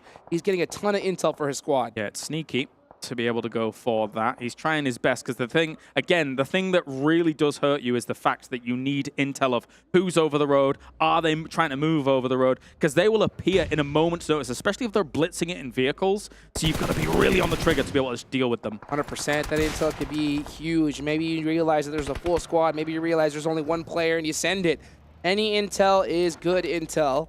And let's take a look here at where these teams are going to go. Next zone about to pop. And it centers on up. Again, Alter Ego, dead center. In a really good position here. And how many eliminations? They've got 4 eliminations, and I expect to see a lot more from them soon. Yep, they've been chilling in the center of the circle, man. I mean, it's a deceptively good area to take. You have to expend some smoke sometimes with the lines of sight we're seeing here. You can see them in the distance on the left, but car forts are super important at this point. And for for them in the middle, I mean, it's going to be a case of you need those vehicles to be able to give you a bit of cover. Yeah, those car forts are huge, but I'll tell you what, that is a very dangerous spot to take. You know? Yes. I have a high likeliness feeling that they are going to be surrounded by these squads, and every single team is going to be looking directly at them. They're going to have to make something happen like crazy. Don't know why I couldn't scrabble together Alter Ego, but they're out getting knocked in the distance as well by Tiamba, who have now pushed on against them. Nade's going to rain down on their position here, and Stalwart is now gone. They will go down in 7th. So here we go. Let's see what Alter Ego could do. Can they defend this position? Beautiful. Nade there from Octa. Onto Tiamba, over with 1 HP, but he's going to go ahead and throw over a nade right on top of them. Meanwhile, we're going to see Ren with the drive in. He's got the DPS locked and loaded. It is a 2v1 situation, but that smokes. Ooh. Oh, it did eliminate those sight lines, but man, Alter Ego, they are on it when it comes to their gun skill. It was a good fight back, especially since the position they're in is quite nadeable. So, I mean, that could be another opportunity here for someone like Twisted Minds if they have the resources, but I don't think they do. They've already been through a lot of combat here throughout this game, as on the opposite side, Vampire versus Box might be the brewing conflict that was on the way. Brolkiss, very familiar name. You can see him right there on the edge, looking to make things happen. Ravenclaw, the entire team of Vampires up, and now they're applying pressure on the Box. This team is doing a great job of just eliminating squads on this edge lane. That's 10 eliminations, double digits, the most we've seen so far, and they're not done yet. Yeah, this feels like All-Stars Vampire right now, especially for that day 1 that we saw for them in the All-Stars. Really good usage of smokes. They've been rolling from fight to fight, so they've been able to steal some utility from their opponents as well. If they deal with Box, they might have this in the bag. I think so. It's totally possible. I mean, especially with how they're playing. There's something about getting into the action early on. Your reflexes are just that extra quarter second quicker than those teams that have just been waiting for the fight to come to them. Box losing 1 player. Meanwhile, we're seeing a lot of snake play happen, and that is because there is just no cover in this zone. Yeah, it is all open field, baby. It is a very difficult location to play. You can see so much prone gaming going on right now. Oh, yeah. Because what are you supposed to do? What are you supposed to do? If you do not have a great vehicle fort, if you don't have some rocks here or there, this dip obviously is fantastic, but you can see how many have tried to crash in, cause some problems here. We're seeing those body boxes down there. I think Twisted Minds doesn't have any nades to be able to kind of punish them in that spot. Nope, tons of utility being expended just to get here in the first place, so I'm not surprised to see that happen. And Alter Ego, yeah, they do have that dip, but like you mentioned, they had to lose 2 players in the process. It's not one of those circles where you can just stand up and shoot everybody. You have to just survive because everybody is looking towards that center position. You can see Twisted Minds looking in this direction, Box on the other side. Vampire, I wonder if they are going to clean out this right side and focus on Box first rather than center circle. Okay, so Crypto had 1 nade. He actually was waiting, holding it. Oh! No! He was on the other side of the vehicle. Octa saved with a scrap of life there. Double molly. If they get whiff of exactly where they're, but Crypto's creeping up, man. Crypto is creeping up, and I don't think Alter Ego has an idea where he is. Octa is looking in this direction, but he's also focused on his back because there's so many shots happening here. If Crypto stands up, he's going down immediately. He knows it, so he has to snake it the whole way. He saw Potato. He did see Potato from his third person, unless he was looking in another direction. But anyway, we've got him now. Big push in here from Vampire. Here we go. Stone applying the pressure onto Box. looking to finish them out, and they do. Whoa. Vampire taking out every single player on the edge. They are on fire right now. Like that, a click of the finger and they were gone. That was brutal to look at there. Vampire, what a great push by them. Man, I don't know how the other teams are going to be able to respond to this. DRS, Twisted Minds, Alter Ego, on the opposite side of this, they're going to crunch down on one another, and Vampire's just going to clean up the scraps. I mean, look at the difference. Every single player is laying down, trying to survive. Meanwhile, Vampire standing up, just applying crazy pressure, saying, we don't need the tall grass. We just need this M4, baby. Tony K forwarding on in. Gante does get knocked, though. Maybe the... a double knock is tough for Ravenclaw. Does pick him up in the meantime, and that is DRS out, so now it is down to a 2v2. Maybe too bold, though. Who knows? Because losing those two players really takes away a lot of your advantage. Going to try and get Schweppes up here, but they do have some nades in hand. If they're in nade range, this could be deadly here for Vampire. The circle's pushing them. They have to move away from this rock before Alter Ego has to move themselves. Octa applying the pressure. He's holding it. Hold the angle. Hold the angle. Just keep on that suppressive fire. Let Papa Blue do the work for you. And this should be an easy dub for Alter Ego. Meanwhile, Vampire going out at the end of it. A brilliant performance for them regardless. And honestly, that was one zone where you got blessed. That was not easy to win. No, definitely not. The Tiamba push was scary there for Alter Ego, but they were able to persevere through the oppression that was coming their way in a lot of this. And again, you've got to be really steadfast about holding on to your utility. I keep repeating it, man, but when it comes to a zone like that, and Vampire getting so eager about their advantage that they had, that was the end of them there. Tony K going down on that angle, Vampire was too confident in that one, man. I think they tried to do a little bit of a heat check situation, right? They were like, hey, you know what? I'm going to stand up. I'm unstoppable. And then Ravenclaw just runs, gets bodied, and then all of a sudden it's like, oh, no, we're in big trouble here. And yeah, if they would have played it a little slower, they would have possibly won the game. But you know what? That is Vampire Esports. That's what got them here in the first place. Yep. Guys, a lot more action right ahead of you guys. Don't go nowhere. We'll be right back.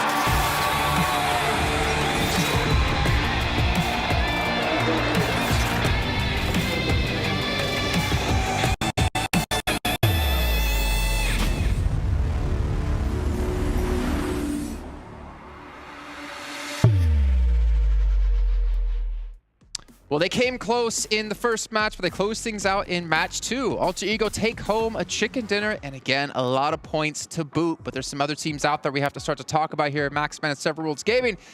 Well, other teams, it's pretty much just the same team. Yet again, Vampire, man, able to put in some serious work there, sweeping up the edge of the zone, while Alter Ego instead were cleaning up the center of the zone. And those two teams in tandem taking home a lot of points. Yeah, and that nade from Tony K, especially right onto 628, that was such a good play when they were trying to rotate around the southern western edge, and then they transitioned onto Falcon, a really good third party. And that's what we talked about on the pre-show, right? Vampire Esports playstyle we saw in the All-Star Stage can very easily be successful against some of the best teams in the world in the main tournament, and it's already been proven here on this second match. And I feel like you mentioned too, the grenade from Tony K allowed them to be able to pick up his teammate, then have all 4 players still alive, and being able to just run through everybody. We were able to see, I mean, when they went up against Box Gaming, they were able to get rid of them just so quick. Close my eyes, open them again, Max, and they were gone. Pretty much, they just disappeared, poof, and they're gone. Actually, I'm surprised. Alter Ego did not die to nades, though, because there were so many teams close to them. Their position is so nadeable, but there's so many cards you can somewhat dodge that. How many cards were there? Like 6, 7? Jason asked me this, but I can't say it on camera. There was way too many. There were 7 cards on brand. 7. Yeah, nice. I'm surprised you missed out on that, actually, because I instantly caught on. Why am I hoping you can stay on brand? You will. Nice. Okay, well, the Honor Magic 5 Pro, powered by Snapdragon 8 Gen 2, an Honor self-developed GPU Turbo X is the device they're using. A big shout out to them for helping sponsor this event. As we take a look at the match rankings as well here in just a second to see how many points, obviously, all the teams here in this lobby did accomplish. And look at that, Vampire actually coming out ahead with 22. Are we surprised? I'm like, are we surprised with that one? Because they were just going through everybody. Look at the point difference, though. 22, 21, 8. It is very top-heavy. I think it's fair to say that Alter Ego and Vampire Esports setting a standard here for the very first wrangle. But Alter Ego, too, we're talking about how they wrapped up this game. We've got to talk about how they approached the early game, playing from heavens. If the circle went there, it was, I think, a possibility, again, for them to get the chicken dinner in case of an Eastern shift. So they were really making sure they were setting themselves up for success, because that position, heaven, impossible to breach in later stages. Yep, and with GK too, we saw once again getting into an early fight with Dplus KIA. That is the second time. That is back-to-back matches that they've been able to do that. And something that I wanted to mention too, we saw in the top 3, it was DRS. Even though they didn't have those crazy elims, I feel like they're just gathering information right now. This is what I was talking about. I feel like we're going to be seeing a DRS from day 1 All-Stars. That's exactly what they're going to be mimicking here today. And tomorrow, day 2, is when we're going to start seeing that firepower out of them. I'm surprised. How did they not see Giante when you had Vampire trying to cross the road? If Vampire don't lose that player and they're able to get the road cross, pretty much they have 2 angles onto Alter Ego, they win the game. But Giante just got that little surprise factor that was a bit too much to deal with at the time. Well, as we take a look at, obviously, Alter Ego taking home the bacon here, I guess the chicken, let's actually take a look at their player stats when we can to get an idea of who was really standing out for the team, because we saw Potato do some serious work in the first match, obviously, the last man alive for his team, obviously able to close out the game. But we need to get an idea of, like, where are the stars? Where's the fragging power coming from? And we saw Rosemary as well, able to put up the big numbers, but this time it's Octa, the 1250 damage. Yeah, what's the transition from damage into eliminations I really want to see? Going to be 9 on this lone That is a great conversion right there. Woo. I mean, most eliminations on the entire main tournament. He could be getting up there. He could try and beat top. Action, actually, sorry, from Star Wars. Yeah, we were just predicting at the start. It's okay. I read the script. We really want him to get an eye, just kidding. I look at Rosemary, yeah, and I think of one thing. Oh. But I can't say it on air. But you know what I'm talking about. Something related with the collaboration currently going on in PUBG Mobile. That's why I did the earlier. I was like, oh, that's a good. That could be a reference. Wait, but that we can't use. We can't use. It's a reference. There's your reference. I don't know what you're talking about. Everyone understood. Go ahead, Sam. What were you going to say? I cut you off. What? You were going to say something. I cut you off. No, that was the reference. Okay. Well, Rosemary, though, putting them some serious work this event. I do have something to say. They're playing the fight. This is what we're talking about. I wonder if these 2 teams are going to keep doing the same thing, because they just keep hot dropping each other. I'm going to put you on the spot, Max. Do we think they are going to hot drop each other again next match? Please not.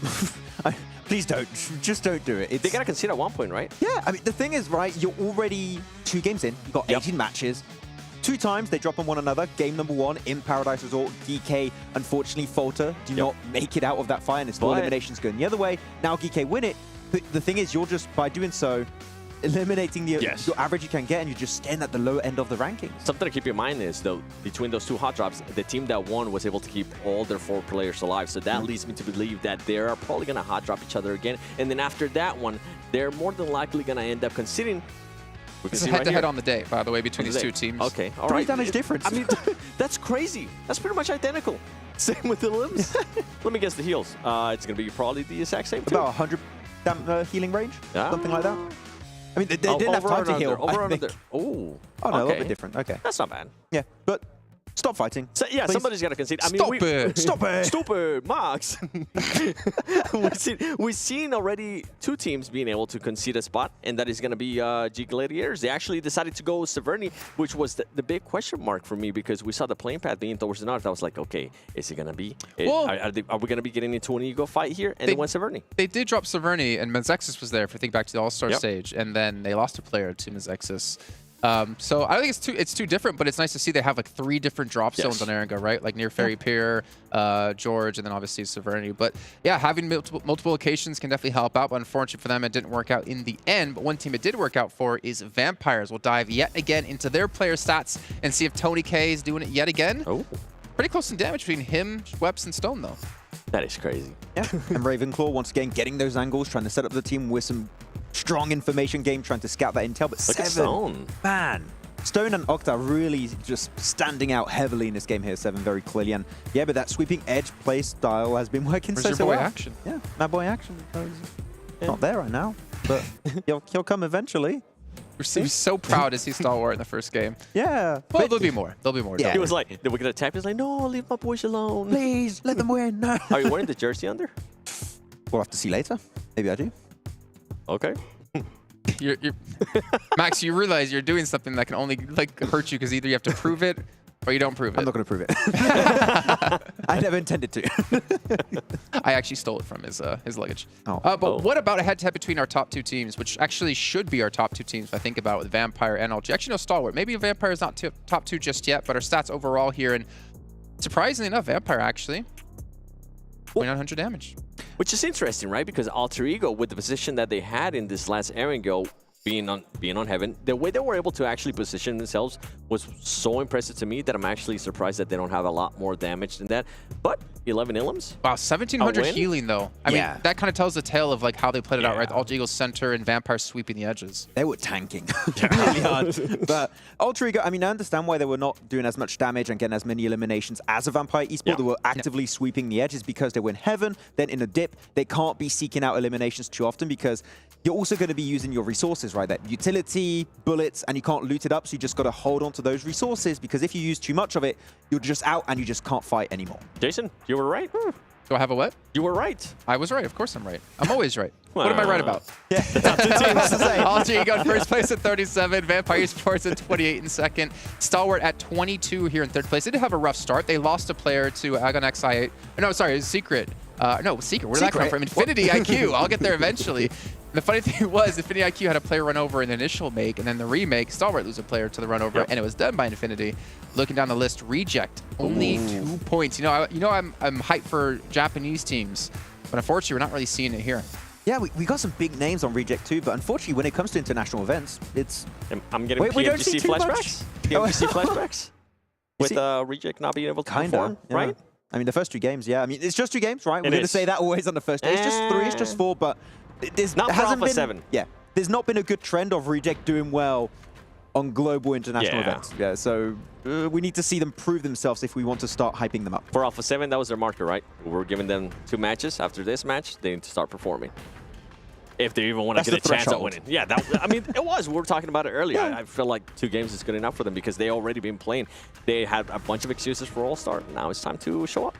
You know, I see 30 seconds on the timer before we get to next match. Now, whether I'm confident in that is a different question. So I'm going to bring up a topic that might drag us out past the 30 seconds of something I see in different esports, actually.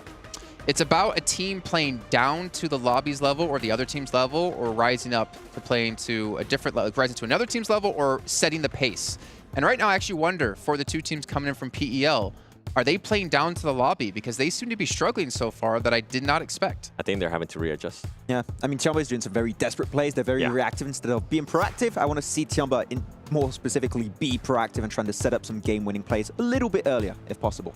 I mean, 6-8, we talked before, they've had international experience before. Tiamba hasn't really had international experience. And when everyone talks about PUBG Mobile and talks about the top echelons of it, it's always China. It's always PEL. I mean, hell, you can win $700,000 for winning PEL. It's ridiculous. I mean, it used to be China #1, but that was before PMGC, really, right? And now, currently, the competition is just so much tighter on PMWI, on PMGC, that I feel like that's not the case anymore. Now you actually have to fight for those top positions if you're coming through from PEL. So we'll have to see. But right now, these 2 teams need to prove themselves once more. I think they're going to need a couple more matches to adjust to it. Especially Tiamba. Yeah. Oh, yeah. Well, that's what I mean, right? When you look at these lobbies, like you could have the best team that we look at S2G, like they were the best team in the world. PMGC, not to keep hammering home at them, but they're the perfect example. They come into the All-Star stage and they kind of whether or not they played well or bad, that's not the point I'm trying to make. Is like they didn't dominate the lobby like expected. Vampire, they were the ones setting the pace. They obviously knew they could do it before from PMWIs. They've had good results in this year, and they set the pace for everyone else. And no one else was really able to rise up to their ranks because they finished 30 points plus ahead of everyone else. Yeah. And going into these games, you look at some of these teams, and on paper, they have really good results in the respective regions, but when hitting these national events, they can't seem to set the pace themselves. They're the ones always seem to play catch-up.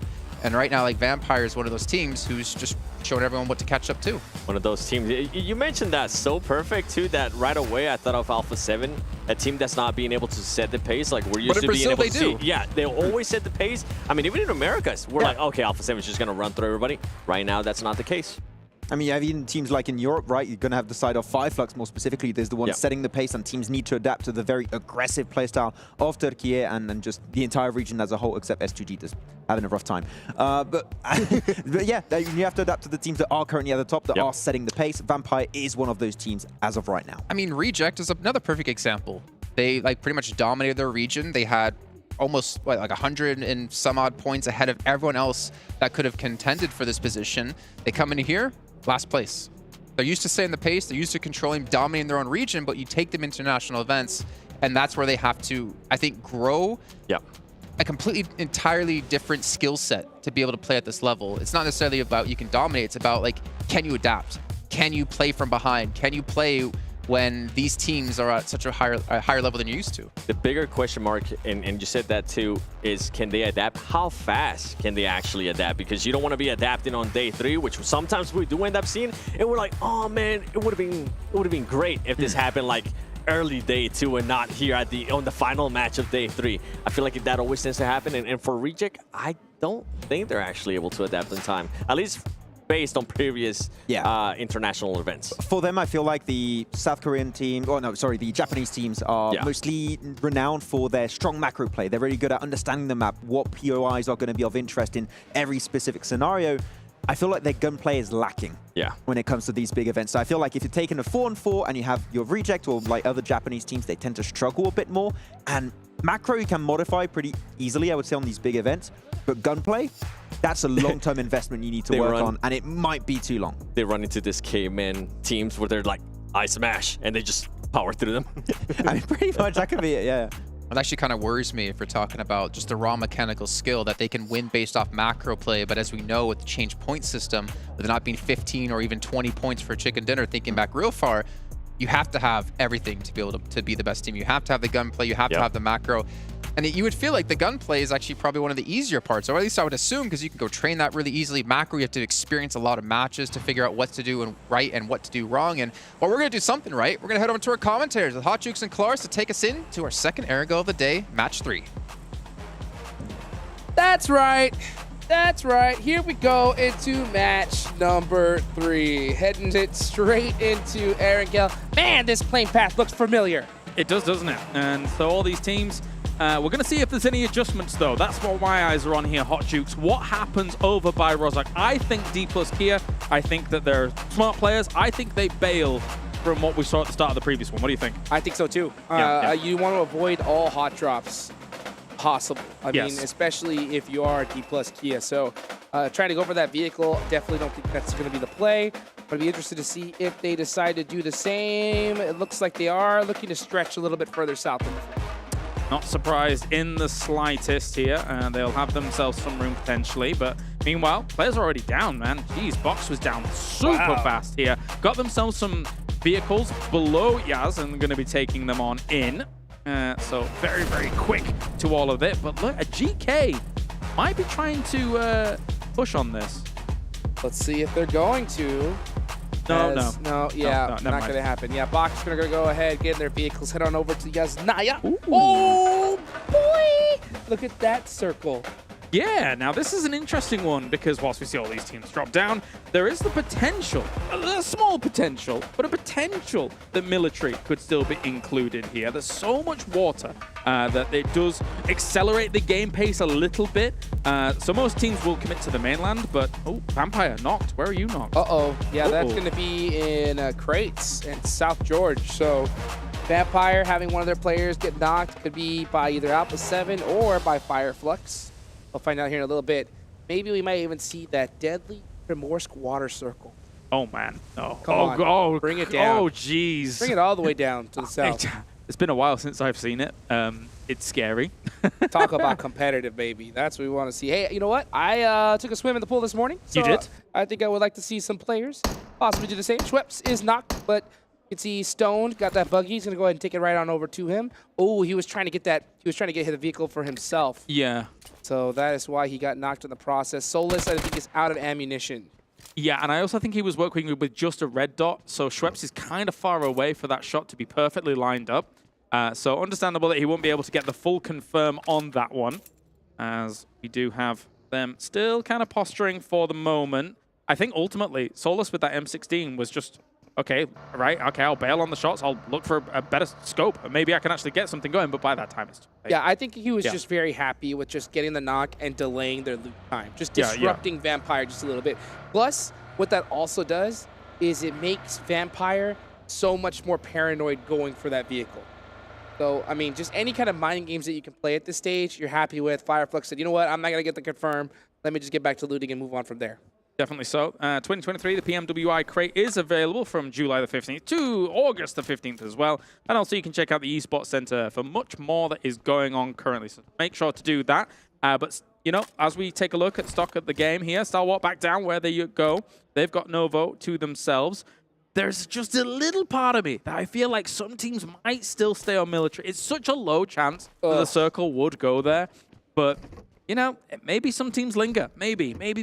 It's such a gross play to stay, to be honest. Because if that zone goes back north, you're just stuck with your team and in the most horrific bridge ever. You're just like, do we really got to cross this bridge right now? And it's just so risky. So I wonder what Stalwart is going to do. Are they going to go ahead and stay in military? Yeah, it's inside the zone, but really? Is it really? Is it really? Then again, if that zone does pop over there by some, you know, Christmas miracle, you are so good. Yeah, exactly. I mean, what you're talking about, an extremely low % chance of it happening. So I'm musing it, I'm entertaining the idea, but I do know how low that chance is. But anyway, as we turn our attention over to Rozhok, seems like GK have been very happy to win out the scenario in terms of even just the drop alone. But I mean, let's look at what Dplus KIA has gained from, you know, avoiding that fight. I mean, they're in school, they're in apartments, they're in like that mini Pachinki area north of Pachinki that will garner them enough loot as well. So you circumnavigate the problem of a hot drop and you find yourself still a central decent spot. 100%. 100%. And that spot is getting taken by the second here as the zone is starting to get a little bit closer and closer. There's 3 minutes on the clock, and we're already starting to see majority of the spots going to be taken here in the next couple of minutes. Team's still kind of taking me a little patient with their looting. They want to go ahead and make sure that they're all set up for the rest of the game. But, you know, Stalwart, Team Falcons, even Ultra Ego are going to have a long rotation here. You talked about a concept yesterday, which was like how you drive and how close you stay to your teammates. Correct. I think Dami is probably regretting at present being this far away from his teammates because he had some shots going towards him. You can see him falling back for the moment. He's actually going to get out of his car and shoot straight towards 628. This could be a confirm. No, it will not be a knockdown there for the moment. He's thankfully had the rest of his team rendezvous with him, but he was very far away. I was scared for him myself. 100%. Yeah, that's what's... It's such a small part of this game, but it could actually be huge. You know, if you have your team closer together, maybe they were able to jump off, both shoot at him, get a knock and an elimination, which could have helped them out in the end game. But, you know, unfortunately, if you're too spread apart, then not able to kind of get that assistance. There's that perfect in between because you don't want to be too close together either, because if you're too close and there is a team waiting for you, your whole squad can get wiped rather than just one player. Spray transitions can be easier from car to car, right, vehicle to vehicle, but at the same time, there is something to be said for, okay, you want your scout out in front, that happens, that's fine. It doesn't have to be miles out in front. You can still get the same information and still have your other three guys safe while still kind of being close. So, but I mean, they're all okay. We are just talking hypotheticals here now for the moment. Always good to get kind of these thoughts out there whilst there's a little bit of a lull in all the gunplay, all the action. You know what, speaking of thoughts, I'll tell you what's on all these players' mind right now. It's that prize pool. Dude. Oh, yeah. So much money. And, you know, these teams that are currently at the bottom, at a slow start. There's still a lot of games left to be played, but not necessarily, because you do not want to wait to the end like we mentioned. So I think this is going to be a very important game for teams like Alpha7 on the bottom of that leaderboard, because it's crazy. I mean, 4th place, $100,000. I'll take that. Third, $125,000. Okay, I'd rather take right? that. And then a $75,000 jump to second with 200 grand, and then a $200,000 jump to first place with 400 grand. That is crazy. I've decided which one I want. Yes. The first place. I think that's the one I would take as well. Yeah, if I had a choice, that's the one I would like. Yeah, okay. So we've got to exert some, energy to get there. Let's see if any of these guys are going to be able to hopscotch their way towards it. We'll see, we'll see. As the circle is closing rapido, and Stalwart, Falcons, and Gladiators are still the teams here completely in the blue. There are a few other teams with members on in as they're trying to scramble their way forwards. I like that rapido there, dude. I think I'm rubbing off on you. I try. Yeah, I'm trying to, endear myself to you, That's what I'm talking about. Be part of your cult. No, That's right. That is right. I had some eggs and toast for breakfast, so, Some baked beans. Some baked beans. Yum, yum. Yes. Cheerio. No, I'm kidding. Here we go into this next circle. Where is it going to go? Are we going to see that toxic water zone? Oh! Okay. You squealed. I sure did. Because it's still... Hey, so you're saying there's a chance? There is a chance. I'm not liking that chance, but there is a chance. What chance is Vampire kicking themselves right now? Because normally they drop Primorsk. Yeah, right? well, So they're just like, oh, I wish I was there right now so bad. Yeah, it's rough, right? I mean, trying to deal with, of course, at 628 down there as well. This is a replay. Oh, okay. A little rollover. This is an interesting replay. You know what? I appreciate that replay. We'll do that. I like it. I like it. You know what? Sometimes you got to make sure that the roll cage on your buggy is secure. Yes. Roll cage is very, very important. And, well, I wish some of these other vehicles would have roll cages if they were real vehicles, 100%. but they're not. So, we're fine. Definitely wish to have one as well. But you know what? I would also like some reinforced tires, because these buggies, 2-3 shots, that tire's out, you're spinning out. They ain't got them. And you're in big trouble. But these are marshmallow tires, but speaking of marshmallow, he's gonna get roasted over here. What a great little angle he's taken. Kai Dao, is he able to go ahead and help out his teammate? He needs one more knock here. Meanwhile, the rest of Tianba looking to put that pressure, but they're not in a position to help their teammates at all. Actually, both of them did get knocked. Here comes the rest of Infinity IQ to take them out.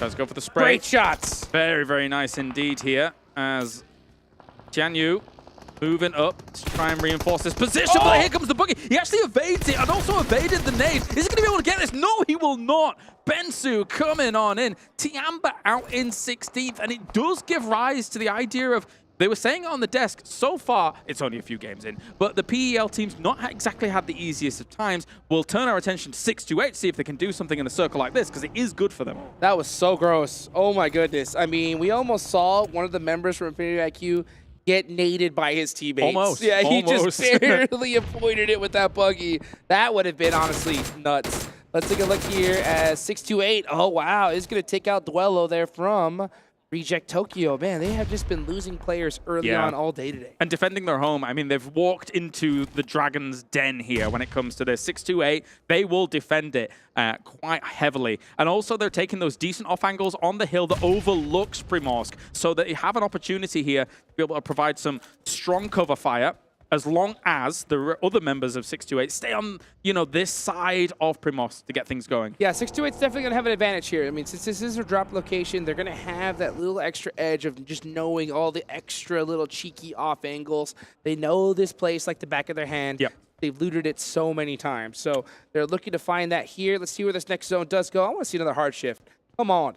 This is the main tournament. Let's get it extra toxic all the way down south. Ooh. Okay, it goes all the way to the west side. We haven't seen this zone in a long time.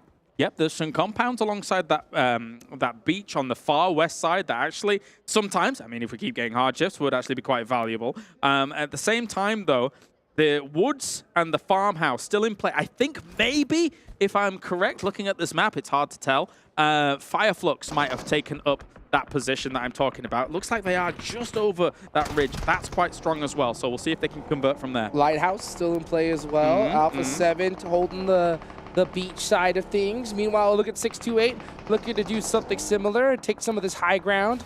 A lot of hills in this area, and this is what's so scary for these teams, because when you have these hills this large, sometimes you want to offer those 2-2 splits, 3-4 splits, but at this stage, at this high level, it is super risky to do so. It's about to get wild. There's way too many players alive for this kind of circle here, so all of these teams are going to try and crash on through, maybe play it slowly a little bit on some areas of this edge, but you need to find yourself a dip, a divot, anything you can find, but for a lot of that, we're in the swamp as well. I mean, there's opportunities to find small little areas where you can. Wow, Alter Ego with a very bold rotation do secure a place here. And meanwhile, they do get beat up in the process. You can see Tony K throwing out some smokes, looking to make the push here. Yeah, that's really bold and actually kind of crazy. But, I mean, they might make it work with the smoke trail that they're throwing down. Killer going for a spray on Star Warp. They're actually going to take little casualties already.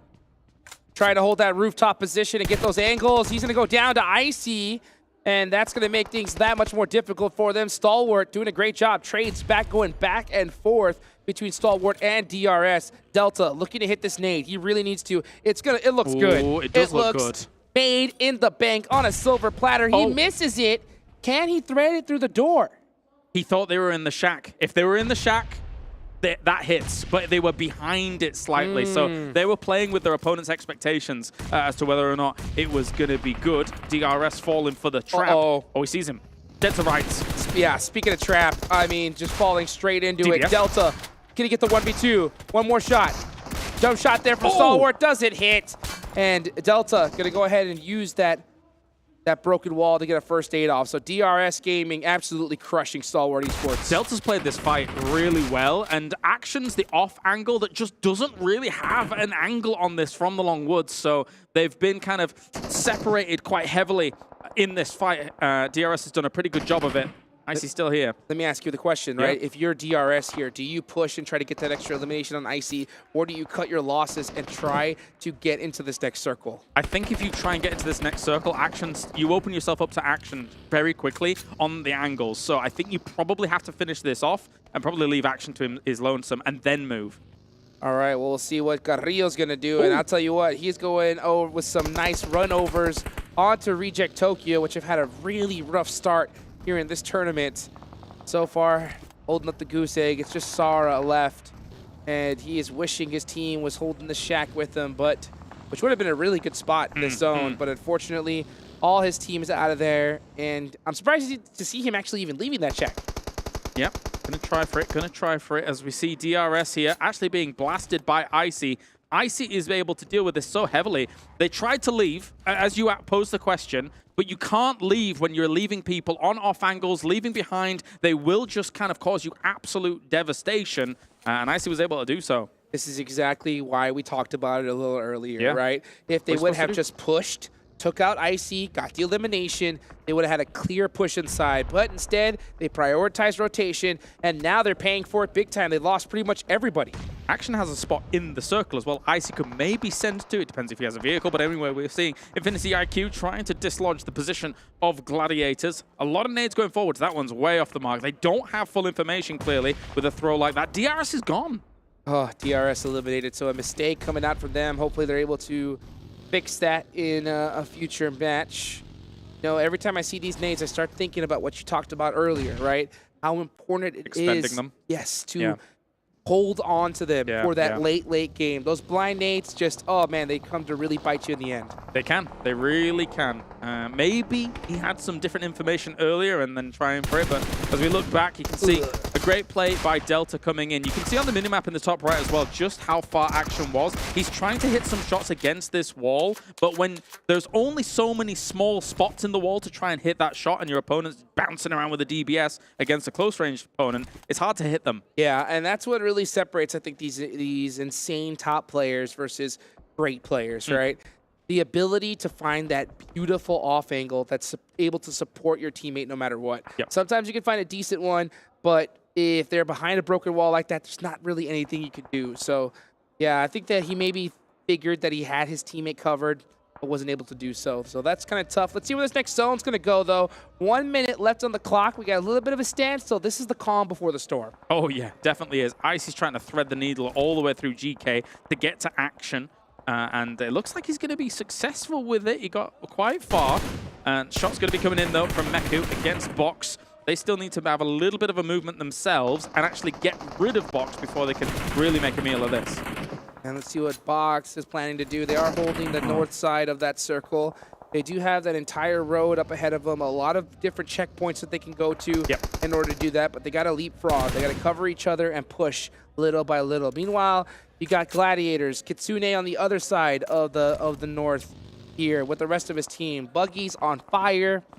Gonna have to make a push, most likely into Infinity IQ in the next few seconds. Where are we going? If Fireflux gets this on their compound, I swear. That farm compound is so strong. The only vulnerability it has really is actually where Infinity IQ is, as the circle's about to pop. See where it goes. Are we gonna see it head on over to... Oh, it's in. It's pretty dead center here, so Fireflux not gonna move a muscle for now. Meanwhile, Vampire finding that center position along with Alter Ego. So they are looking to just kind of share those compounds and just wait it out. Very, very strong decision from both these teams. Alongside the swamp, yeah. Those two can see one another, and they've not... Vampire really wanted to push and get rid of them earlier on, but they didn't do so whilst that stalwart fight was going on. You see Twisted Minds here, down south, trying to get rid of 628. They, unfortunately for them, with a circle like this, which I would consider a decent circle for their drop spot, have been kind of slow on the uptake down at the south and haven't been able to really get much going there. No, you could see an off angle from Sunan on 628 on the west side of the map. So you could see them just trying to hunt down a position, but at a certain point, they're going to have to make the push, just like we saw Dplus KIA do, but Satan was just waiting for him. Yeah, very, very scary. 628 might try and just barrel into the position of Twisted Minds, but likewise, I think Alpha7 is also thinking to make a move now. So there's one really important location here that I need to talk about, which is technically, yes, Fireflux's compound's really good, but the most important part about their compound is having people also above it perched, so you don't allow teams to get a high ground overlook on you. That's why we're seeing some of them, like Soul K and Solus, take that spot. But here comes a fight.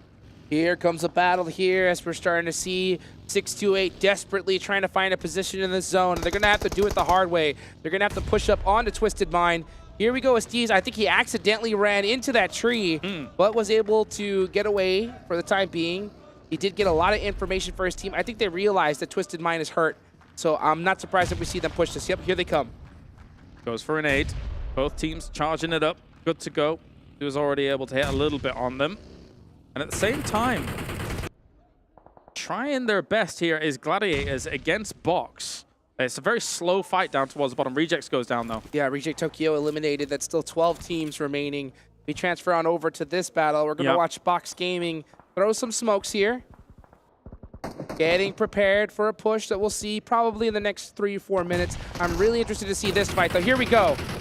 Easy, holding the shack down with that DBS. The angle's coming in, though, from Zing. He's going to hit these shots eventually, though. Yep, here they go. Molly comes out from Easy. Very well executed from 628. Yeah, forces him out with the burn, and Roll Kiss here in the distance as well. They know where he is. He's also being shot from a Mafioso. Alpha7 is rocking up on this fight. They could clear out 628. Alpha7 had their ears all the way up. They heard that third party, and all it took was a nade to finish that off. And Alpha7, with some beautiful timing, clear out the entire south side of the circle. Opportunistic. Love it. This is a great move from them to be able to get themselves well on the board. Meanwhile, still Gladiators and Box holding each other dead to rights up at the top. You can't move that much into those fields, because if you do as both of these teams, you'll find yourself in lines of sight of Fireflux, in lines of sight of potentially some of the Vampire members as well. They're going to try and make the move a little bit forward to keep their cars in the circle as time goes on.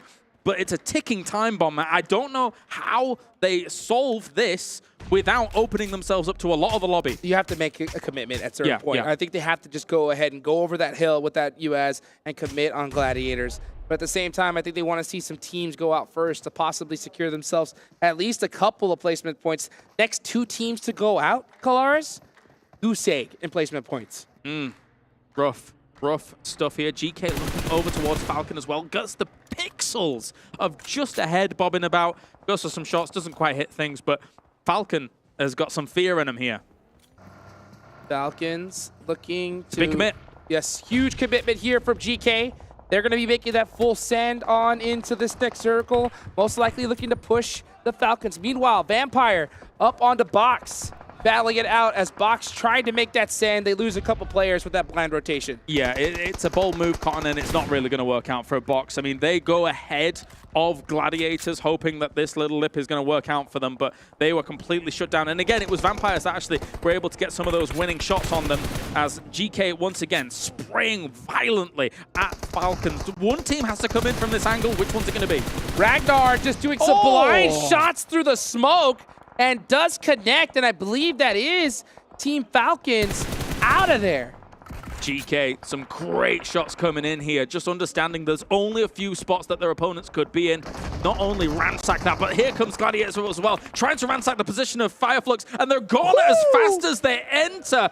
It's a strong compound. They're holding it down well with the 2-2, and this could be a winning position if they're able to carry it forwards into fields later on. So yeah, you try to push against this squad, it ain't going to be easy. And meanwhile, we see Alter Ego, who's had a heck of a tournament so far, currently in first place, just happy to share this with Vampire. They say, nah, you guys look on this side, we'll look on this one, and we'll meet each other in the late game. These guys are doing a great job of holding this down. That late game might come soon, man. I mean, with Alter Ego's compound slowly being pushed out here, it might come soon. We've got Soulcate as well, taking some shots, has to fall on back. The one thing that's great about this compound is you can just sit in between the compound and some of that terrain, and look at that. I mean, Alter Ego, I don't know. There's no way to be able to survive this. Yeah, that zone popping off of them. Now the sharing the rent agreement has expired. Yes, so we were evicted. Vampire has served them their eviction notice and is making a pay. Meanwhile, Octa says, nah, I made some payments earlier on.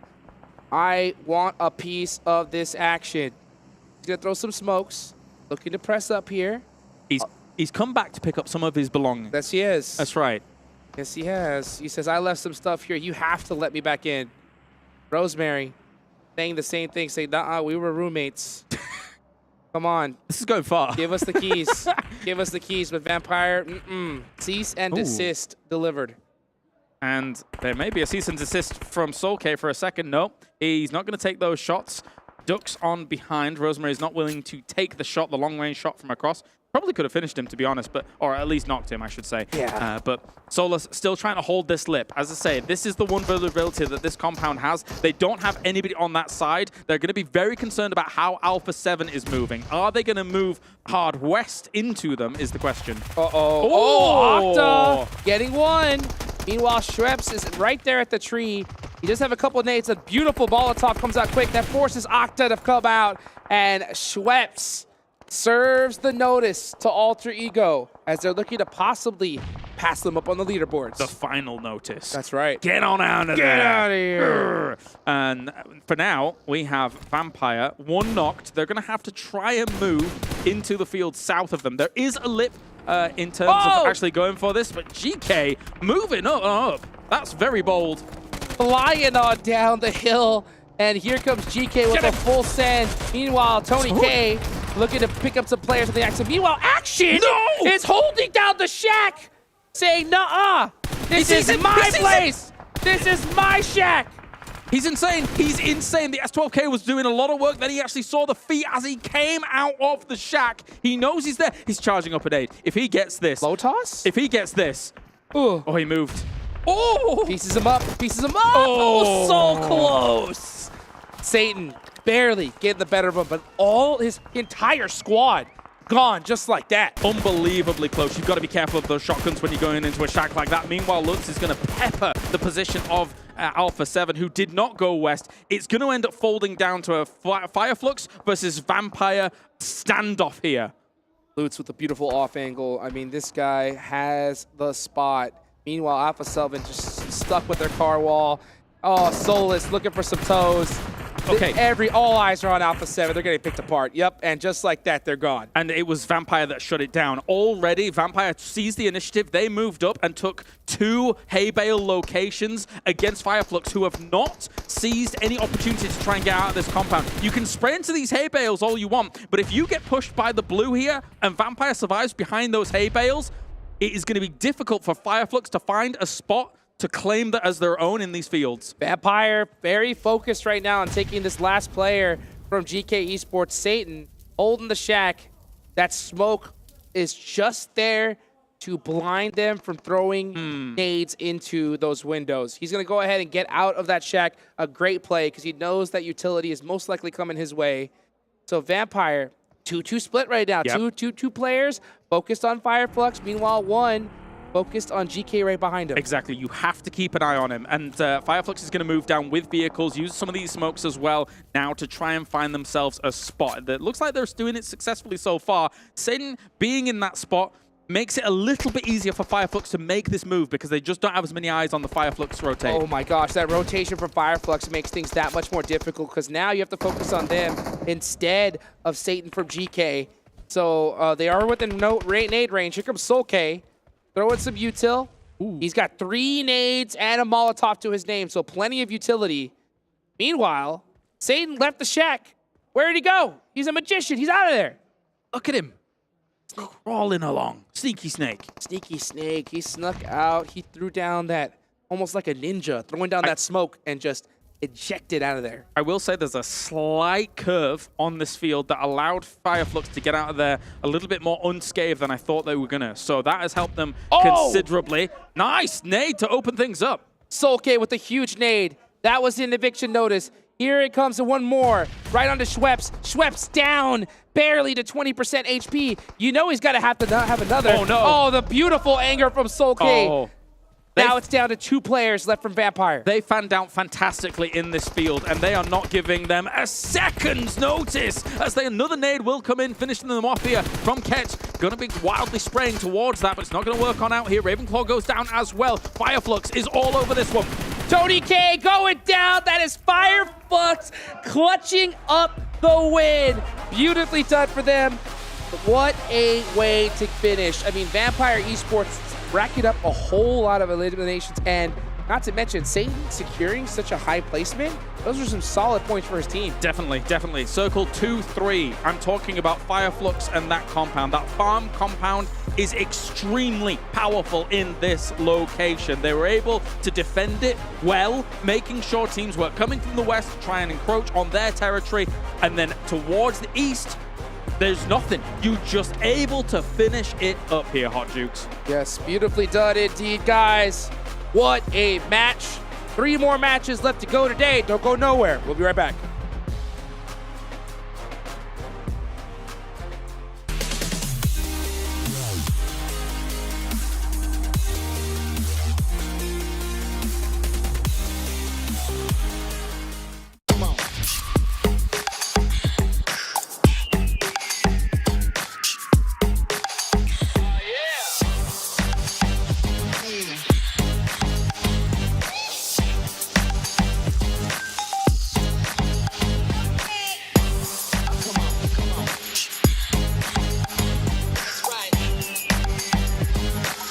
All new Honor Magic 5 Pro.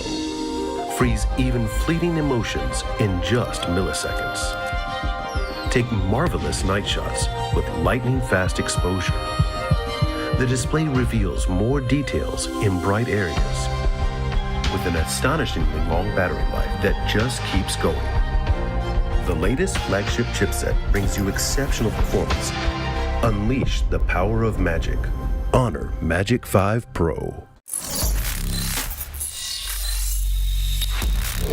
Open your eyes. When you look into my eyes, tell me what do you see? Tonight, I'm going to show you the wonders of the mall. I got nothing to lose. I got nothing to lose. I need warriors.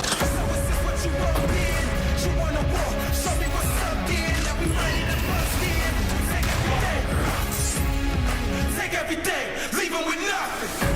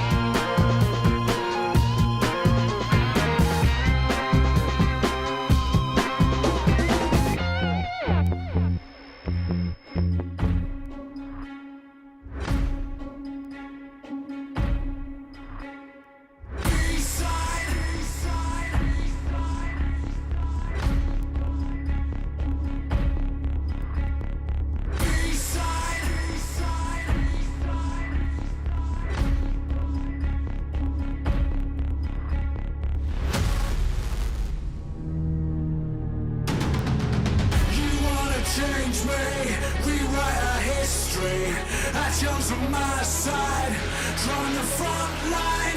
You want to save face, came to the wrong place. You raise a white flag, I get the V side.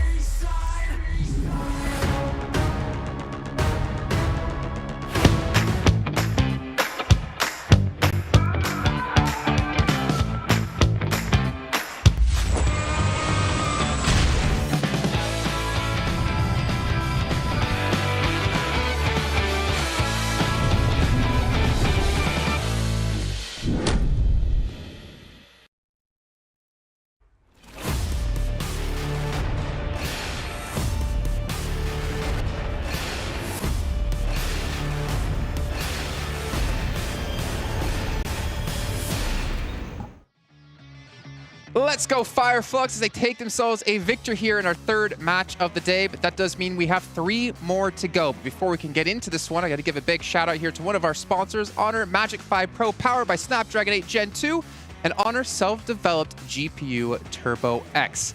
And not to mention, what you can use that for is play the brand new collaboration with Dragon Ball Super and PUBG Mobile. We have items, we have vehicles, we have a special game mode, and so much more. And Maxman, you and I, we tried to play before the show today. We didn't have time, unfortunately, but you did get as a squad match in, right? Yeah. Actually, I went with some randoms people and I actually won. He won. How many Dragon Balls did you collect? I actually got 3. I didn't get all of them. Oh. That's fine. I looked for them, but didn't find them. 10. I got 10. MVP? Yeah. Bot game. Didn't want to say that, Jason. I didn't want to say that. But yes, that's fine. That's fine. It happens. But you know what? I'm excited to play it when we're done with the show, or maybe tomorrow before rehearsals we can get it in. But we also have a special thing for you to enjoy, for you at home to enjoy, for myself as well to enjoy. And if I'm not mistaken, it's a special survey we did with all the players here at PMWI. This is players only doing their answers. And we asked them questions like, who do they think the best player is at PMWI? And also, who do you think is going to win PMWI? And currently, the votes, as you can see there, they have Alpha7, Stalwart, and S2G as potentially winning, but unfortunately, didn't work out for them. They did not make it through. But Alpha7, that's interesting. It is, because, I mean, wait, hold up a second. What's this one saying? Best looking player? PMWI players. Well, if Paraboy was here, we know Paraboy would be there. They got that PMWI riz. Honestly, I respect that list right there. I'm sure a lot of people out there do. Let's see. I agree with the Tixie supremacy. Yes. What's our third one? We asked them a ton of questions here, and I'm curious, what was our third question asked? And it is, which 4 players would you choose to make a super team? We've got Revo in there, makes sense. Tony K, of course, with how he's been playing. Top in action. I feel like Maxman got in the back and actually changed some results here. I put my 2 boys. He made 10,000 accounts. That's a pretty strong team, to be fair. Yeah, you can't separate top and action. If you pick one, you got to get the other. Right. Yeah. You're going to have some synergy from the get-go. That's like you go to play, the basketball court to play, and you choose like the older brother who's really tall, and of course, he's not going to ditch his younger brother. What you point at me? I'm not the tall one. I don't know. He's like the older brother that's really tall. I mean, I am older, but I'm not tall. Stone cold face right away. Well, it was also Stone Cold Fire Flux at the very end there as they close things out up against Vampire. They get themselves 17 much needed points.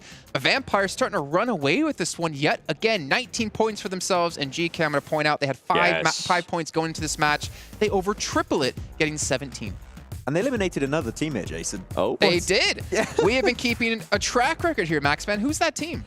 The poor guys, Dplus KIA, once again. Forest, but not in the good way. We've had 3 matches, and these 2 teams have eliminated each other every single time. Currently, BK's winning 2-1. And it's always 4-0 too. It's always one squad completely wiped away, and the other team just completely outliving the other. 4 players alive, 4 easy points coming their way. But GK currently, 2-1 currently, but they should just stay away from each other. If they come on, get past the start of the match here, guys. The thing is, it wasn't even the drop. They just rotated after like 2 full phases. So the odds of that happening are super slim, and it just keeps happening. I mean, are they super slim considering that they keep kind of hot dropping on each other? Maybe they are just so used to having those passes that they don't want to change them, and they're just gonna keep on running into each other. Maybe. I mean, it was not a very obvious circle, so there were different entry points. But the fact it was them again is pretty funny. I like it. Yeah. Okay, well, you know what? Let's take a look at Flux here. We need to talk about too much with the Turkish team, though. We did, obviously, well, you guys didn't hear. We heard it here. The Turkish casters screaming from their boys from Turkey. You can see Ketch here getting 626 damage done across the board. Pretty even, though Solo's going to be taking the back seat here with only 200. But still, Ketch and Solke, 6 eliminations apiece, or combined, I should say. 7 elims total on the match, and a very needed closeout as well. I would say here, Ketch and Solis are the 2 players that did allow their team here, Flux, to get themselves the chicken dinner, because that mad dash over to the hay bale in the field, if they don't do that, they don't have the off angle, and they can't pressure Vampire Esports as effectively as they were doing in that game. So those 2 players in particular, that off angle just gave them the win pretty much. The utility out of Solke too. He continues to does it year and year and year. Over and over again. I know you want to talk about this, but I'm still going to make you talk about Vampire's player stats because we got to hurry. We see 36 seconds left on the timer, and we can see Tony K again, 1,268 damage. I mean, let's ignore. Like, I don't even want to ignore that one play he did, because if he can consistently play like this, then maybe that was just the one time he doesn't make that play work, thinking back to the Erangel. He might be able to actually, I think, if he continues to perform like this, he might be able to pass Stone, even though Stone might currently have the most elims, but I feel like Tony K, once he got used to some of the other teams, on day 2, he was able to actually excel. And something that I do want to point out with Vampire Esports is the way they were able to just control their gameplay. At one point, I kind of blinked my eyes, they had 0 elims, and all of a sudden, they went to like 8 elims. The timing too was really good. Yeah. I'm starting to believe it. I'm starting to feel it. I feel like all the tech problems we've had are in the past, and we're starting to get our matches in one after another. And gentlemen, things are starting to heat up here. I mean, I'm starting to look really towards Vampire quite a bit. I'm really excited to see if they can do the 4-peat. Do this not only 1, 2, or 3 tournaments won at PMWI to win 4 across 2 years. Come on, they got to give other teams a chance. If they win both events, that's $500,000 for that team alone. It could literally happen right now with the track record of last year and how they played so far in the All-Star stage, and already at the start of today. I'm telling you, the odds are really looking in favor of Vampire. I was talking about this with Blank, and we both agreed. We kind of want Vampire Esports to win both. He does. He's nodding. He's nodding over there. Yeah. It will be good to have a dominating team here at PMWI.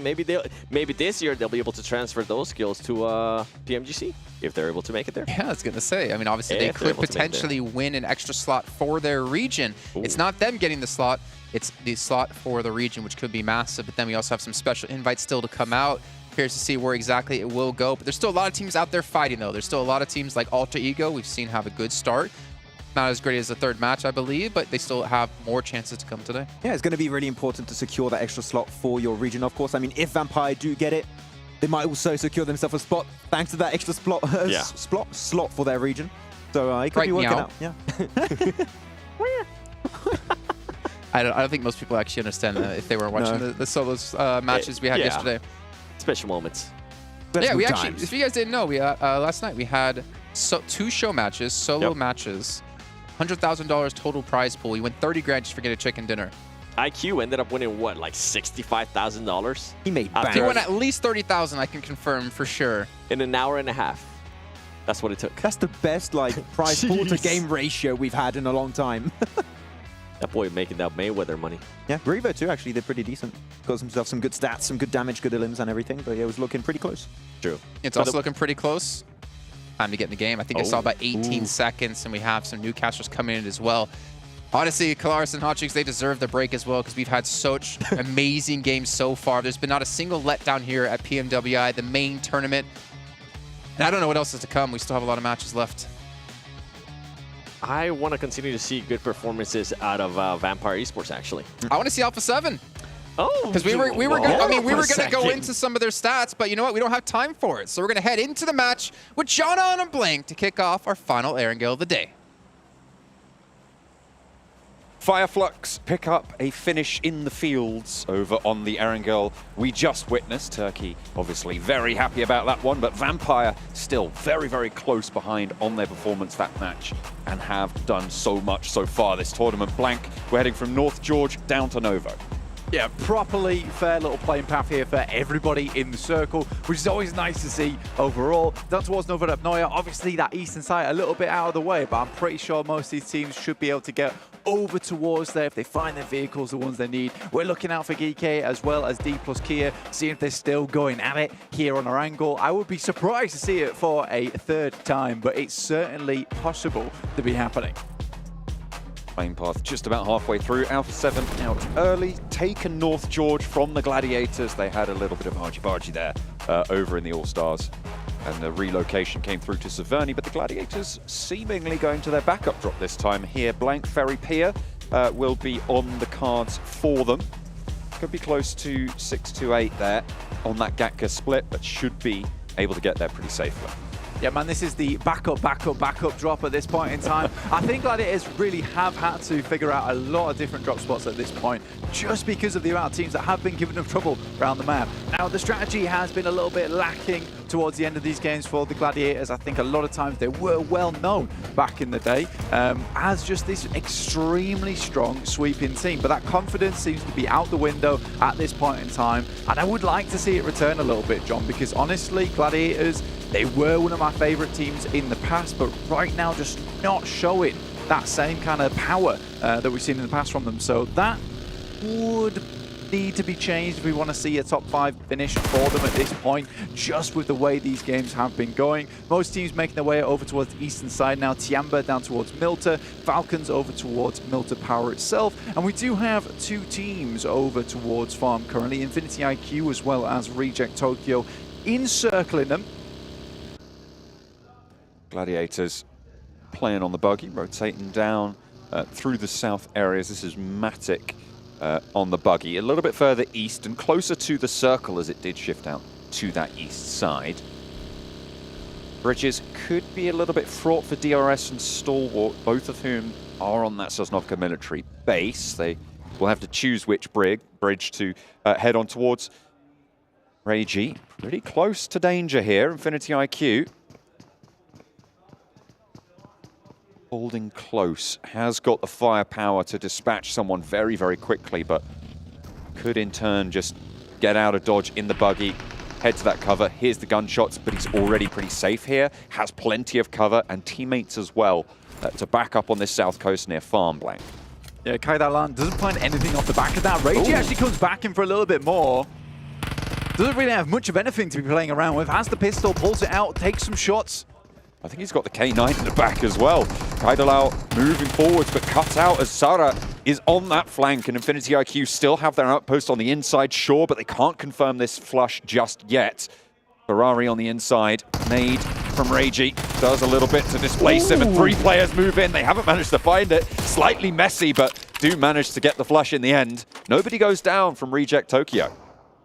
Well, I mean, that was a terrifying fight for mostly Infinity IQ. Reject Tokyo comes around the corner, jumping all over the place and drops the boot down and like he was a Goomba. Sara also now falls as Hugo comes around the corner with a nice little headshot. Sara desperately tries to squeeze himself underneath the truck. Unfortunately, cannot go for the belly crawl there.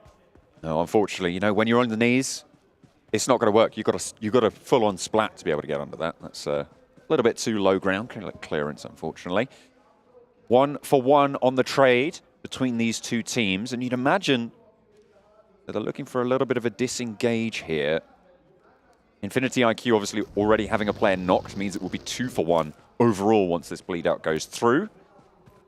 Reject Tokyo losing a player on the south side, an important piece of ground as well to control a lot of those rotations coming in from the west. Yeah, man, it's an interesting play from Sara. I don't think it was a necessary one, to say the least. I'm pretty sure he did get caught on the burnt out UAZ at the end of the day. Kaudalan does fall, finally bleeds out there. Bensu and Hugo are off in the distance. Bensu really has made up the majority of Infinity IQ at the moment. He is the powerhouse on the team.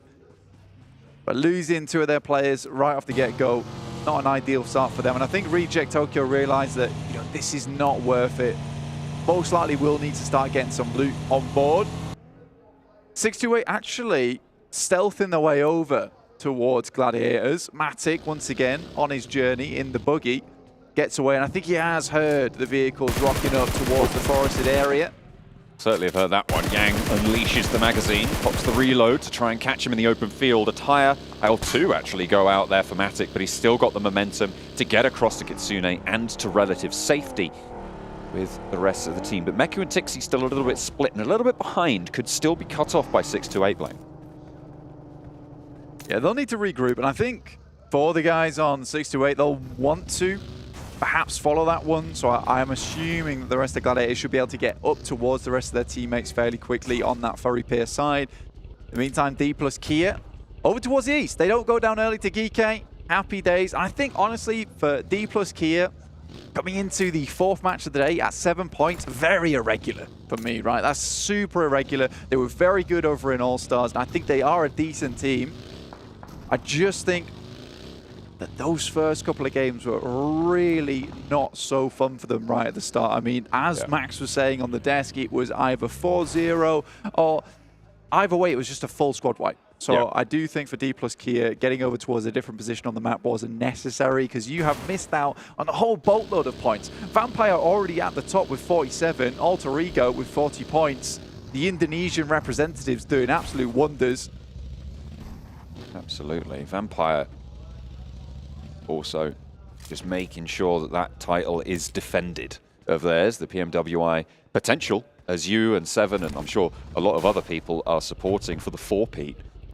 Vampire have gotten off to a good start. They're currently playing towards South George. They're pretty late on leaving the rotation. Given that the plane path started over towards North George as well, they will have been on the ground for a very, very long time. So they're going to try and isolate some late rotations potentially. They should be as looted as pretty much everybody else in this lobby. Yeah, I think over towards North George, South George, Crates as well as Hospital, it's a pretty cramped zone in terms of the amount of teams that drop in that area. The good thing about this circle, though, is that it does really enable that long rotate up towards the northern side of the map, past Yaz Lake as well to move in there. It allows all these rotations underneath. So I think for Vampire, who were around the Hospital way, they wait a little bit for the teams up towards their north to move out, to get out of that location, and then start getting on their merry way. Alpha7, not particularly a team that you want to get into early on. They are very good when it comes to those early team fights. Got some incredible mechanical skill on their side. Some of the macro definitely leaves something to be desired at the moment, but they're a team that starts slow and then gets a little bit momentum as they get through the games and get used to the teams they're playing with. That is really not what you need in a 3-day sprint in this kind of tournament. But I do think Alpha7 can catch up. And after that last game, a little bit of momentum has been found, a bit more of that confidence as well. They had a big elimination count. So this is interesting for them. Plus, with this circle, the Stalber rotate has worked out fantastically well, holding almost 40% of the circle for themselves on that northern side. It's a great place to start sweeping through a lot of areas where you can stay fairly hidden in the forested areas, some decent compounds to chill out at. So I think for Alpha7, this is an excellent decision that they will be benefiting from in the future. The ever-treacherous Yasnaya Fields encompassed by this next circle blank. They are such a difficult bit of terrain to navigate. We'll have to see if teams are going to be able to find any sort of sanctuary in that area should they opt to cross them. Don't have to go into them just yet, but certainly possible to see the finish there. The East Bridge from the military island for Stalwart and for DRS, actually, both looking to get across near Milta. DRS allowing Stalwart to go first. I don't know if allowing is the right word, but Stalwart did get across first, is the upshot of it all. And the Gladiators are pushing him from the south as well. Yeah, Gladiators actually making that rotation from Ferry Pier now, have squeezed along that coastal edge and now making their way up towards Shelter Side.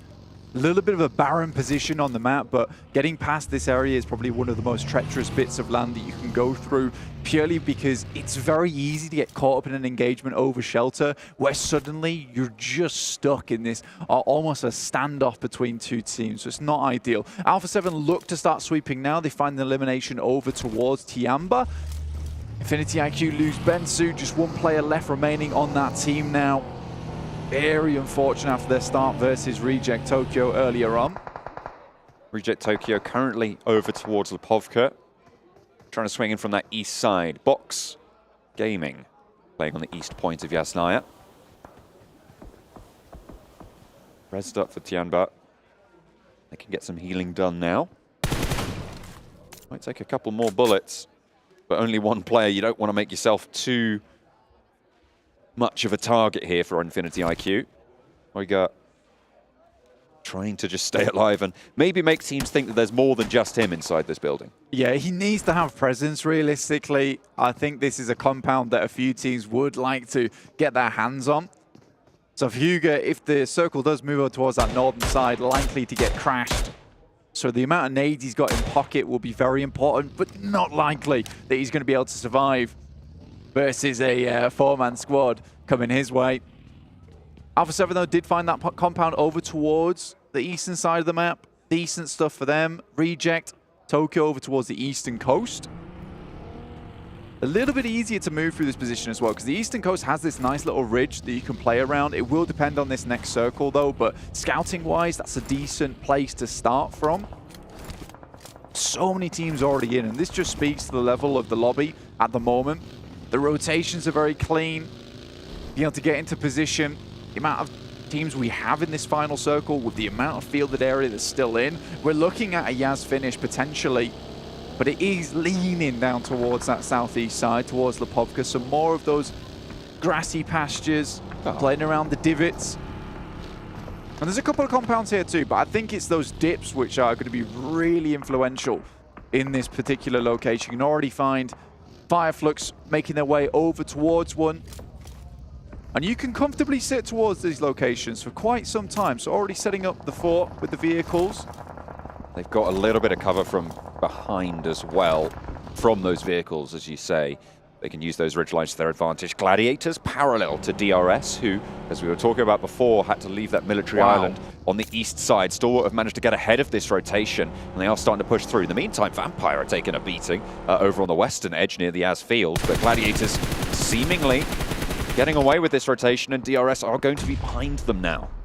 Yeah, it's a really fast rotation. Kind of reminisce to what Mad Bulls used to pull off back in the day in EU. Gladiators obviously played alongside them, so looking to almost replicate that similar rotation, which just flows directly through the map. Now, they've headed up towards that ridge I talked about earlier that Reject Tokyo were trying to take control of, but they're going to wrap all the way towards that north side. I really like this play. I think they assumed that most teams would be on the south side, so this is going to give them the most amount of time to play around with where they want to head to in this circle, which is something they've not been afforded before. In the meantime, though, Vampire down to 3 players. They did get a huge wipe on a team on Twisted Minds, but instantaneously, the teams that came in for these third parties, including 628. Fireflux are ahead. You can see them just at the top right of the mini-map there. So the route out of this compound will be pretty tricky. We saw the position that Fireflux were holding with those ridge lines to their advantage.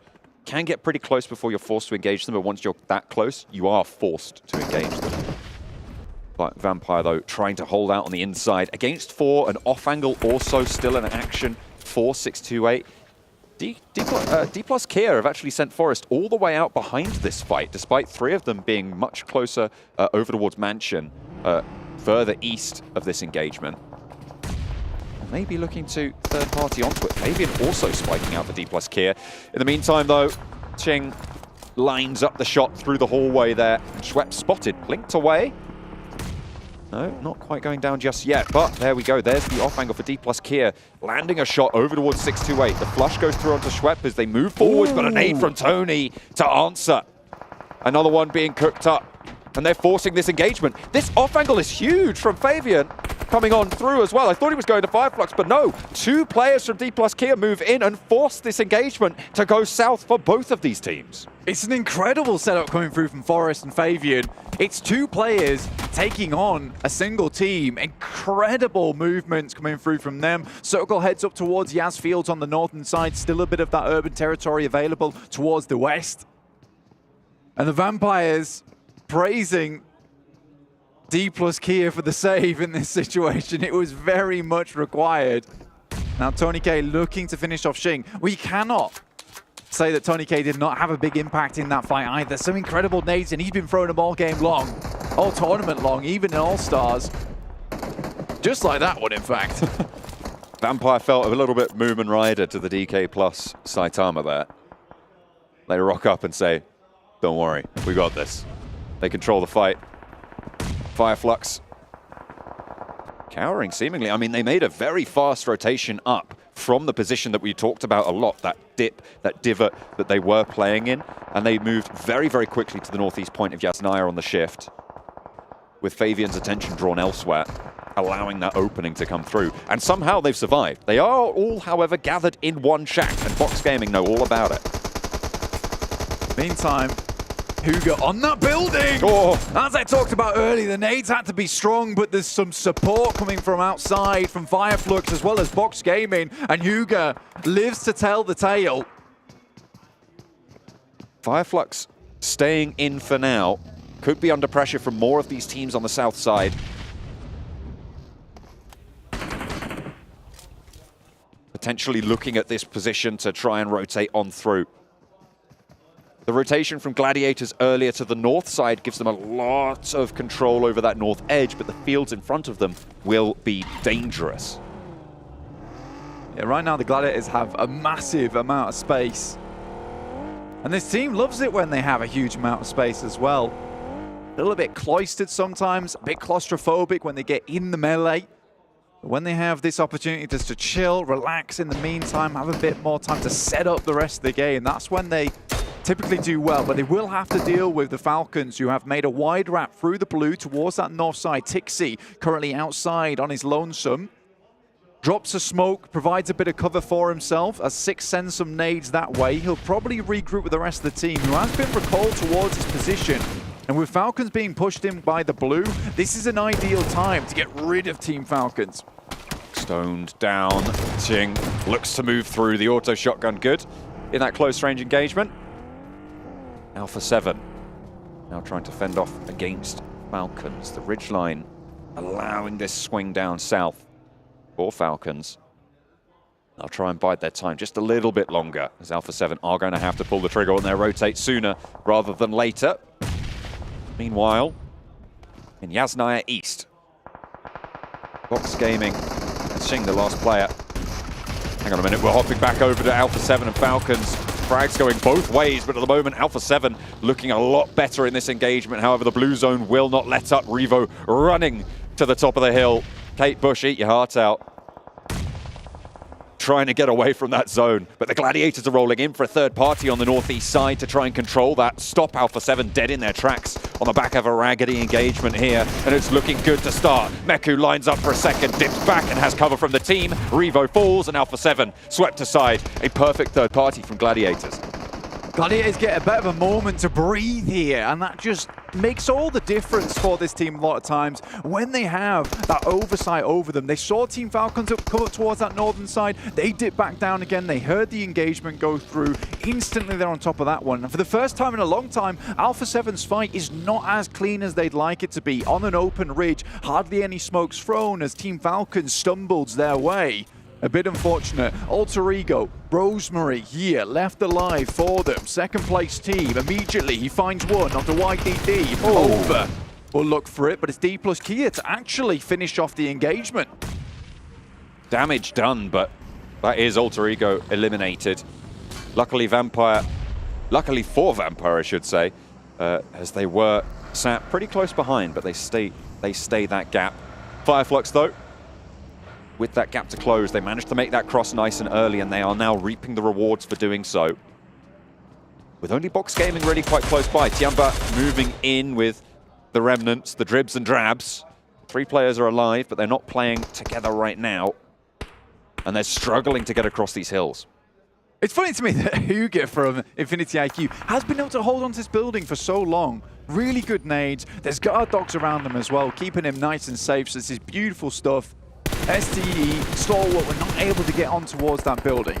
Now Kike is sending some scouts up towards that northern side, towards Gladiators. They find over from Tiamba, that's down towards the south.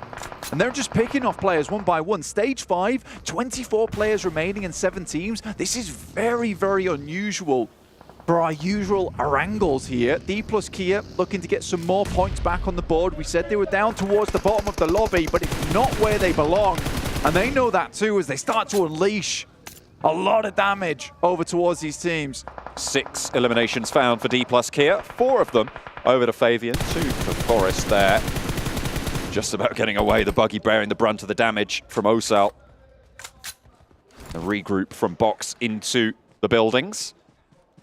They'll stack themselves up to go for a push further north because this is looking like a field finish. You can see here on the sweeping shot blank, it is pretty much just hay bales as cover. I mean, and Hugo's building. That's true. Apart from, okay, fair enough. I mean, to be fair, the fact that no one's been able to pick that up, and I think it's just because there's so many angles around this location, it's hard to make that rotate up towards that building because it is so open without feeling about 18 different players just sighting you at that point in time. You can feel it in that moment, and Stalwart certainly did. They tried to make that fight come through quickly. Hugo was able to keep them away with some beautifully placed nades.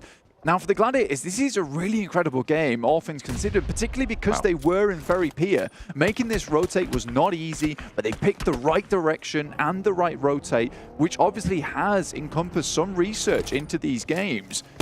And it feels like a similar kind of playstyle that we've seen in the past from them is coming through. And their gunfights are good, as you see on the screens right now. Not sure what happened between last and now, but it's good. Fireflux under pressure as Box Gaming finally turned their attention out that way. They've stayed in the shadow for too long, and they will fight there no longer. Box Gaming take them down, seemingly without too much effort. To be fair, they were all in one building in a very nadeable position, so you got to feel it was a little bit of a ticking time bomb. Yeah, I think for the guys on Fireflux, just really not paying attention to what was going on from Box Gaming. They dropped some smokes, were able to walk all the way up towards that location. Really well done. Nades in through the window. You saw them all just inside this building as well. So nadeable. Now, Dplus KIA rocking up on that building that they caused such hell towards Stalwart on earlier. And Hugo's instantly down, and they might just be able to take advantage of this, but Box and Duck is taking shots up there. Almost guaranteed that Fabian goes down. Play on this cover and try and get these reses. If there's a stabilization opportunity for Dplus KIA, they are going to have a strong time, but this roll-up from Box Gaming is super heads up. They managed to find their feet and run straight on in, but GK aren't going to allow them to just get this for free. The nades through Find Forest, and now just one player left standing for Dplus KIA. Saden in the corner with the DBS, but he's not even going to get the opportunity. The chance denied. Dplus KIA swept aside as Gladiators chime in as well. A potential third party, but Box Gaming are just too healthy as well. Kitsune sends a nade down that way, but it's Ragnar to start things off strong for him. Tixie's looking for another nade as the smokes are all unleashed. Keeping this position shrouded by the clouds of smoke. Kitsune's got 3 nades in pocket, sends one over the top. Box Gaming not likely to be inside the building, so tosses it a little bit over towards that left-hand side. Now Tixie goes down, it's really bad news. Oh dear, that is unfortunate. There is an answer. Matic, fantastic. Just about staying alive. And the knock went over towards Tixie on the front line. Slowing down GK on those sides. So important for Gladiators' route forwards here. Yeah, Matic is doing a fantastic job.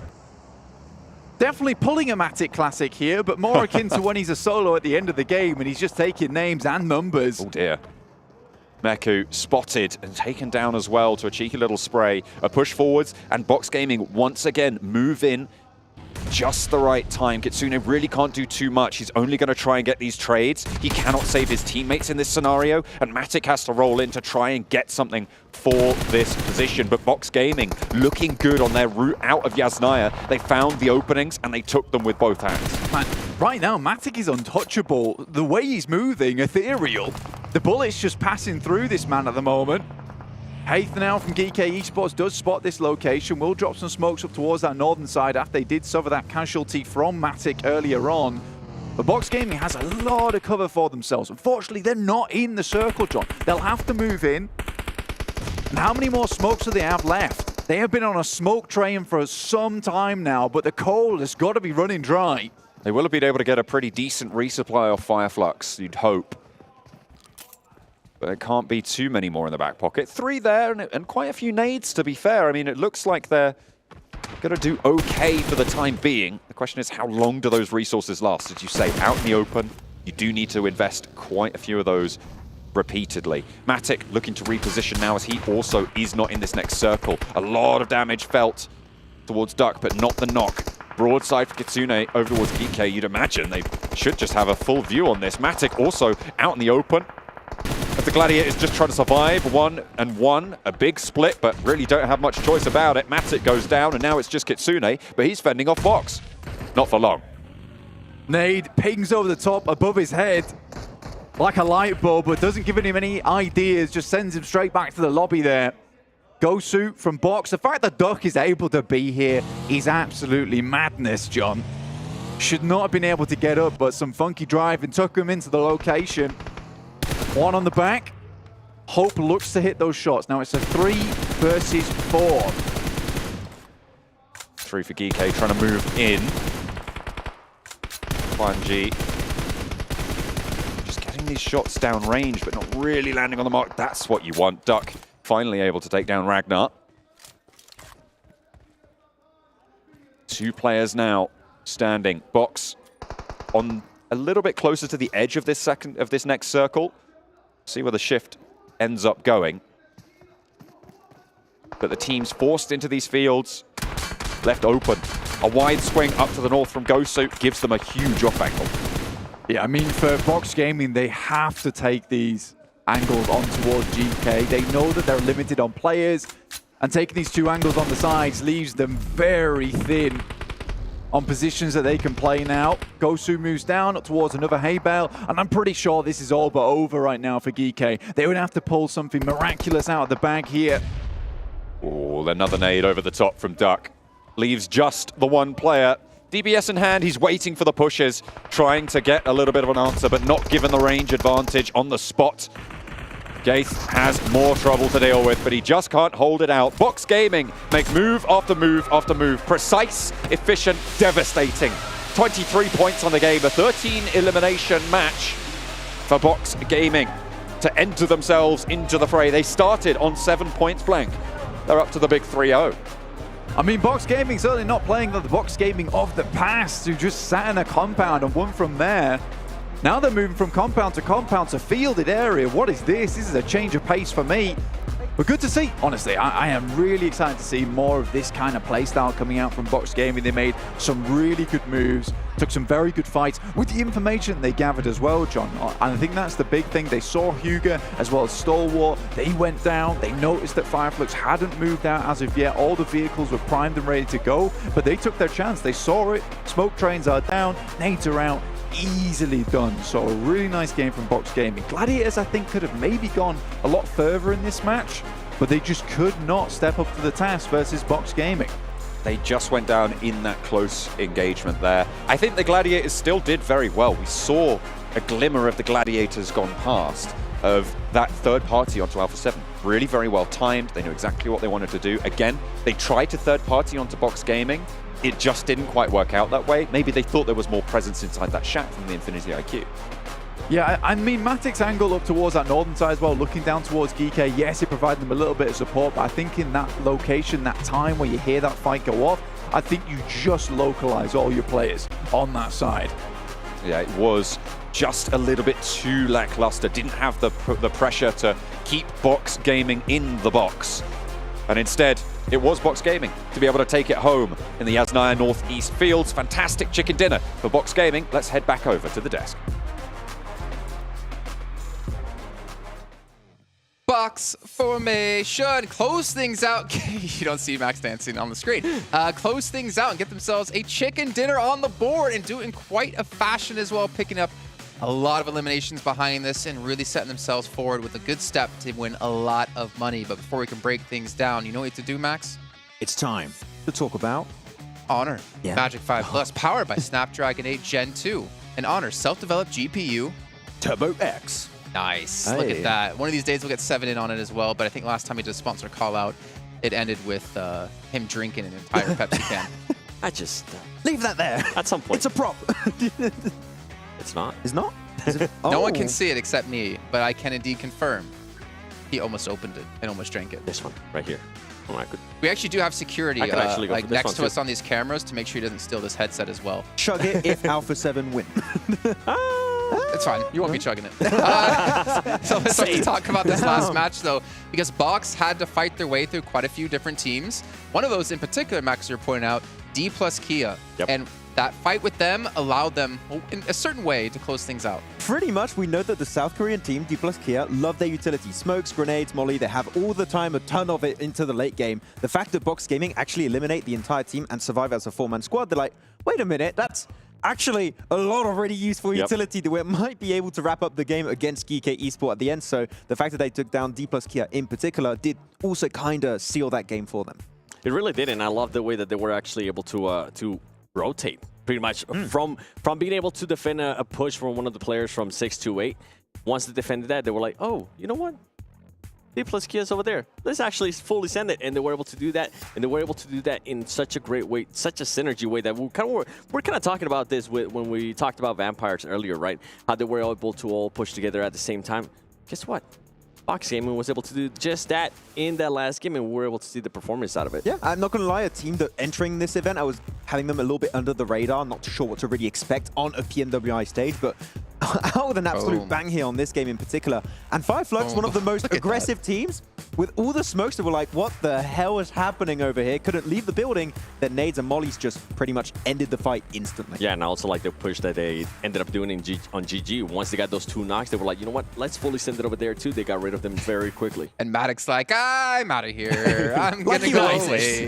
He was already out of there. He's always out of there. I mean, there's a lot we actually want to talk about in this match soon. We'll get to the rankings in a second as we continue to see Box close things out on the final moments. Confidence was definitely reigning for them, and they looked as confident as ever, taking them 23 points. I mean, the second highest team was 11 with Dplus KIA, and we'll get into how they got those in a moment's time. But a fantastic game out of them, and also GK realizing we just avoid Dplus, we'll have a decent game. Well, GK was super quiet pretty much throughout the whole match. That's why they ended up only with just 2 Ilms, but they were able to set themselves up in such a great place where they can at least secure a two-place finish. Oh. Hey, Alpha7 6 eliminations. They don't get the placements, but proving they can fight.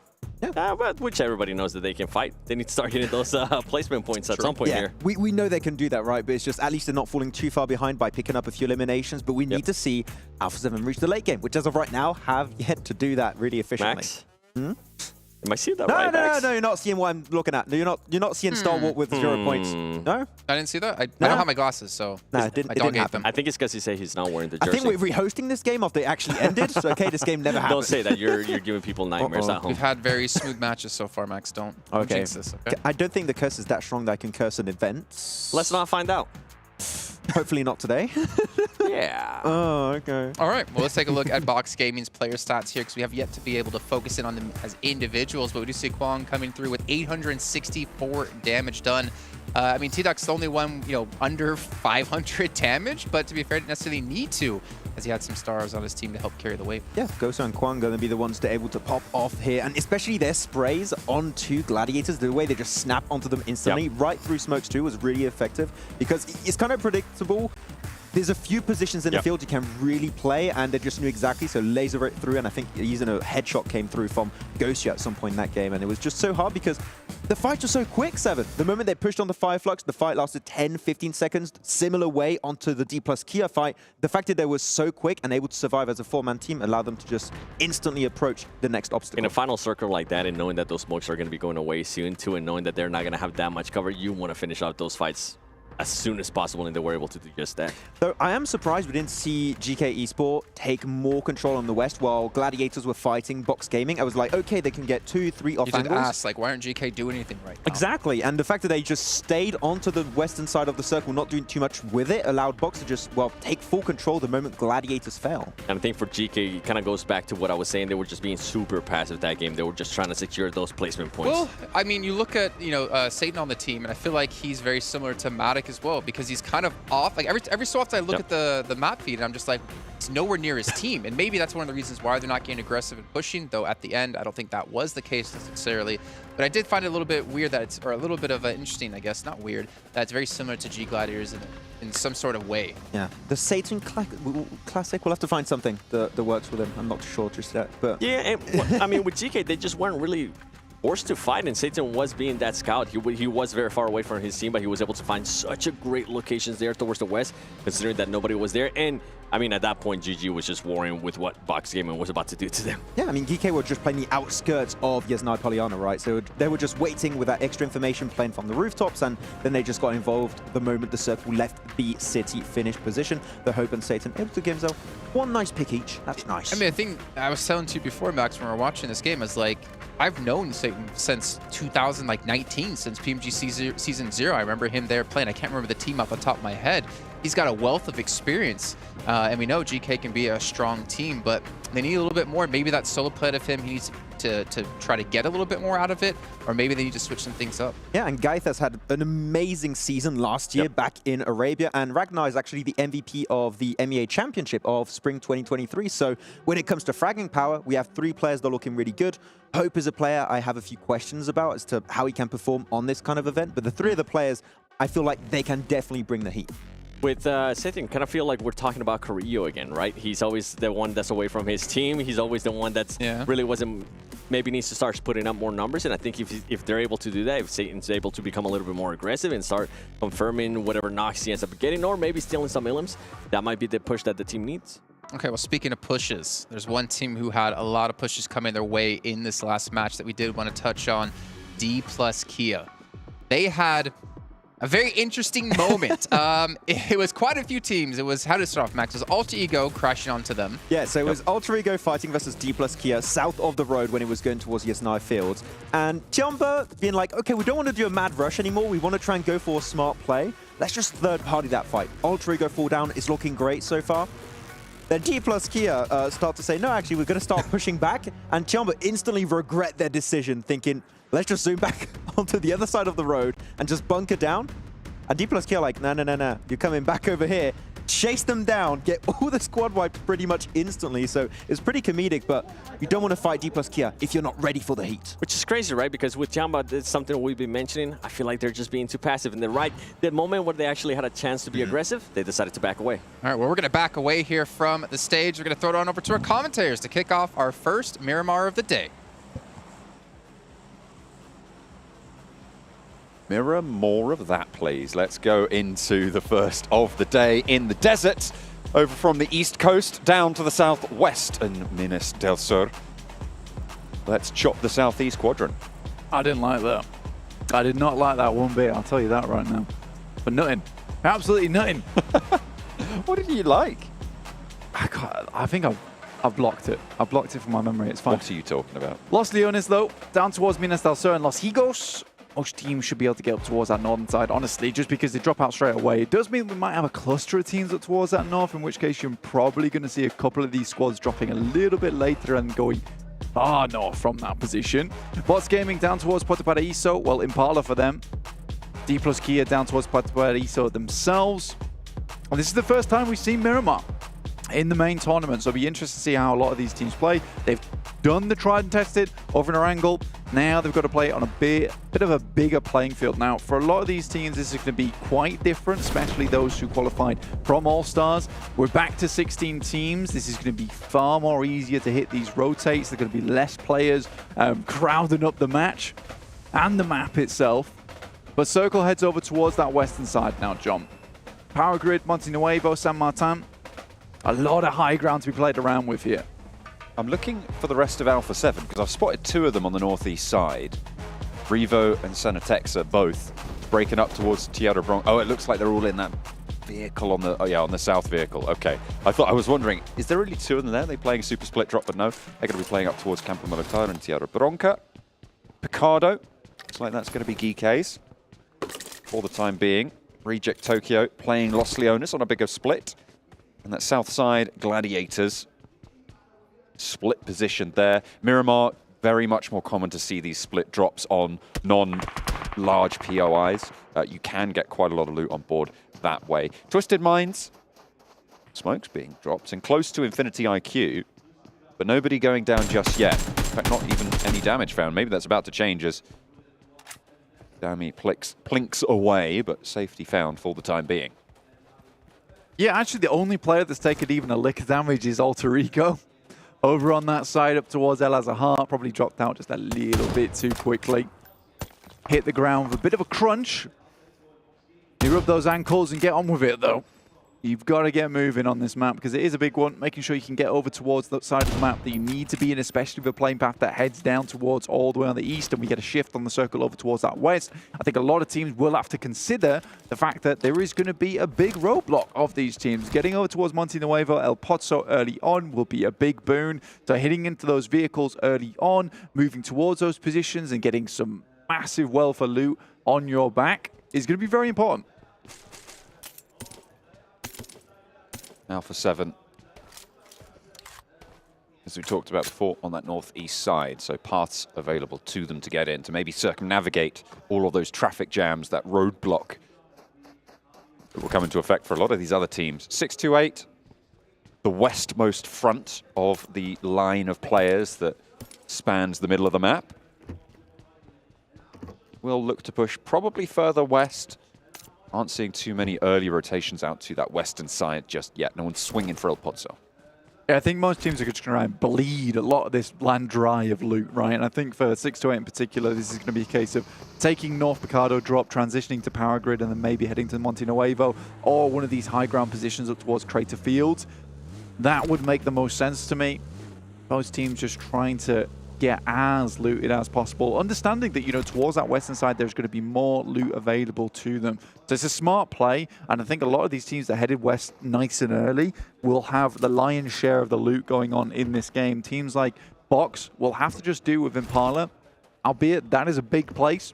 With our esports setting in play, you will be able to get as much loot as you need. I think the difference for Box Gaming is that they'll have to get moving a lot earlier than some of these teams. They don't want to get caught up in that crunch. You know, even a heavy north rotation could work out for Puerto Paraíso and then Impala. Dplus KIA, though, are going to head on that south side, maybe try and move up past La Driera, or we see Team Falcons play on that south edge and buy them up. Very much a reasonable play, in my opinion.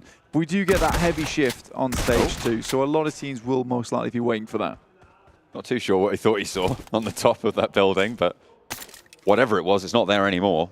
DBS shots making sure of that, but no points found for it. Nobody going down just yet, and of course, a return to a little bit of normalcy with the 16-team lobbies. Not only is the first time we're seeing Miramar in these in the main tournament, it is this first 16-team lobby from this whole tournament as well. We haven't seen any of it over the past 3 days. It's good to see a lot more spacious positions in these first drops, a lot more what we're used to seeing, a lot more what teams are used to playing as well.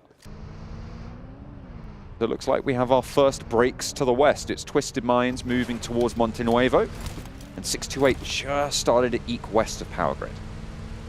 Yeah, sort of interesting. We are seeing Stalwart not really pumping the damage meters and those points meters as much as we sort of expected. I think there was about 4 of us over here that predicted Stalwart to win this tournament, in fact. It's true.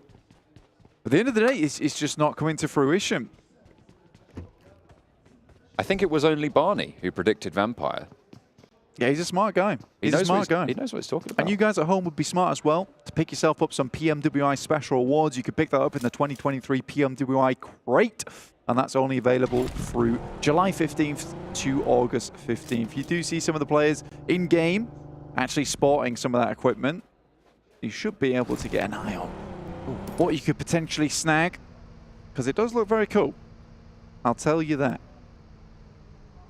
For nothing. For nothing? Wow. That's pretty good value. I get free information. I don't even have to give a cent. Amazing. Perfect. Big fan of that one. Yeah, man, I'm just giving out free advice. Left, right, and center. That's what I'm all about at the end of the day. If you had some advice for Gladiators right now, I'm thinking this is the team that we've watched for in the region that we've covered for so long now. And they just aren't performing quite at the level that we've expected from them. We did see a little bit from them in that last game, but if you had any advice for them, what are you thinking is the best sort of thing that they could look to address? Honestly, advice-wise, in terms of like rotations, there's really not much to work on. I think they still make these smart rotations. They get caught up in that end game, though. It's that last 10 minutes. And I still think it's confidence, which is the issue right now for Gladiators. And some of that mechanical skill is just lacking sometimes, because I have seen this squad perform marvelously well in terms of those gunfights. Unfortunately, it's just not working out at the moment. But you do say, we see those glimpses now and again, but just not as frequently as I'd like to see them at the moment. It feels like some of the synergy is a little bit lacking here and there. And Matic isn't as effective on this off angle a lot of times, and he's just becoming a little bit of a burden. Needs to be pulled along a little bit. Yeah, but I think at the end of the day, they're still making the moves that they would generally make. It's just because it's not being as successful that we see it as maybe a mistake or a problem. And I think realistically for Gladiators, it's just tightening some of those screws on their side. Because a lot of times you see their rotation, you're like, you know what, that is a decent rotate. Now you just need to follow through, and maybe you get further onto the end game. Because honestly, that last match, they made a bunch of smart decisions. A great third party over towards Alpha7. And that end game, again, just a little bit lost between figuring out whether they should be fighting GK, holding them off, or should we be fully focusing down on towards Box. And I think it's because they've got so many ideas in their head, because they're very aware of what's going in the lobby, that it leads to a little bit of indecision. So I want to see, you know, Gladiators just look a little bit more decisive, a bit more confident, and that would change a lot of things. Because honestly, at this point in time, I don't think even I'm qualified to give them much advice. I really like that breakdown. I think you hit the nail on the head. I don't think there's much more I can add to that. Hopefully we'll see those problems being addressed by the Gladiators in the future, because I think we had... Did we have a Gladiators prediction to win in the talent rotation? I'm not sure we did. I don't think so. It was certainly on my mind as to whether or not to predict them. But no, it was Alpha7, I remember, because I was like, oh, regional champions, things like that.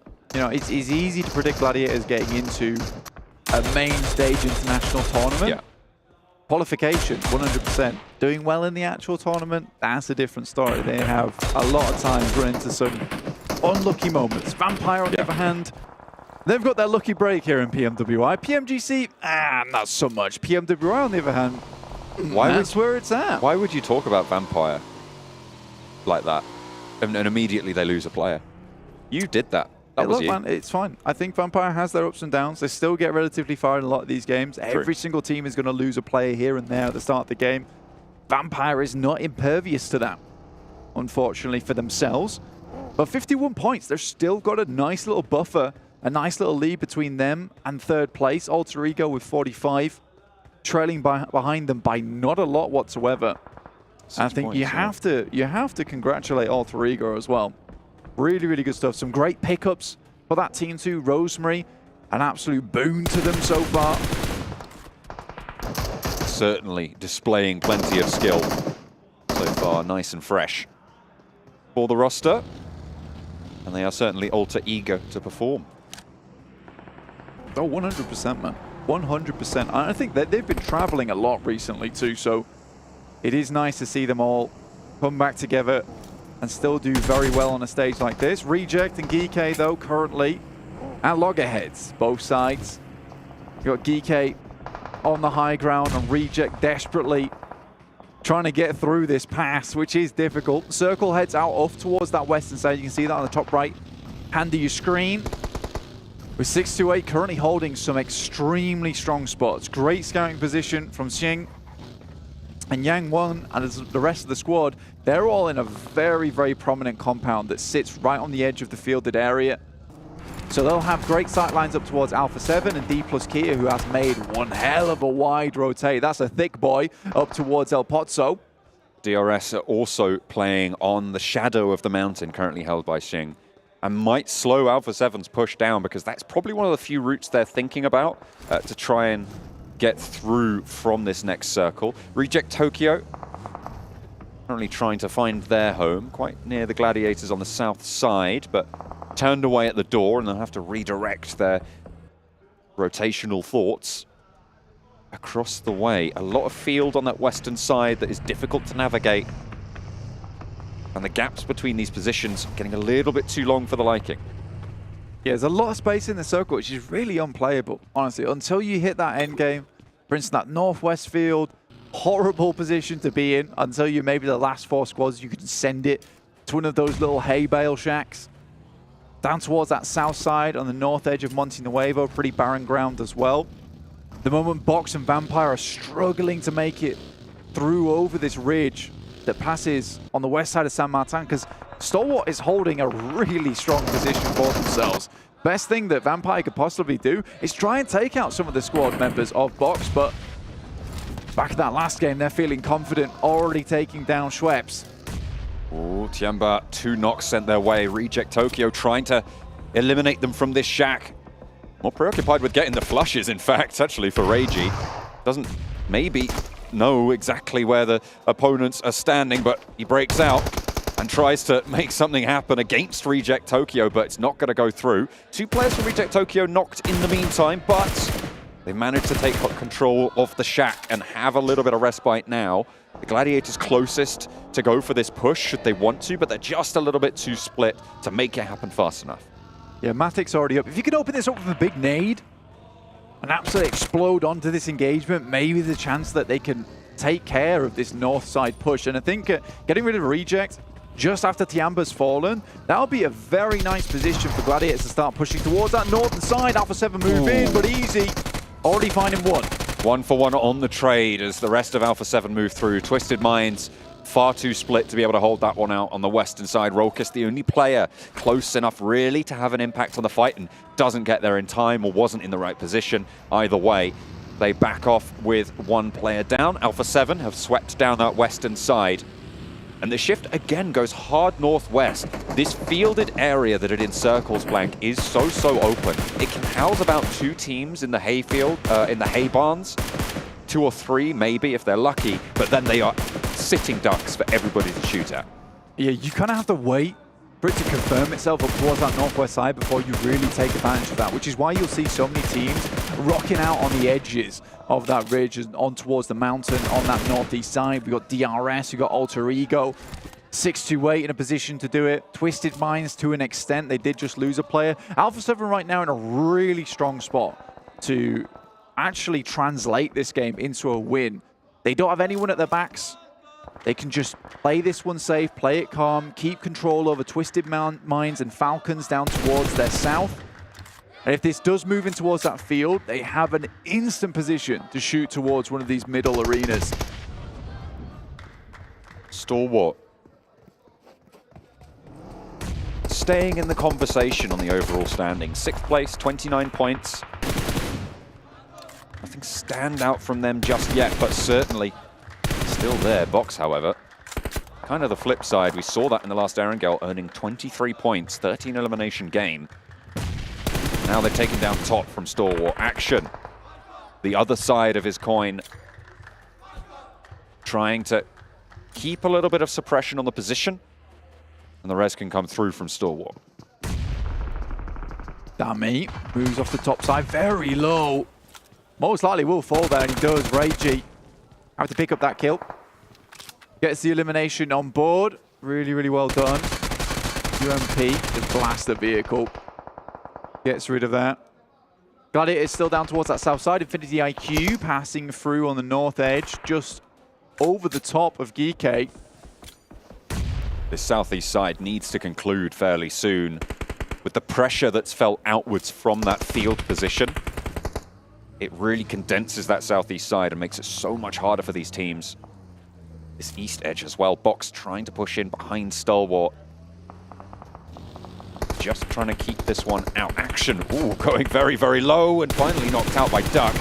A force to be reckoned with on that previous Erangel, but Tony K sits his teammate down from Vampire to suppress the ridgeline. Fireflux, however, are chiming in, and both teams have third parties to worry about, seemingly. It's not fantastic, but the spray is good, and Gosu under a lot of pressure here. Reload comes through, and the UMP finally finds the mark. Took a little bit too long for their liking. Duck launches a nade, doesn't quite get the knock in response, and the flush hasn't come through just yet. Stalwart getting the worst end of this deal. 1 player down from Box, and there's only 1 still active. Icy on the ridgeline spotted. Really hot stuff from Duck again.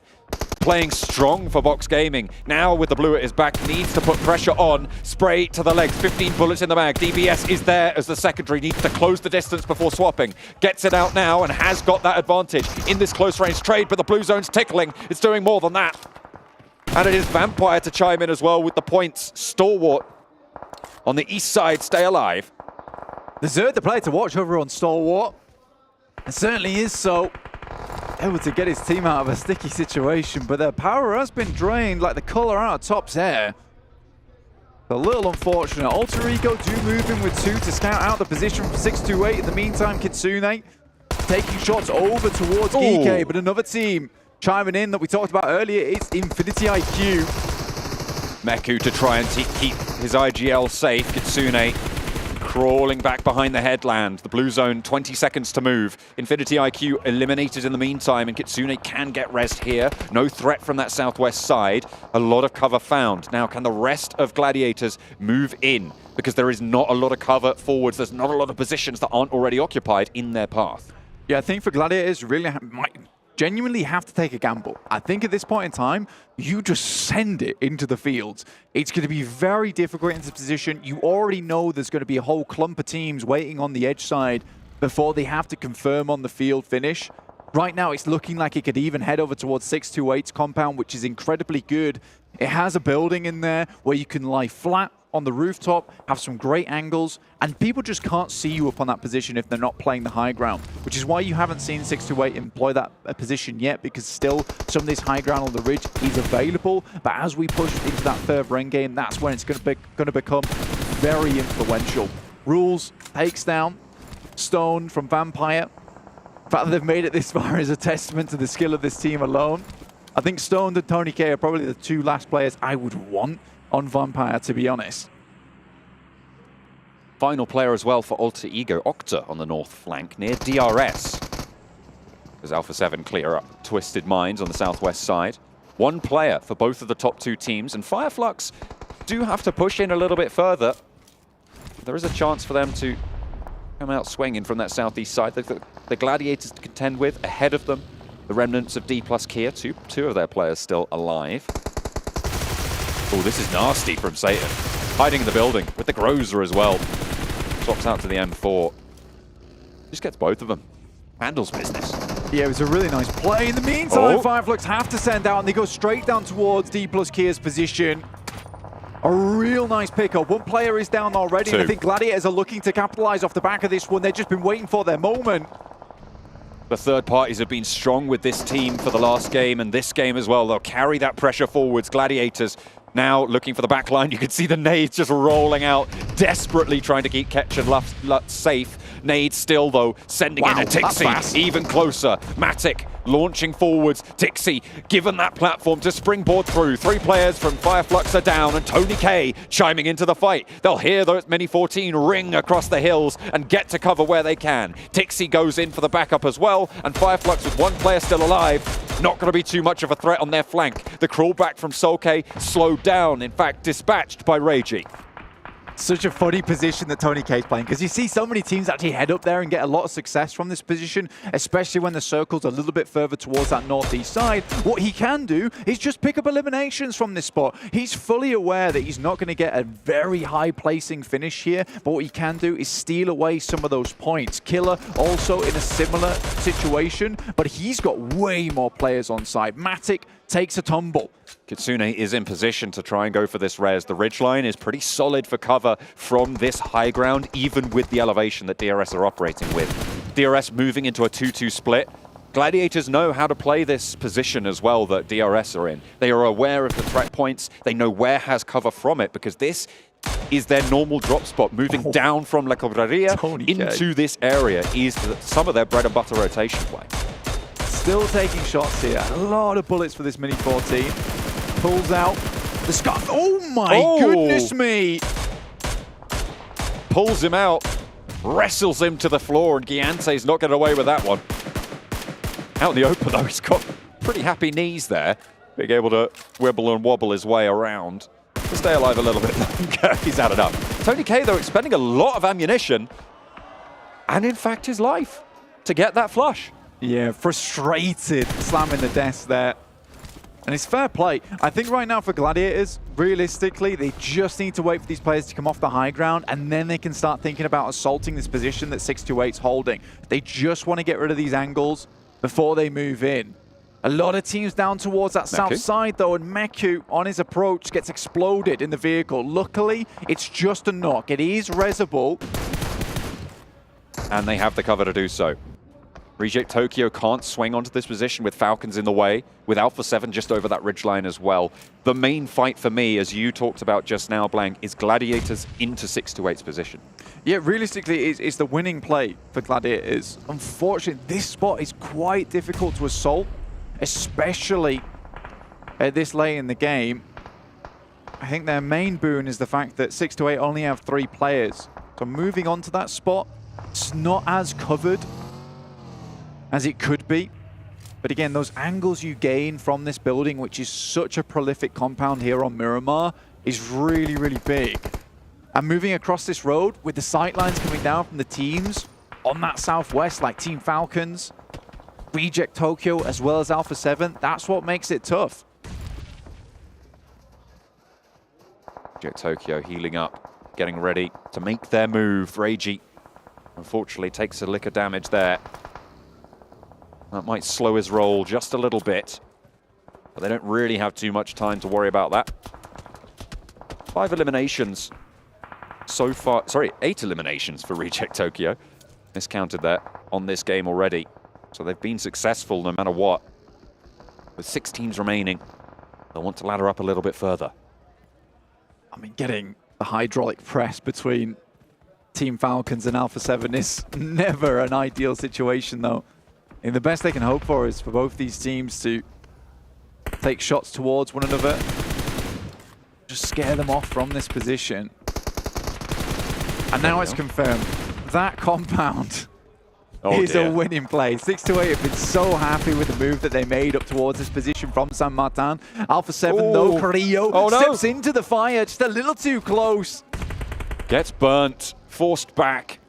Reject Tokyo taken so low, but they can just get these heals up. Falcon may be looking to actually move further out and in for a third party. Alpha7 with Carrillo down, maybe looking to move forwards and get this res, but the nades from Falcon are trying to get a third party onto both of these teams.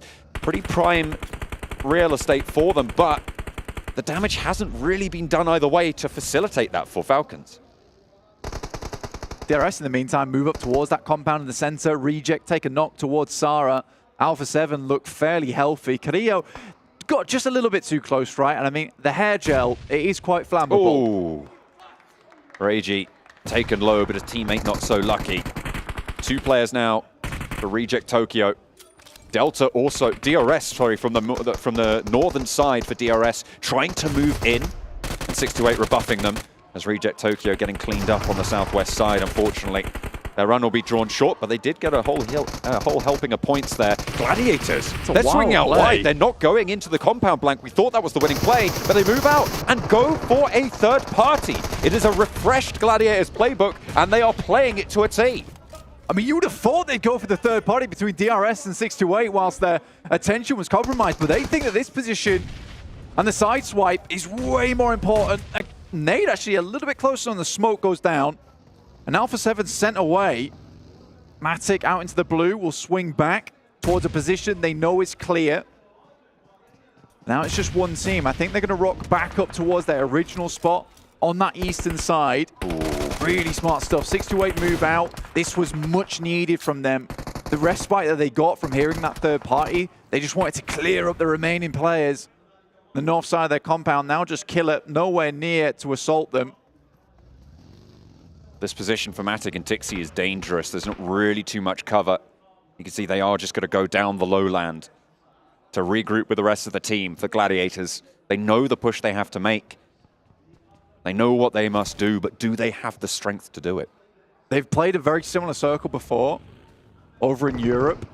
Weren't able to make their way through. They actually assaulted this from the north side because they usually drop in that Coveria, but to come all the way from the south of Los Leones to make it here is pretty impressive. They're clearing out the longhouse at the moment to move up towards that spot. In the meantime, the players are also holding down Alpha7, who are being pushed in by the blue. So information being gathered over towards 6 to 8, who have all repositioned over towards that south side. They're above these players, the Gladiators, provide a bit of a better defense. In come the nades, though. They know they need to clear the close angle because they need to cross this open ground fast. With Alpha7 on the side swipe, you saw the open angles that Carrillo had. You cannot waste any time out in the open worrying about 6 to 8 players. Push them back off these windows, get into the building, and try and take that fight linearly. It just doesn't work if Alpha7 are third-partying you and spraying you down on the side. They force you into a losing fight. That was a gorgeous nade coming through from 6 to 8. I think the good thing for Gladiators at the moment is that while all this is happening, Alpha7 continues to be pushed in. More utility used. They have to pour everything into this push. Absolutely critical that they get at least one player in. All the smokes are through and they go for the crash with the DBS. No one's down as of yet. Matic leaps up to avoid the licking flames at the heels, but Tixie's down in the meantime, flushed as well. And Yang now pops another molly out the side. Groza in hand, and it's just the one player for the Gladiators alive. The crash has gone catastrophically wrong for them. Matic tries to drop, and it will not be enough. All 3 of 6 to 8 survive, and now Alpha7 can start to march forwards, but Mafioso down. The Cenetex are going for the res. They have to delay somewhat, but they can push in now. But Killer's still here for DRS, the MVP of the squad. A huge elimination count from the All-Stars stage, Blank, and he's still got more in the tank. This guy is mega at the end of the day. Still taking shots, still sending nades over the top. And that was first one was very, very long. Luckily, they should just have enough time to pick up Revo before the circle starts to enclose. But you got to give props to Yang 1. The fact that he was fighting versus Alpha7 and the rest of the team from Gladiators were moving in, that is an incredible move from him. They'll get a full resupply from the Gladiators side. Killer getting shot out from underneath the vehicle itself. Sunan taking those shots. But Carrillo picks up easy from that side. This is not good. Alpha7 able to get an opening knock, but Yang 1 again on such a huge side swipe. Slows Revo down. Now turning attention to the backline, but there's a teammate already pushing forward. Cenetex drawn short out in the open. Has to just go completely raw into this fight. Gets the cross. Fire. Oh, Yang 1 perfect on the timing. And 2 players fall to the scope. Carrillo now under pressure, and Yang 1 on a mission to try and take down Alpha7 single-handed. No finally falls, but the health bars are blinking. And now can 6 to 8 pull it back together? They got the res. Sunan playing around this door frame. They reposition and they have got the center. Breaks out wide and Sunan's forwards. DBS in hand, but it's cut down. And Revo turns the tables again. Now on the back lines, they're looking for one more, but it's denied yet again. 3 eliminations found. And they want the res. They slow down the fight. Carrillo has the off angle. Groza to try and stop it. He knows he's there. Burns him out of position. Lights his feet on fire, and he has to tear to the back of the warehouse. Vehicles as cover, and Carrillo desperately trying to keep his team alive, allow them to get the res. They have been able to get it on board. Mafioso and Revo now very healthy. One player stands for them, and Revo swings in through the door, out into the blue, and Alpha7 march their way to victory. That is a disgustingly difficult win coming through from Alpha7. Assisted by Gladiators who came in just when they needed them to clean up with Team Falcons. But Alpha7, that push over the ground is really, really hard, John. What a final march from Alpha7. Yang 1, what a valiant effort as well. This is why we talk about these teams from the region, from the PEL. They just have got that X factor sometimes, but unfortunately it was not enough to stand up to the Brazilian might of Alpha7. Not at all, dude. It is tough to go against Alpha7, but Yang 1 made it look pretty easy in that situation. The fact they played with 3 for so long, it is a marvelous effort from 6 to 8. They lost that high ground a little bit earlier on. I think the player had to drop down and just got knocked to the full damage, and playing that compound perfectly. I mean, what more can you really ask for from this team? Unfortunate that the Gladiators were held out by that Alpha7 off angle for their bid for the top of the tables, but not really a lot you can do about that as well. They know the ground better than pretty much probably most other teams in this lobby, right? They play this area a lot, very, very frequently. They should know exactly what opportunities they would be given. Stump's very curious to the Death's thoughts on, why the Gladiators go for the Team Falcon push versus 3 teams instead of going for 6 to 8. And I guess we'll find out as we head back over to the desk.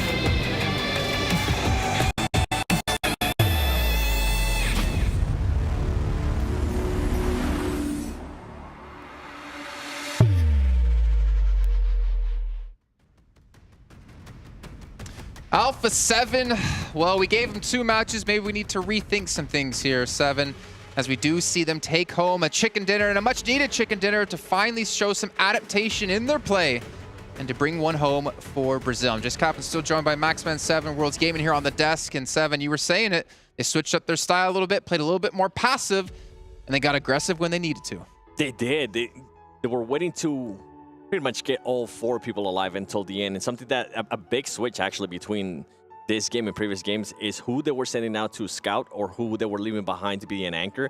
And it was actually between Mafioso and Rebel. It wasn't Carrillo. Carrillo was actually within the pack. They were always doing a 3-1 split, and it was either Mafioso or Rebel being either sent out or being set back to be an anchor. And I felt like that really worked in their favor, and something that I really enjoyed as well is pacing their game. It wasn't just being A7 aggressive. And I feel like this is something that we kind of notice in Americas as well. They decided to just slow it down, don't be aggressive, wait for other people to take care of each other, and find those openings that you can actually third party, and it worked out great for them. Don't be aggressive. Actually, them playing passive is really important here, because at some point there was a 3-way fight on the Western Edge. It was Reject, there was Falcons, and there was Alpha7. And actually, because of how the circle was going, consistently shifting over to the east, Reject were forced towards Falcons, and Alpha7 kind of understood that. Like, we don't have to get involved in this fight. It's going to happen regardless. We can just move north of it and wait for the fight to break out. And the moment it does, we get involved, clear the entirety of the West, which actually didn't end up happening because Gladiators just ruined everything and just cleared the teams themselves. But that was the game plan, and I feel like if it did go that way, the execution would have been really easy because that third party was pretty much a given. So let's go back in time, actually. Let's start from the end of the game and go backwards, right? I want to ask you a question. I want an honest answer. 6-8, I think they threw the match. I don't remember who the player was because he caught Carrillo on the transition, I believe that was. Or was it Mafioso? He caught Mafioso. Yang. Yeah. And he caught, was it Mafioso or Carrillo on the transition? Got him through the slit of the doorway and caught him just barely as he knew he was going to be running through. As you can see here, Alpha7 getting 23 points. But then he like overcommits on the peak. He pushes by himself. He gets caught. He gets knocked. And it felt like a downward spiral from there. Yeah, it was Yang. It was Yang. Unfortunately for 6-8, they was just not quite able to capitalize after that opening knock. And they were just able to crawl out of sight. And because of that, as we know, we saw Alpha7 here playing passive again, stalling things out to be able to get those reses. And the reses at the end here, 7, is what enabled them to secure the win. And in a way there, at the end, they were kind of being forced to play passive because you could see that they wanted to go third party to fight between, between 6-8 and Gladiators. But somebody from 6-8, I can't remember the name, I think it was Isuna, and was able to hold off a great angle. He knocked him, and it made Alpha7 fully back off, and it allowed, and I think this is why you're thinking that it was 6-8 to win, because that allowed 6-8 to kind of set themselves up, but at the end, it didn't end up working out. Well, even got to credit to Carrillo, too, just to stall stall it out, right? We were actually watching, we're like, that's a great play by Carrillo as he ran into the warehouse. He kind of ran between the vehicles as well, buying time for those reses to come through. But yeah, even before that, you had Gladiators crash, like you mentioned before, but that same angle Gladiators came from was there was too many teams there. We had Dplus KIA. They got overwhelmed by Fireflux. Fireflux got overwhelmed by Gladiators, and then the Gladiators eventually made their move through.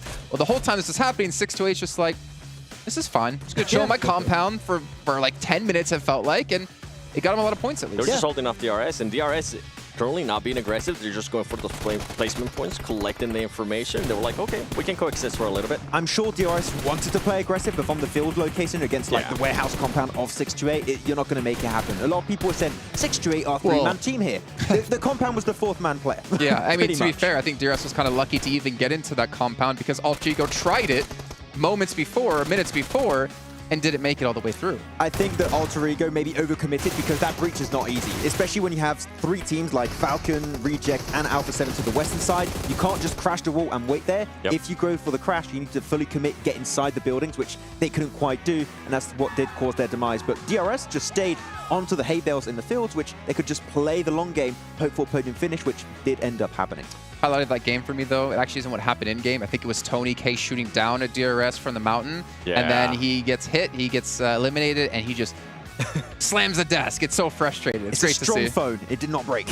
Strong desk as well. Let's take a look, though, at Alpha7's player stats in this last match. Again, we have to focus on them because we kind of almost started to count them out, and we can see Mafioso. Usually it's Revo we talk about. 1,085 damage. I mean, you said he was a really good anchor point here, and he was doing even more than just being an anchor point. He was also securing that off angle for his team. And for him to be able to secure 5 Willems, and this is one player, remember, we're talking about when KIA was able to step it up, Mafioso was the one that was kind of slacking a little bit in regards to Willems. It's good to see him being able to actually stop performing in regards to the Willems, and maybe now they have found pretty much a position where he can excel at. If it is going to be anchor, or if it is maybe a little bit of scout, or just a combination of both. Do you feel now, Seven, that this is the one game that's going to put them on that momentum, that streaky playstyle we expect to see from them? Because I feel like this is a change of pace from the first, then 4 matches of the day. I felt like the second Erangel, actually the third Erangel, was a momentum one because they were able to perform pretty well and they were able to carry it here for Miramar. Okay. Well, we haven't checked in with these in quite a while, but I think it is time to take a look here at our overall stand to get an idea of where our teams currently stand going into the final match here of day 1 of the main tournament. And we can see 57 points for Vampire, but Alpha7, you know, we've been kind of counting them out here, 48 points. They have secured themselves 2nd place at the moment, as well as Alter Ego in 3rd, Fireflux in 4th, GK in 5th, and you can read the rest. But Stalwart, they're not out just yet, Max. Yeah, that one good game. It's fine, though. I'll give them a little bit of a break. They can come back the from last time we talked about a team having only 1 good game. Careful, Max. We didn't talk about that. There's a big drop-off, though, between 9th and 10th. You can see Gladiators at 30 and Falcons at 19. Remember, it's $400,000 for 1st place. Also, an extra slot for your region for PMGC. A lot to play for here. Where is Dplus KIA? Where is Forest? I need to see more of him. That's all I have to add. Yeah. Well, it is time to head into our final match of the day. It's our 2nd at Miramar. Not going to mess it up this time, and neither will these two gentlemen. John Allen and Blank, take it away. No messing, Blank. We're getting into Miramar for the final time today, for the 2nd time today. We go from middle of the west side of the map down to Puerto Paraíso. Yeah, we basically got the same playing path, just opposite. Just switched it around a little bit. So the completely different playing path. Yeah. Opposite. It is different. That's what opposite means. Yeah. Yeah, oppositely different. Okay, yeah. Same but different. Is that Same, okay? same. But different. There you go. You're on board now. I like it. We're all on this plane together. We're all feeling good. It's the final day. Final match of the day. Goodness Not the me. final day. Goodness Not me, the final wow. day. Not the final day yet. All right, we've still got 2 Hold your days to horses. go. All right, I'm getting ahead of myself big time. Trying to go to the future. I don't want that. I want to see all the games because I know they're all going to be just as good and as action-packed as last one. I think the funny thing is for me on that last game is that the 3rd party came through over towards Team Falcons from Gladiators. And I think the Gladiators actually kind of ruined their own game for themselves. Because if they hadn't helped with that engagement, they would have had more time to get in towards that compound for 628. Alpha7 wouldn't have been able to 3rd party because they would have been still dealing with Team Falcons at that point. Because Alpha7 actually played a big role in that engagement between 628 and Gladiators. There was a lot of firepower coming their way that Alpha7 were able to capitalize on. So I think that is just an unfortunate scout, really. I think you don't expect 3 teams to be existing in that area for such a long time. So you hear the 3rd party, you assume it's just 1 team remaining. So I think Gladiators, again, making some correct decisions. Just a little bit further into this game this time around on Erangel. They had a great game there as well. So Gladiators starting to warm up just a little bit. But I think for Alpha7, fantastic match. Once again, Revo bailing them out with the auto shotty. Doesn't have the DBS, doesn't matter. Still does work. It feels like Gladiators have very consciously decided more 3rd parties.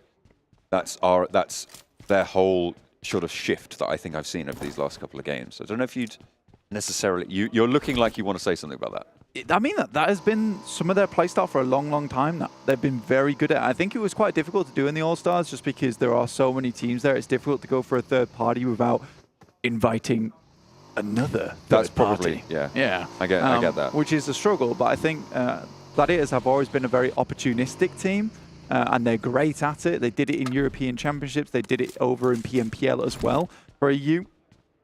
I think they can certainly keep going with that, but I think we've harped on about Gladiators long enough, so let's take a look at some other teams in the lobby. Fireflux at the moment makes some good initial rotations, but they seem to be suffering exactly from what Alpha7's maladies were over in the Allstars, which is a case of great first 15 minutes, man. The rest, questionable. I think they are just sitting around in compounds a little bit too much, and I think it was acceptable on the map where they won. where they just sat in a compound and the circle came to them. I think they'd love that every single time. Oh, that'd be great, That'd be great, but it doesn't always work that way. So I think for Fireflux, it's just those extra couple of minutes on top of there. What's your next rotation? What's your next move? Low, almost landed it. Almost landed it. Nearly stylish. Yeah. Unfortunately, he didn't stick the landing. Scuffed on the hems. Yeah, not great. That is actually in style, by the way. Scuffed hems? Yes. Is it? I have some T-shirts like that. I don't define myself as the epitome of style, though. Yes, you do. Don't try. Don't. No. Don't. No. Don't back down now. People can't even see me on camera. It's fine. Blank thinks of himself as the height of a fashionista. And I can't say I disagree most of the time. I'm pretty tall. What is the height of a fashionista? Well, 188. 6'1". 188. 6'2". 6'2". Yeah, I'd say. I'm like bordering 6'2". 188. You're never 188. I'm probably taller than that. It's been a while. What do you mean tall? No. Pull the other one. What do you mean? There's no way you're that tall. Okay, fair play. You're smaller though. Fireflux, on the other hand. I'm a perfectly appropriate height. Thank you very much. Okay, fair play. Let's get Seven in here to talk about Whatever this. you say. Yeah, 7 would make me feel better right now. Let's get Kalaris to talk about this. Yeah, that'd also be nice. Twisted Minds not having the best of tournament so far. 16th place, 10 points. I think we've seen a lot of these names. It's a little unfortunate because we've seen Rollkiss over in EU. We have. Has done great work over there. He did. Obviously never on the top of things. Crypto, on the other hand, an amazing player. Real clutch factor coming through from this guy, but they are just not matching up to the weight of the teams in this lobby, which is pretty crushing. There is some incredible teams here at the PMWI Main Tournament. The best teams in the world. Which is to be expected, honestly. I think we've invited a real good slew of amazing teams that we could probably expect to see through to the PMGC, at least some of them. The majority of them, maybe. At least 2 of them. A medium amount. Maybe 3. Maybe. And one of these teams will win their region another PMGC slot. That's true. And I feel like that is, as the desk was talking about earlier, right? That's probably one of the biggest factors here. It's pretty big. Is it's going to introduce more, quite frankly, prize pool into the region, allowed for more investment in their region over the long run, not directly, but to indirectly boost that region's longevity would be such an incredible asset. And if you have a bad tournament, you have a bad PMPL or a championship, and you come second place in the point standings towards PMGC, you still make it in. True. So you secure yourself another break point. Because some of these regions, I think they've got 5 slots. So you pull it up to 6, which is really, really nice. But then you can also suffer from the fall-off factor. You could be an S2G. The S2G factor. The S2G factor. The Game Lord factor before that.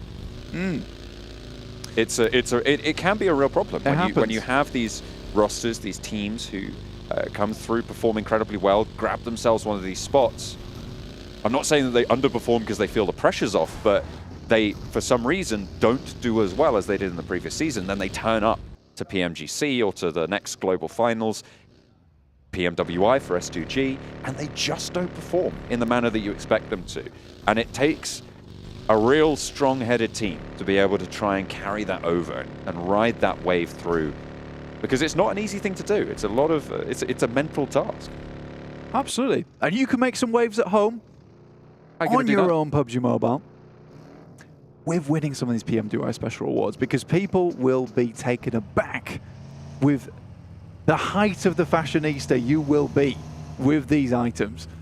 They're only available, though, from July 15th through to August 15th. You were wearing that yesterday. I was wearing that yesterday. You couldn't see, but I was all spangled up.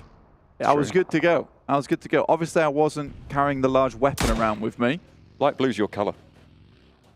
It could be. I maybe could pull that off. I did pull it off, actually, yesterday. Keep it on. I will. Yes, of course. Fireflux, though, back to the game anyway. Back to the game at hand. Fireflux find themselves another little dip to play around. Tiamba off in the distance. Those dips that Fireflux currently find themselves in, they're very, very dangerous. The nades just funnel themselves into your pockets. Yeah, Fireflux is just a tortilla chip team. They love the dips. They love the dips, man.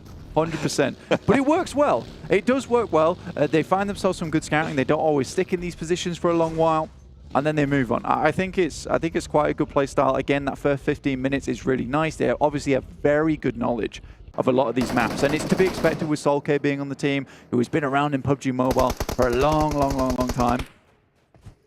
And I kind of expect Flux to continue doing well. I mean, they're at the 4th place at the moment, 37 points, which is fantastic.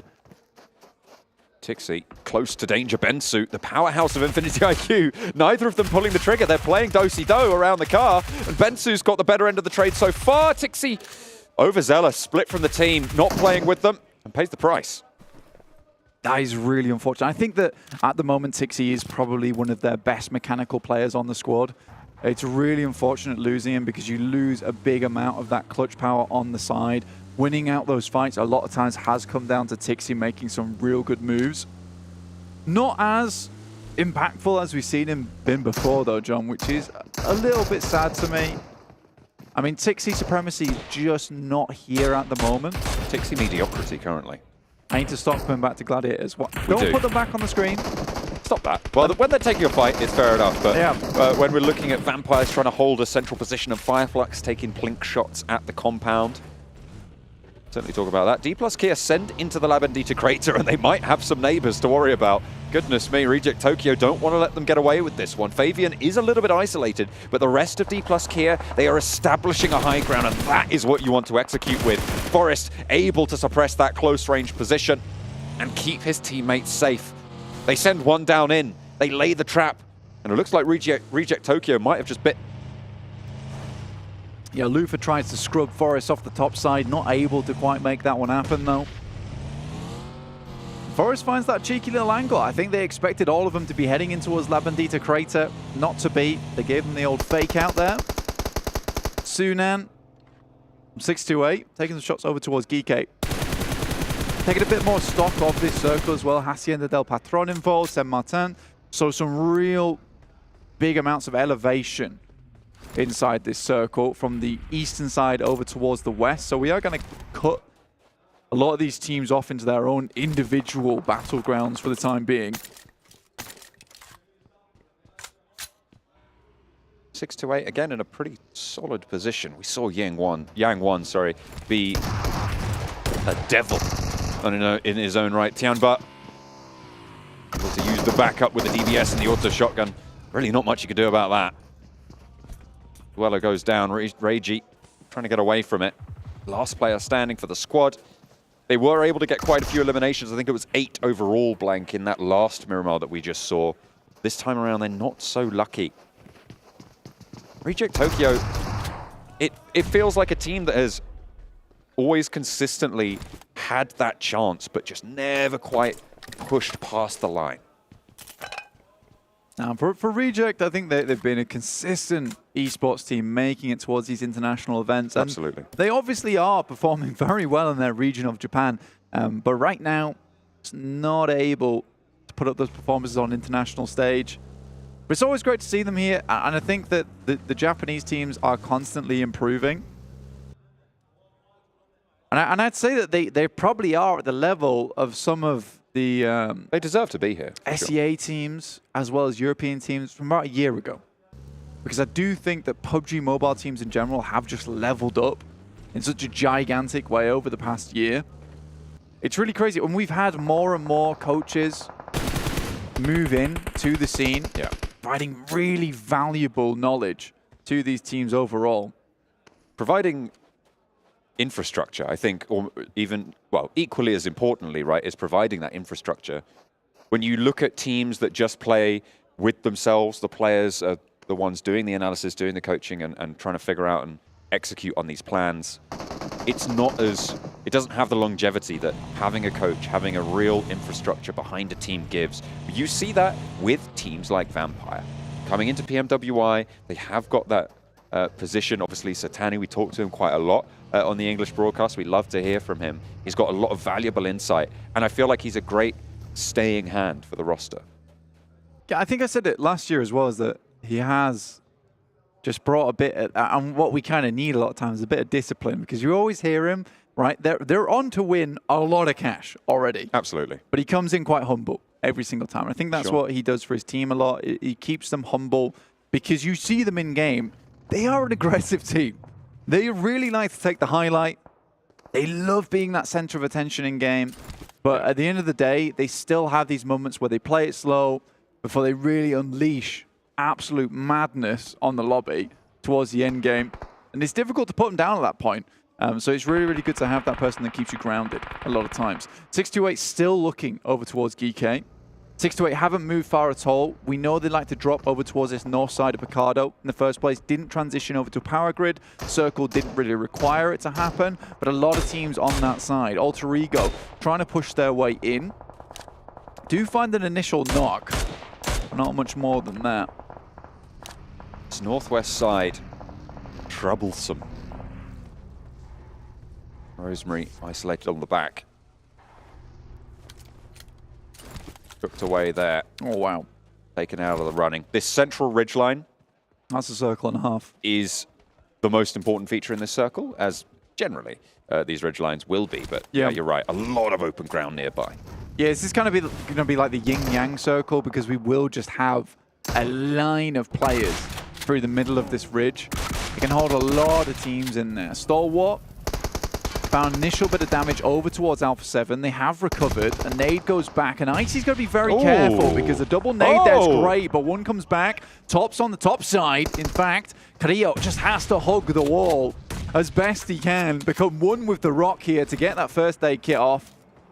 Trying to stay alive. The heals need to come through. Icy is far more isolated than the player knocked. I think that's Revo. Some great nades, actually. Getting taken down, which means that Icy can't get rezzed. Wow. The numbers are still in the favor of Alpha7. Top taken low with the nades over the top bursting perfectly. Mafioso just about tickles the ridge, which stops it going further with the next nade, but looks to put more up there. Can't quite get the angle that they got in the first time. And finally, Nerzed moves in for that res onto Icy. In the meantime, Twisted Minds, third party from the west.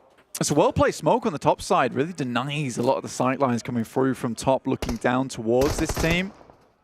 Kind of invalidates this position that top's playing. Action's still playing backstop for them. Nerzed now comes with a nade of his own, sends it all the way across. There's a little dip that currently Alpha7 is holding in. They can't step out too much with Twisted Minds on these angles over towards their way. In the meantime, 628 have moved up towards the central area of the ridge. Team Falcon's also there. Dplus KIA have sent a couple of players towards that position, or at least just one. It's Favian, last remaining. And Fireflux now need to think about getting in towards the circle, because this is where we do see them start to falter a little bit, get a little bit too concerned with that outer edge, and we know that they have some extremely good splits in the end game. But it's getting towards that position in the first place to start controlling stage 7, stage 8. That's where they're really efficient. DRS pop a shot over towards Stalwart. Find a little bit of an angle, that northeast side. Have that set up firing line.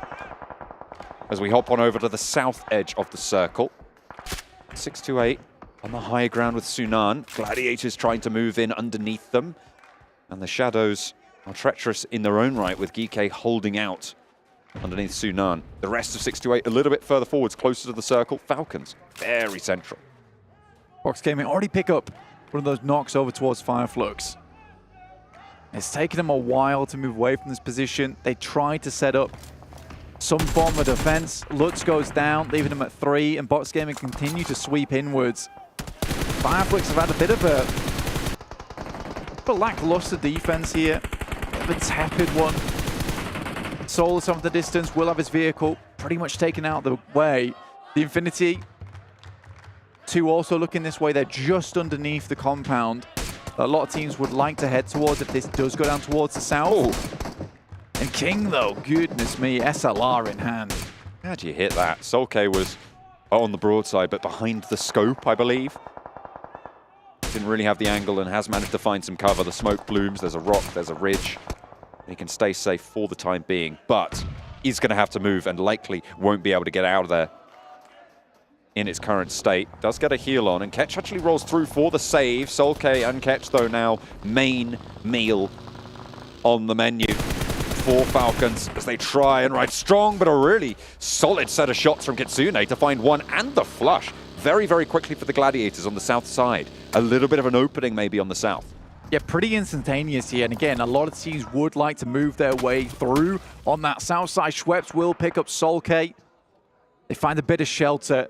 This is a position that can hold these two players for quite some time. Quite difficult to get across that terrain. The fact they were able to make that run under the purview of a lot of teams, not easy. They're swiftly getting towards position, punch the nitro. But Box is following. GK trying to skirt. Sunan still sits atop the mount, launching Thunderbolt after Thunderbolt downwards and transmitting that information back over to the rest of his team as well. We were looking at this central ridgeline and talking about how treacherous it's going to be. Let's take a look at just how dangerous Fabian can make it for Box Gaming as they try and move on through, but it is so dangerous. But that goes both ways. The sword has two edges, and backwards it cuts. Infinity IQ take down the last player from Dplus KIA. Gladiators also coming a cropper. Yeah, get them caught up on this south side of the ridge. A lot of sightlines looking their way. 2 players down. I would say it's very unlikely that Matic's able to get both of them up, but you can certainly try, give it a go. Falcons did move further up towards that north side, and Box just sidled in on the east. Vampires yet to move as of yet.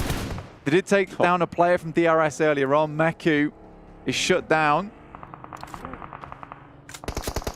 Still pretty tricky to call this game. There are so many teams yet to conclude their embroilments. Gladiators will conclude their game here though, 13th place. Middle of the tables is where they will end their day. 9th place, unlikely to be leapfrogged by Falcons. Currently quite far behind them. The Falcons do have a high ground position. They can run along this ridge line and maybe prove to be troublesome in this lobby overall. Good shots from Sunan. Satan takes a fall to the depths of hell there. The first circle only though, and will be pulled back by GK to the land of the living. Next though from Falcons might have other ideas. Close enough and innate distance. Look at that. Xing unleashes. Bombards the position, re-knocks it. That's a lot of time now had to invest, and with that time, they have earned the forward position. Sunan and Xing move on in, looking for the execute. Nate's downhill from Falcons as well, as Ferrari goes down. Teams. A lot of teams trying to vie for this south high ground. Vampires taking out players coming through from DRS. Killer notably out. Best player currently on the squad of DRS too, so unideal. Vampires have had eyes towards that position for a long, long while. Wait for them to make their move. Solkay will equally be shut down by the Vampires. They snatch more of these eliminations away, but they will have to move. And I think Fireflux's position is probably one that you would be looking up. Might head over towards that north side as well, as they all jump in towards vehicles. Fireflux get taken out in that position. Box Gaming on the east side of this mountainous ridge. Will have quite a lot of control there, but they have to get up if they want to get to the west side of the circle at all. They want to have that access. As we hop to the northwest, Stalwart, all 4 players alive. No eliminations though so far. Close to Alpha7 with one of their own. Just a little bit south of that, also got Alter Ego to worry about, who have managed to rack up 3 eliminations, but they're playing with 3. Better than nothing though, holding on to that second place position. 628. Still going strong down towards the south side despite losing a member. Sunan was split off from the team a long, long while, but constantly providing information back. Finally, the rest of the team did regroup with him. And Alpha7 will remove Alter Ego. They have been stuck on that position towards the western side for quite some time. Just 2 players left alive for them as Revo falls. Harassment from Falcons up in their nest atop the mountain. 628 have not been able to dismount them. The high ground just a little bit too unassailable. Maybe not completely, but certainly with the opportunities that they've had. The chance might present itself though, and the next few minutes as teams start to move a little bit closer to the circle. Box are starting to expand their influence as well. Vampire's just tucking themselves in, actually, on that northern edge.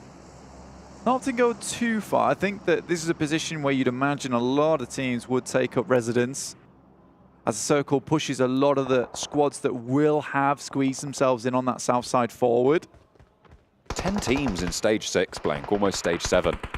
This is really, really close, and these ridge lines are providing sanctuary for teams that most likely you wouldn't see alive at this stage, given any other circle. Tony K spots a DRS player, and they snap up the back line. Look at his split. Yeah, there's instant clapback coming through from Vampire. And Rule steps a little bit too far backwards and feels the brunt of some of the teams on that northwest edge, like Stalwart, as well as Alpha7. KIA out in the blue, try and readjust. Meantime, the Stalwart's players, I think that is Action. He's down towards the south, all is lonesome, really holding up Twisted Minds and the final player from Alpha7. KIA towards the blue, needs to be careful. Icy has got the opportunity to swing out should Action get into trouble as well. Circle goes very central here, Blank Box. We'll be able to hold out all these teams on the south. Well, they'll certainly have the chance to. Vampire probably looking pretty good to try and push on in if they can get past DRS's sightlines. I think DRS is a little bit preoccupied with Stalwart, currently taking that 2-2 split on the northwest edge to deal with Twisted Minds, Alpha7, and DRS. So I think for Vampire, taking that long stroll up the slope to perhaps try and third-party versus this would be a really smart idea. Currently, Box Gaming, though, they're about to get a whole heap of eliminations if they play this one right.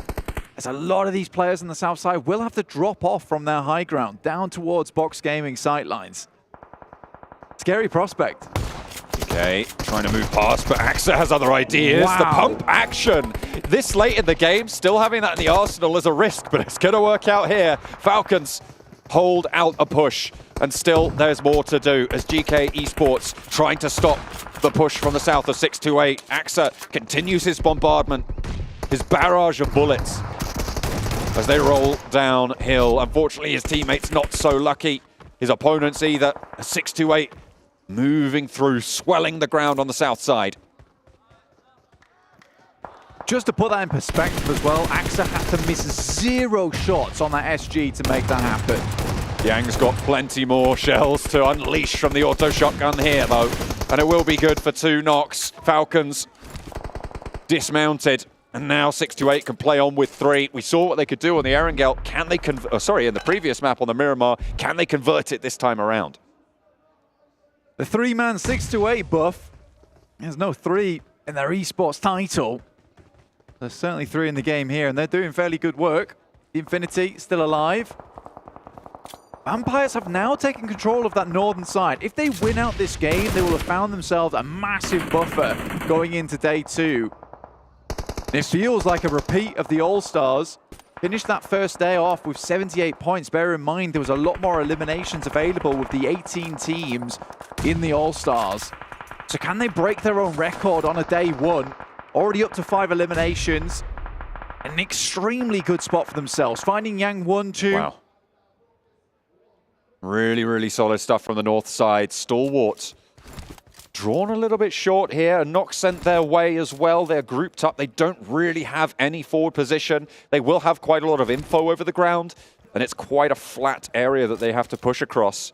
Vampire also going to have to breach that ridgeline. Who's going to be able to get forwards first, get that stranglehold over this next part of the circle. Stalwart cut apart.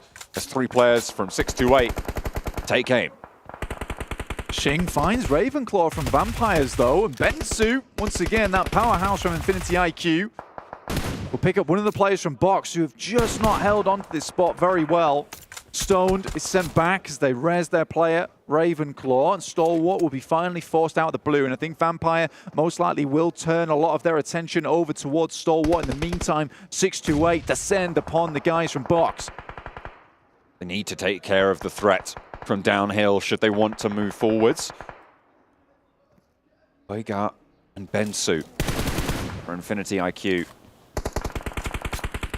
Trying to play even further below that.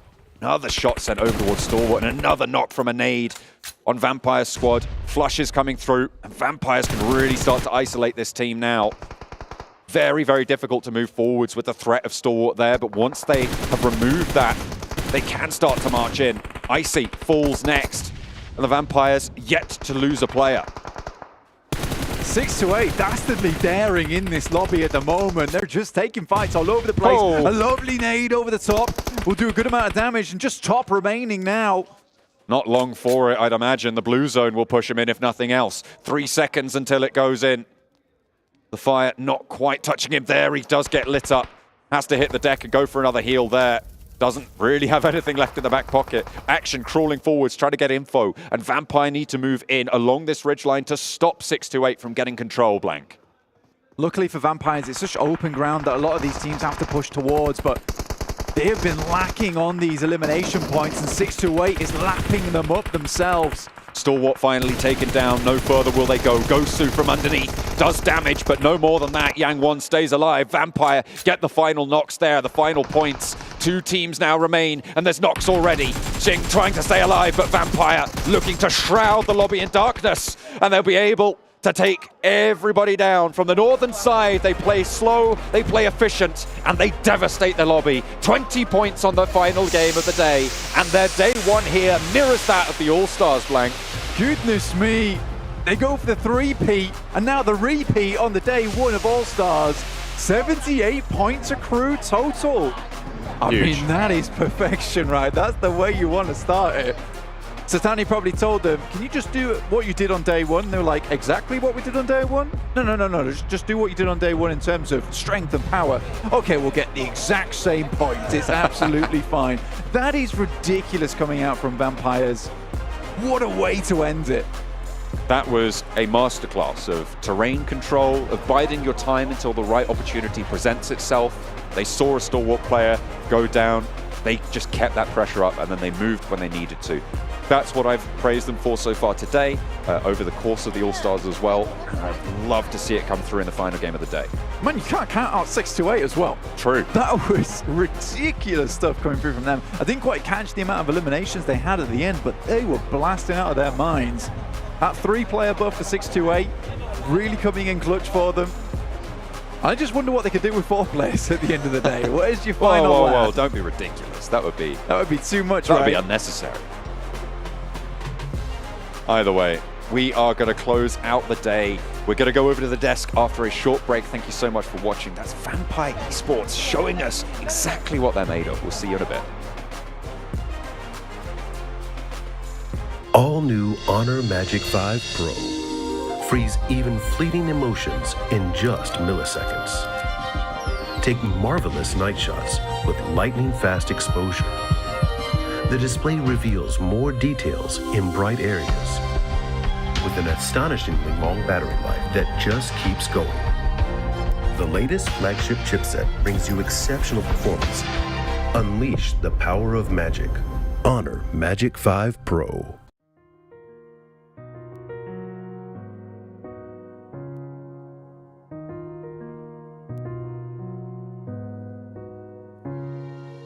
الحياة لحن، ولأننا جزء من مقطوعة عظيمة تحركنا، تلمسنا، تصنع من لحظاتنا ذكريات بديعة. لأن الوجبة، التجربة، المغامرة، حياتك بعد جديد في هيلتون الرياض.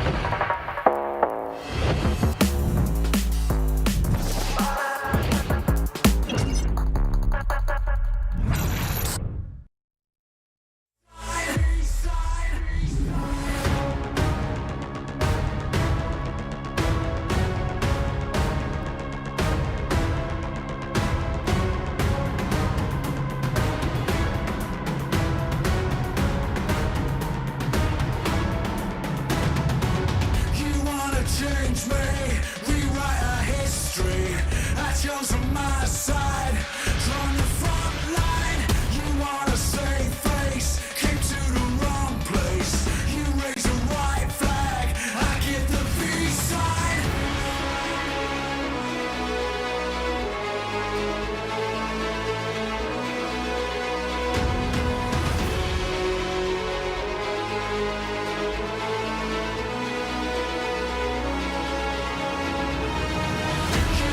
Change me, rewrite our history.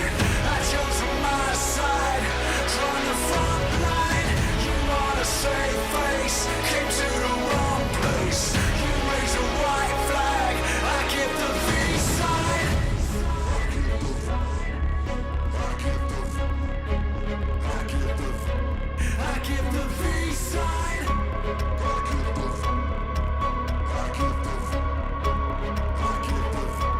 I give the peace sign. I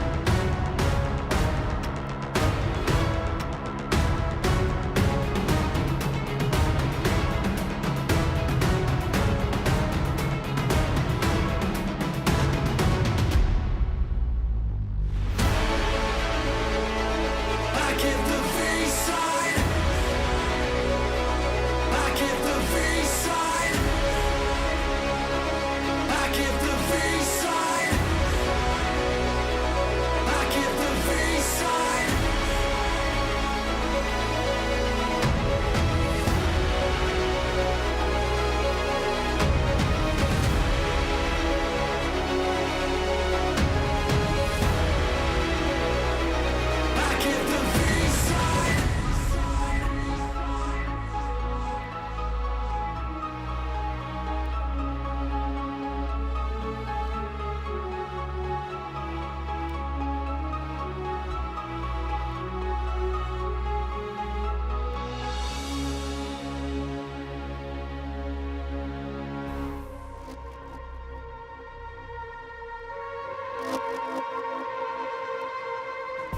To just think, Vampire Esports were just one more win away from breaking their own record from last season here at PMWI. They get themselves 2 on the day, and almost certainly able to keep themselves in first place as well. They're on track to take home the trophy yet again, and of course, $400,000 in their pocket.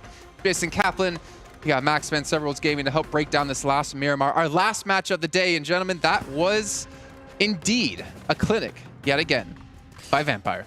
The kings of third parties, I think it's fair to say. Once again, they're like, all the fights happening, and it's in the late game circle. We're just going to full send it, get themselves like a few eliminations on board once again. A lot of control on the circle to make sure they have all the angles they need to secure themselves. Once again, another win.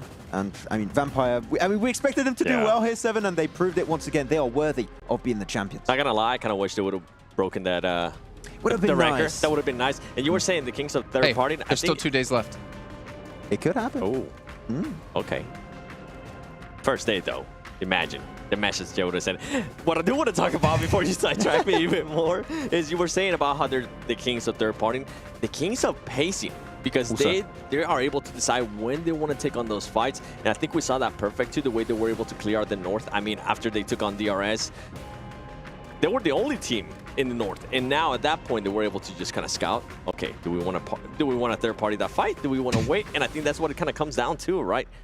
And I wouldn't be surprised if somebody from Vampire Esports actually ends up breaking another record that Action might have. Yeah, you have a few contenders, actually. You have one in particular I think you're thinking of, but there's like 3 players that could make it happen this main event. Well, here's our match rankings. Another 20 points added to the tally of Vampire Esports. We really have to give credit to 628. We've been giving, honestly, them and Tianba a lot of flack, I would say, is the nicest way I could say it today so far. But 628 in the last couple of matches have definitely stepped up here, and honestly proud to say that. But also Infinity IQ, 8 points. You see Box Gaming at 9. As you look further on down the list here, speaking of Tianba, 5 eliminations. So a good start, but not going to be enough on the day. They were finally showing us the aggressiveness that we wanted, right? Even if they didn't get the placement points, they finally got those eliminations. I mean, something that we were kind of being a little bit critical of them back in Erangel. Yeah, actually, one team I want to bring up that we didn't mention just yet is Falcons. That I think did scout and go for a really strong compound in the center. I think it was phase 4, phase 5 around that moment, and then send it to the lower edge of where 628 actually are, which, as you said, are being aggressive, so it's not an easy position to hold. I thought they would just wait it out in the compound, and if they did, maybe actually made it on the podium finish, but Falcons, I think, were trying to read too much into the game and just kind of became their own worst enemy at that point. Okay. I agree with you. Well, I'm actually curious if we can maybe see some stats before we get down to a stage for an interview, which I'm hearing is coming up shortly. If we can maybe take a look at Vampire's stats from this last match, because again, things are getting very interesting for them, even maybe on the day as well. Maybe we can see both back-to-back, because this team... What's going to stop them at this rate? I really don't know. Like, they dominated when it came to our All-Star stage, and they're dominating yet again here in our main event. Tony K is just doing it time after time after time, up to 1,000 damage here, where the rest of his team is around 500. He gets 6 eliminations as well. Maybe Tony K is going to be the one to break the record. Man, having one player potentially breaking the record is like, okay, that's impressive. Having 3 potential contenders to break the record in Tony K, Schweppes, and Stoned, that's so impressive, 7 right now. The fact that they are just consistently bringing points in as a 3-man squad, and Ravenclaw setting up the team, as always, with the off angles and the scouting. Is, like, the synergy, the team coordination is just ever present in every single map. And once again, if it wasn't Stone being able to get those elims, then it's going to be Tony K. If it's not Tony K, then it's Schweppes. And then, as you were mentioning, Ravenclaw being able to get those off angles, and I feel like that's what's impressive, and that's something that we've been talking about for the longest time. It's not just one player, it's not just 2 players, it's the whole team being able to frag out. And then it's going to become a race, right? I feel like if at one point they're all very close to that record, you think it becomes a race between them? They're like, I'm going to break it. I made you. Oh, misclick. Oh, sorry, guys. No. I don't think it's going to happen. Well, yeah, if for $400,000 on the line, it might not happen, but I feel like it's still on the back of their mind. It's like, hey, I want to hold that record now. Hey. I don't know. I think Sertani's going to get out the belt and be like, I need my other Rolex, son.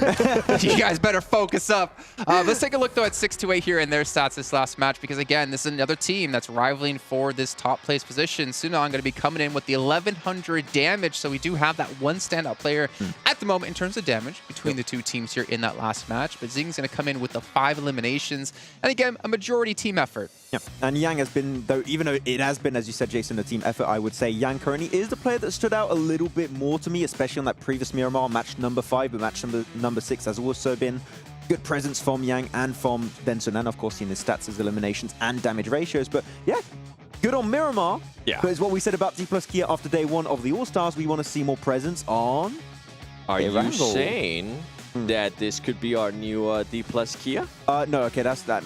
Maybe not that far. But we want to see more from them on the Wrangle, because Miramar is just not going to cut it. And I feel like they have showcased their fragging power, though, right? Because if we went back and look at their games, I don't think they have averaged less than 3 elims per match. It was at the beginning of the day where they just weren't able to get those placement points, and at the end, they were able to get those placement points and those elims. So we could see something along the lines of what DRS was able to do on the second day, and also Dplus KIA. Yeah, some teams just need to take their shot and just stop waiting, just go for it. You know, when you feel like the vibe's there, just make it happen. And hop on your Ferrari and go for it. Yeah, hop on your Ferrari and just take a ride, and maybe you'll find someone else with a Ferrari. Who knows? But you know what? We are talking about teams who have done well. Flux, unfortunately, hasn't done amazing so far today, but at least for us, we do have an interview on the stage with Barney to actually check in with the team. We are joined by Lutz from Flux. An impressive performance today, we have to say. You know, the desk have been talking about it, we've been talking about it backstage, but we want to hear from you. Obviously, a difficult final map, but how do you feel your performance went today? Thank you for the question. We are actually feeling, because of we had a good games and we had a bad games, we just, for say, feeling a middle. I don't know, I don't exactly know what I say, because it was standard day for us. سألنا لوتس من فريق فلوكس كيف كان اليوم الأول بالنسبة لكم، كيف كان الأداء فيها، واللي ذكر أنه كان اليوم كان شوي صعب. في مباريات كان أدوا فيها بشكل مرة ممتاز، في مباريات كانت شوي صعبة، لكن بغض النظر بإذن الله راح يرجعوا لنا بكرة بشكل أفضل. A question that we're quite curious about, just from your point of view, what are the main differences between competing in your region and also then competing against the best teams from all around the world? And first, the play with the in front of the spectators, it was exciting for us, like every time. And like that,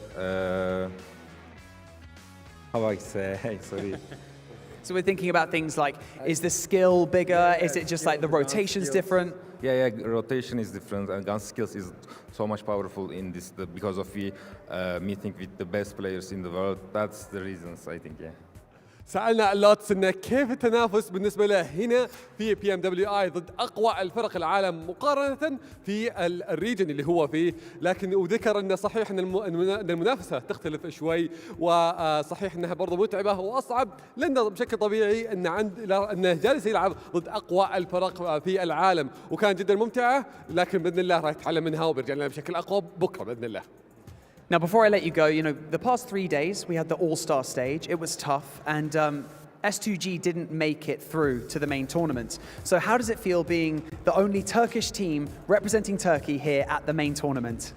Actually, it is the hard part because of we need to present so well because of Turkey. I hope we will present so well. سألنا لوتس إن صحيح إن قبل كانت في مبارياتنا في الأول ستارز كان في فريق S2G كان مشارك في هذه المنافسة وكان عنده الفرصة إنه يتأهل، لكن ما حالف الحظ. لكن فريق فلوكس هو الفريق الوحيد، هو الفريق التركي الوحيد اللي مشارك معنا في هذه البطولة الحين. فكيف شعورك وأنتم الحين ممثلين للمنتخب التركي؟ قال إن بصراحة إن حمل ثقيل في هذه المنافسة، وبإذن الله راح يشرف، وبرضه إنه سعيد في مشاركته هنا على هذه المنافسة، وبإذن الله راح يشرف المنتخب التركي أو خلينا نقول الريجن التركي بشكل كامل في هذه المشاركة. Lutz, thank you so much for joining us here on the main stage. An impressive first day, and we cannot wait to see what you bring on day 2 and day 3. Thank you once again. So, Atik, I can't believe it, day 1 is over. PMWI, day 1 of our competition. That's it. 6 maps in the bag. But you know what? Thank you so much to everyone who took part in building and creating this incredible tournament. Thank you so much to the players, the talent, and all of the production. You've been absolutely fantastic. And most of all, thank you to everyone at home and here in this arena, the fans. You are the driving force behind this esport, and we cannot wait to bring you more action over the coming days. Tomorrow, we'll be here at the same time to bring you day 2 of the PUBG Mobile World Invitational. And my name is Banks, and this is Atik. And we're going to throw it back to the studio to round out the day. والحين أعزائنا المشاهدين أعزائنا الحضور، هذا كان ختامنا لليوم الأول من البطولة الرئيسية. عدت 6 مابات اللي شفناها قديش كانت والنتائج حقتها، لكن هذا كل شيء ممكن يتغير. الفرق راح تتطور معنا بكرة، وبعدها راح نعرف منهم أبطال PMWI معنا في هذه المنافسة. خلوكم قريبين، يعطيكم ألف عافية على المشاهدة وعلى المشاركة وتواجدكم حتى برضو معنا هنا على المسرح. شكرا لكم جميعا. لكن الحين راح ننتقل لكم على طول على الاستديو. كان معكم مقدمكم عتيق باللغة العربية ومعنا مقدمنا باللغة الإنجليزية بانكس، واحنا نترككم مع الاستديو. You know what? Thank you, Banks and Atik, for being there on the stage, for looking so beautiful, doing such a great job, as we got to hear from Lutz as well there from Flux. It's always great to hear from them, and you know what? We've been talking about them, so why don't we see where they currently stand here on our overall rankings, get an idea of where they go into on day 2. We can see Flux going to be in 6th place, so not too bad here, as we can see, coming out with 37 points. But Vampire, 77, leading by 24 points compared to any other team out there. They do have 2 chicken dinners, if you got to keep that in mind, not just the one there. Looking down towards the bottom, Twisted Minds. Max, one of your favorites. What? Where do you get that from? Where do you get that information from?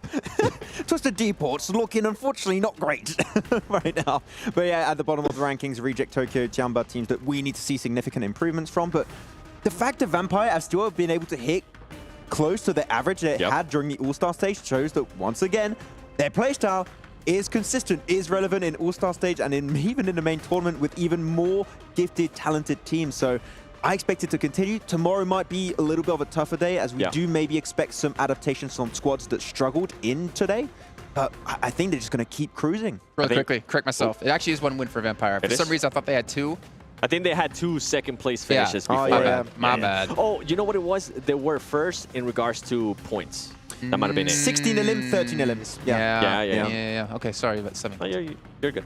I know I'm good. But I was going to be saying is with G Gladiators, we really haven't seen them much. I mean, we saw same thing that I was expecting from Alpha7, right? I was expecting them to come out at the end of the day, at least be in the top 3, have a good day. G Gladiators haven't showed us really much. We need to see them play together. That's the main issue that we keep repeating once again, and it seems like they're just not. It's not even that they don't know how to fix it, it's that they're not willing to fix it. It seems it's just a playstyle they're used to, and they're just going to stick to their guns and just see if it works out, which as of right now it hasn't. It's a short event, so 2 days. I don't think they can make a comeback with these results unless they change the core of their strategy. It's funny that you say watch them play together because we see them play together when they are forced to by the zone or by teams, and they do so well. And I'm like, oh, please. I know when we were both watching matches, we were like, please, just screw pot up a little bit more. Matic, you guys do so well. Go back to the team. Well, you know what, Max? You've been talking about fixing things. You know who doesn't need to fix something? KFC, because it's delicious. Ooh. And we have our Colonel's Choice by KFC here for you. I'm not going to make you guys predict this time because you know what? That's just mean. There's so many great plays today that it's hard to really choose. Let's take a look at what our Colonel's Choice will be today. And it's going to be Fireflux. Okay. I thought that's up against Vampire, right? Yeah, when Solis and Ketch actually went for the off angle to secure the win because Vampire could not make it out and away of the Boozer in here 7. And game-winning play, very clearly. What an angle. I mean, look at those shots. Kidding me? It wasn't. No, it wasn't. I know. I know. That's what I'm saying. I'm glad we finally got something different than the DBS. Oh, okay. I thought, what was the sound you made? That's not. Yeah. Yeah, well, I like how we're all three making just all different depends sounds. on where in the world you're from, right? Well, when we go into our save of the day, presented by Dr. Suleiman Al-Habib, I think we know what it's going to be. I think it was the Alpha7 res against 628 on the first Miramar. It has to be. There's no way. I wasn't going to make you predict, Max, because you only can set yourself up for failure here. If you get it, you look good, but if you don't get it, it's like, eh. It has to be that. I don't see what else. What is it going to be? Our save of the day here. Let's take a look, as Max Man seems quite confident. It's not. What? I have been bamboozled. Who's selecting this? Who picked this? Dr. Suleiman Al-Habib, of course. Oh, okay, I'll allow it. Okay. Well, there you go. I'll have to go we can each have our own choice. That's fair. Yes. Yeah. That would be my save of the day. But what about our ride of the day? By Abdul Latif Jamil Motors. That one, I think we did have a choice earlier today, didn't we? Yes, there was one. Which one was it? It was at the start of the day. Oh, I can't remember. We had a rollover from Star Wars also right after the parachute. It might be that one. Well, it doesn't matter because it was actually, every time we've done this, there's been multiple ones. Let's take a look at our rides of the day here and get an idea of all the crazy action we've had in our vehicles. That was Affinity one. getting revenge, of course. That was up against Stalwart. And then there was the rehost. That was the rehost. That was the rehost, yeah. More Fireflux action. That's how all the cars piled up in that day. Yeah, we had like 7 cars all piled up, and we never knew what happened at the beginning. You get a car, you get a car, we all get a car. We finally found out how it happened. There was great lore there. I don't even need to ask you guys who the MVP, the KIA MVP of the day is going to be, because we're all going to say the name on 3, right? It's going to be 1, 2, 3, name. Yeah, it's not as close. Actually, 1, 2, 3. Tony K. Okay. Who'd you say? Stone? Stone. Yeah, I wanted to go for another one. Yeah. Let's take a look. Who's our KIA MVP of the day? Okay, fair enough. Yeah. Good job. Well, I had to jump right there. Oh, yeah. You know what? To reach and go. It was so nice. We're going to have to do it twice here. 3 average eliminations for Tony K. I mean, obviously coming into the roster as well, like he has been a fantastic pickup here for Vampire. I mean, he said sorry, not Tony K. Sertani said he wanted to have more aggressive players on the team. I think he got it. Definitely the great pickup right now. And one of the most impactful pickups of 2023 without any doubt in my mind. And successful at that. And as we said, I think they're just going to keep cruising. Their playstyle is so successful that they might really have in the bag. It's early to say, but who can contend right now because they're just so consistent. What I love to see out of him, too, was the survival, right? The survival time, because we always see players being able to perform really well, but when their team is actually not performing that well. And right now, Tony K, we're having one of the best fraggers in the best team. It's like he couldn't ask for anything better. And that's why I was saying he or Stone could probably end up breaking actions. But you didn't. You said Tony K, and we got to do a little... You actually had to jump. Poor Max, man. You had to have it happen twice. Just get good, Max. Just get good. Predict the MVP. Well, that's going to round out our day here, but not before, once again, I give a big shout out here to Honor Magic 5 Pro, powered by Snapdragon 8 Gen 2, and Honor self-created. Yeah? Self-developed GPU with Turbo X. White shot, please. White shot. Come on, White shot. White shot. Please. Come on. White shot X. Yay! Well, that's going to do it here. I need to work out. You couldn't hold the pose? What? My legs hurt. Oh, no. Well, if you weren't on a box, you wouldn't have had to squat. I ran but that's earlier. going to round out our first day here of PMWI Main Tournament. Remember, it's $2 million on the line. The best teams from all around the world competing for their lion's share of that $2 million. We'll be back tomorrow, though, at the exact same time for some more PUBG Mobile action.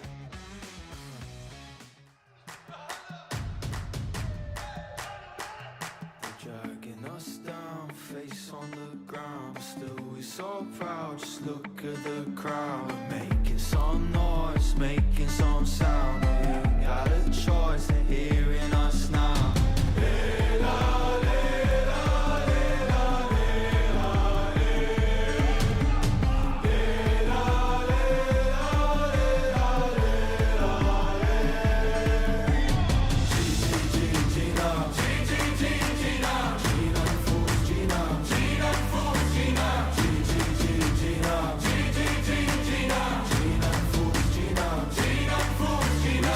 Paradise through dirt in our eyes for us. Oh, actually, I'll try, actually, I'll fight for us.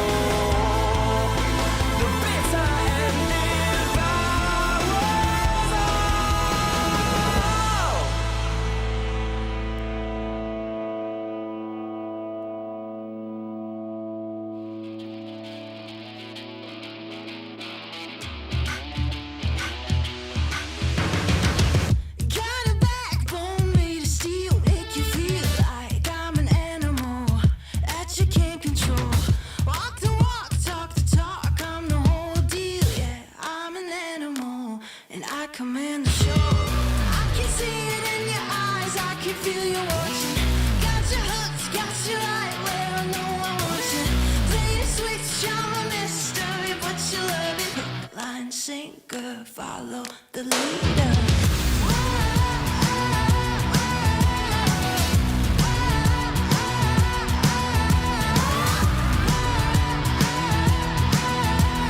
Hook, line, sinker, follow the leader. Bring you right there to the edge, make you sweat like you can never take the heat, but it's never too hot for me. I walk the walk, talk the talk, you know I'll never stop, 'cause I'm an animal. I'll just laugh it off. I can see it in your eyes, I can feel you watching. Got your hooks, got you right where I know I want you. Play the switch, I'm a mystery, but you love it.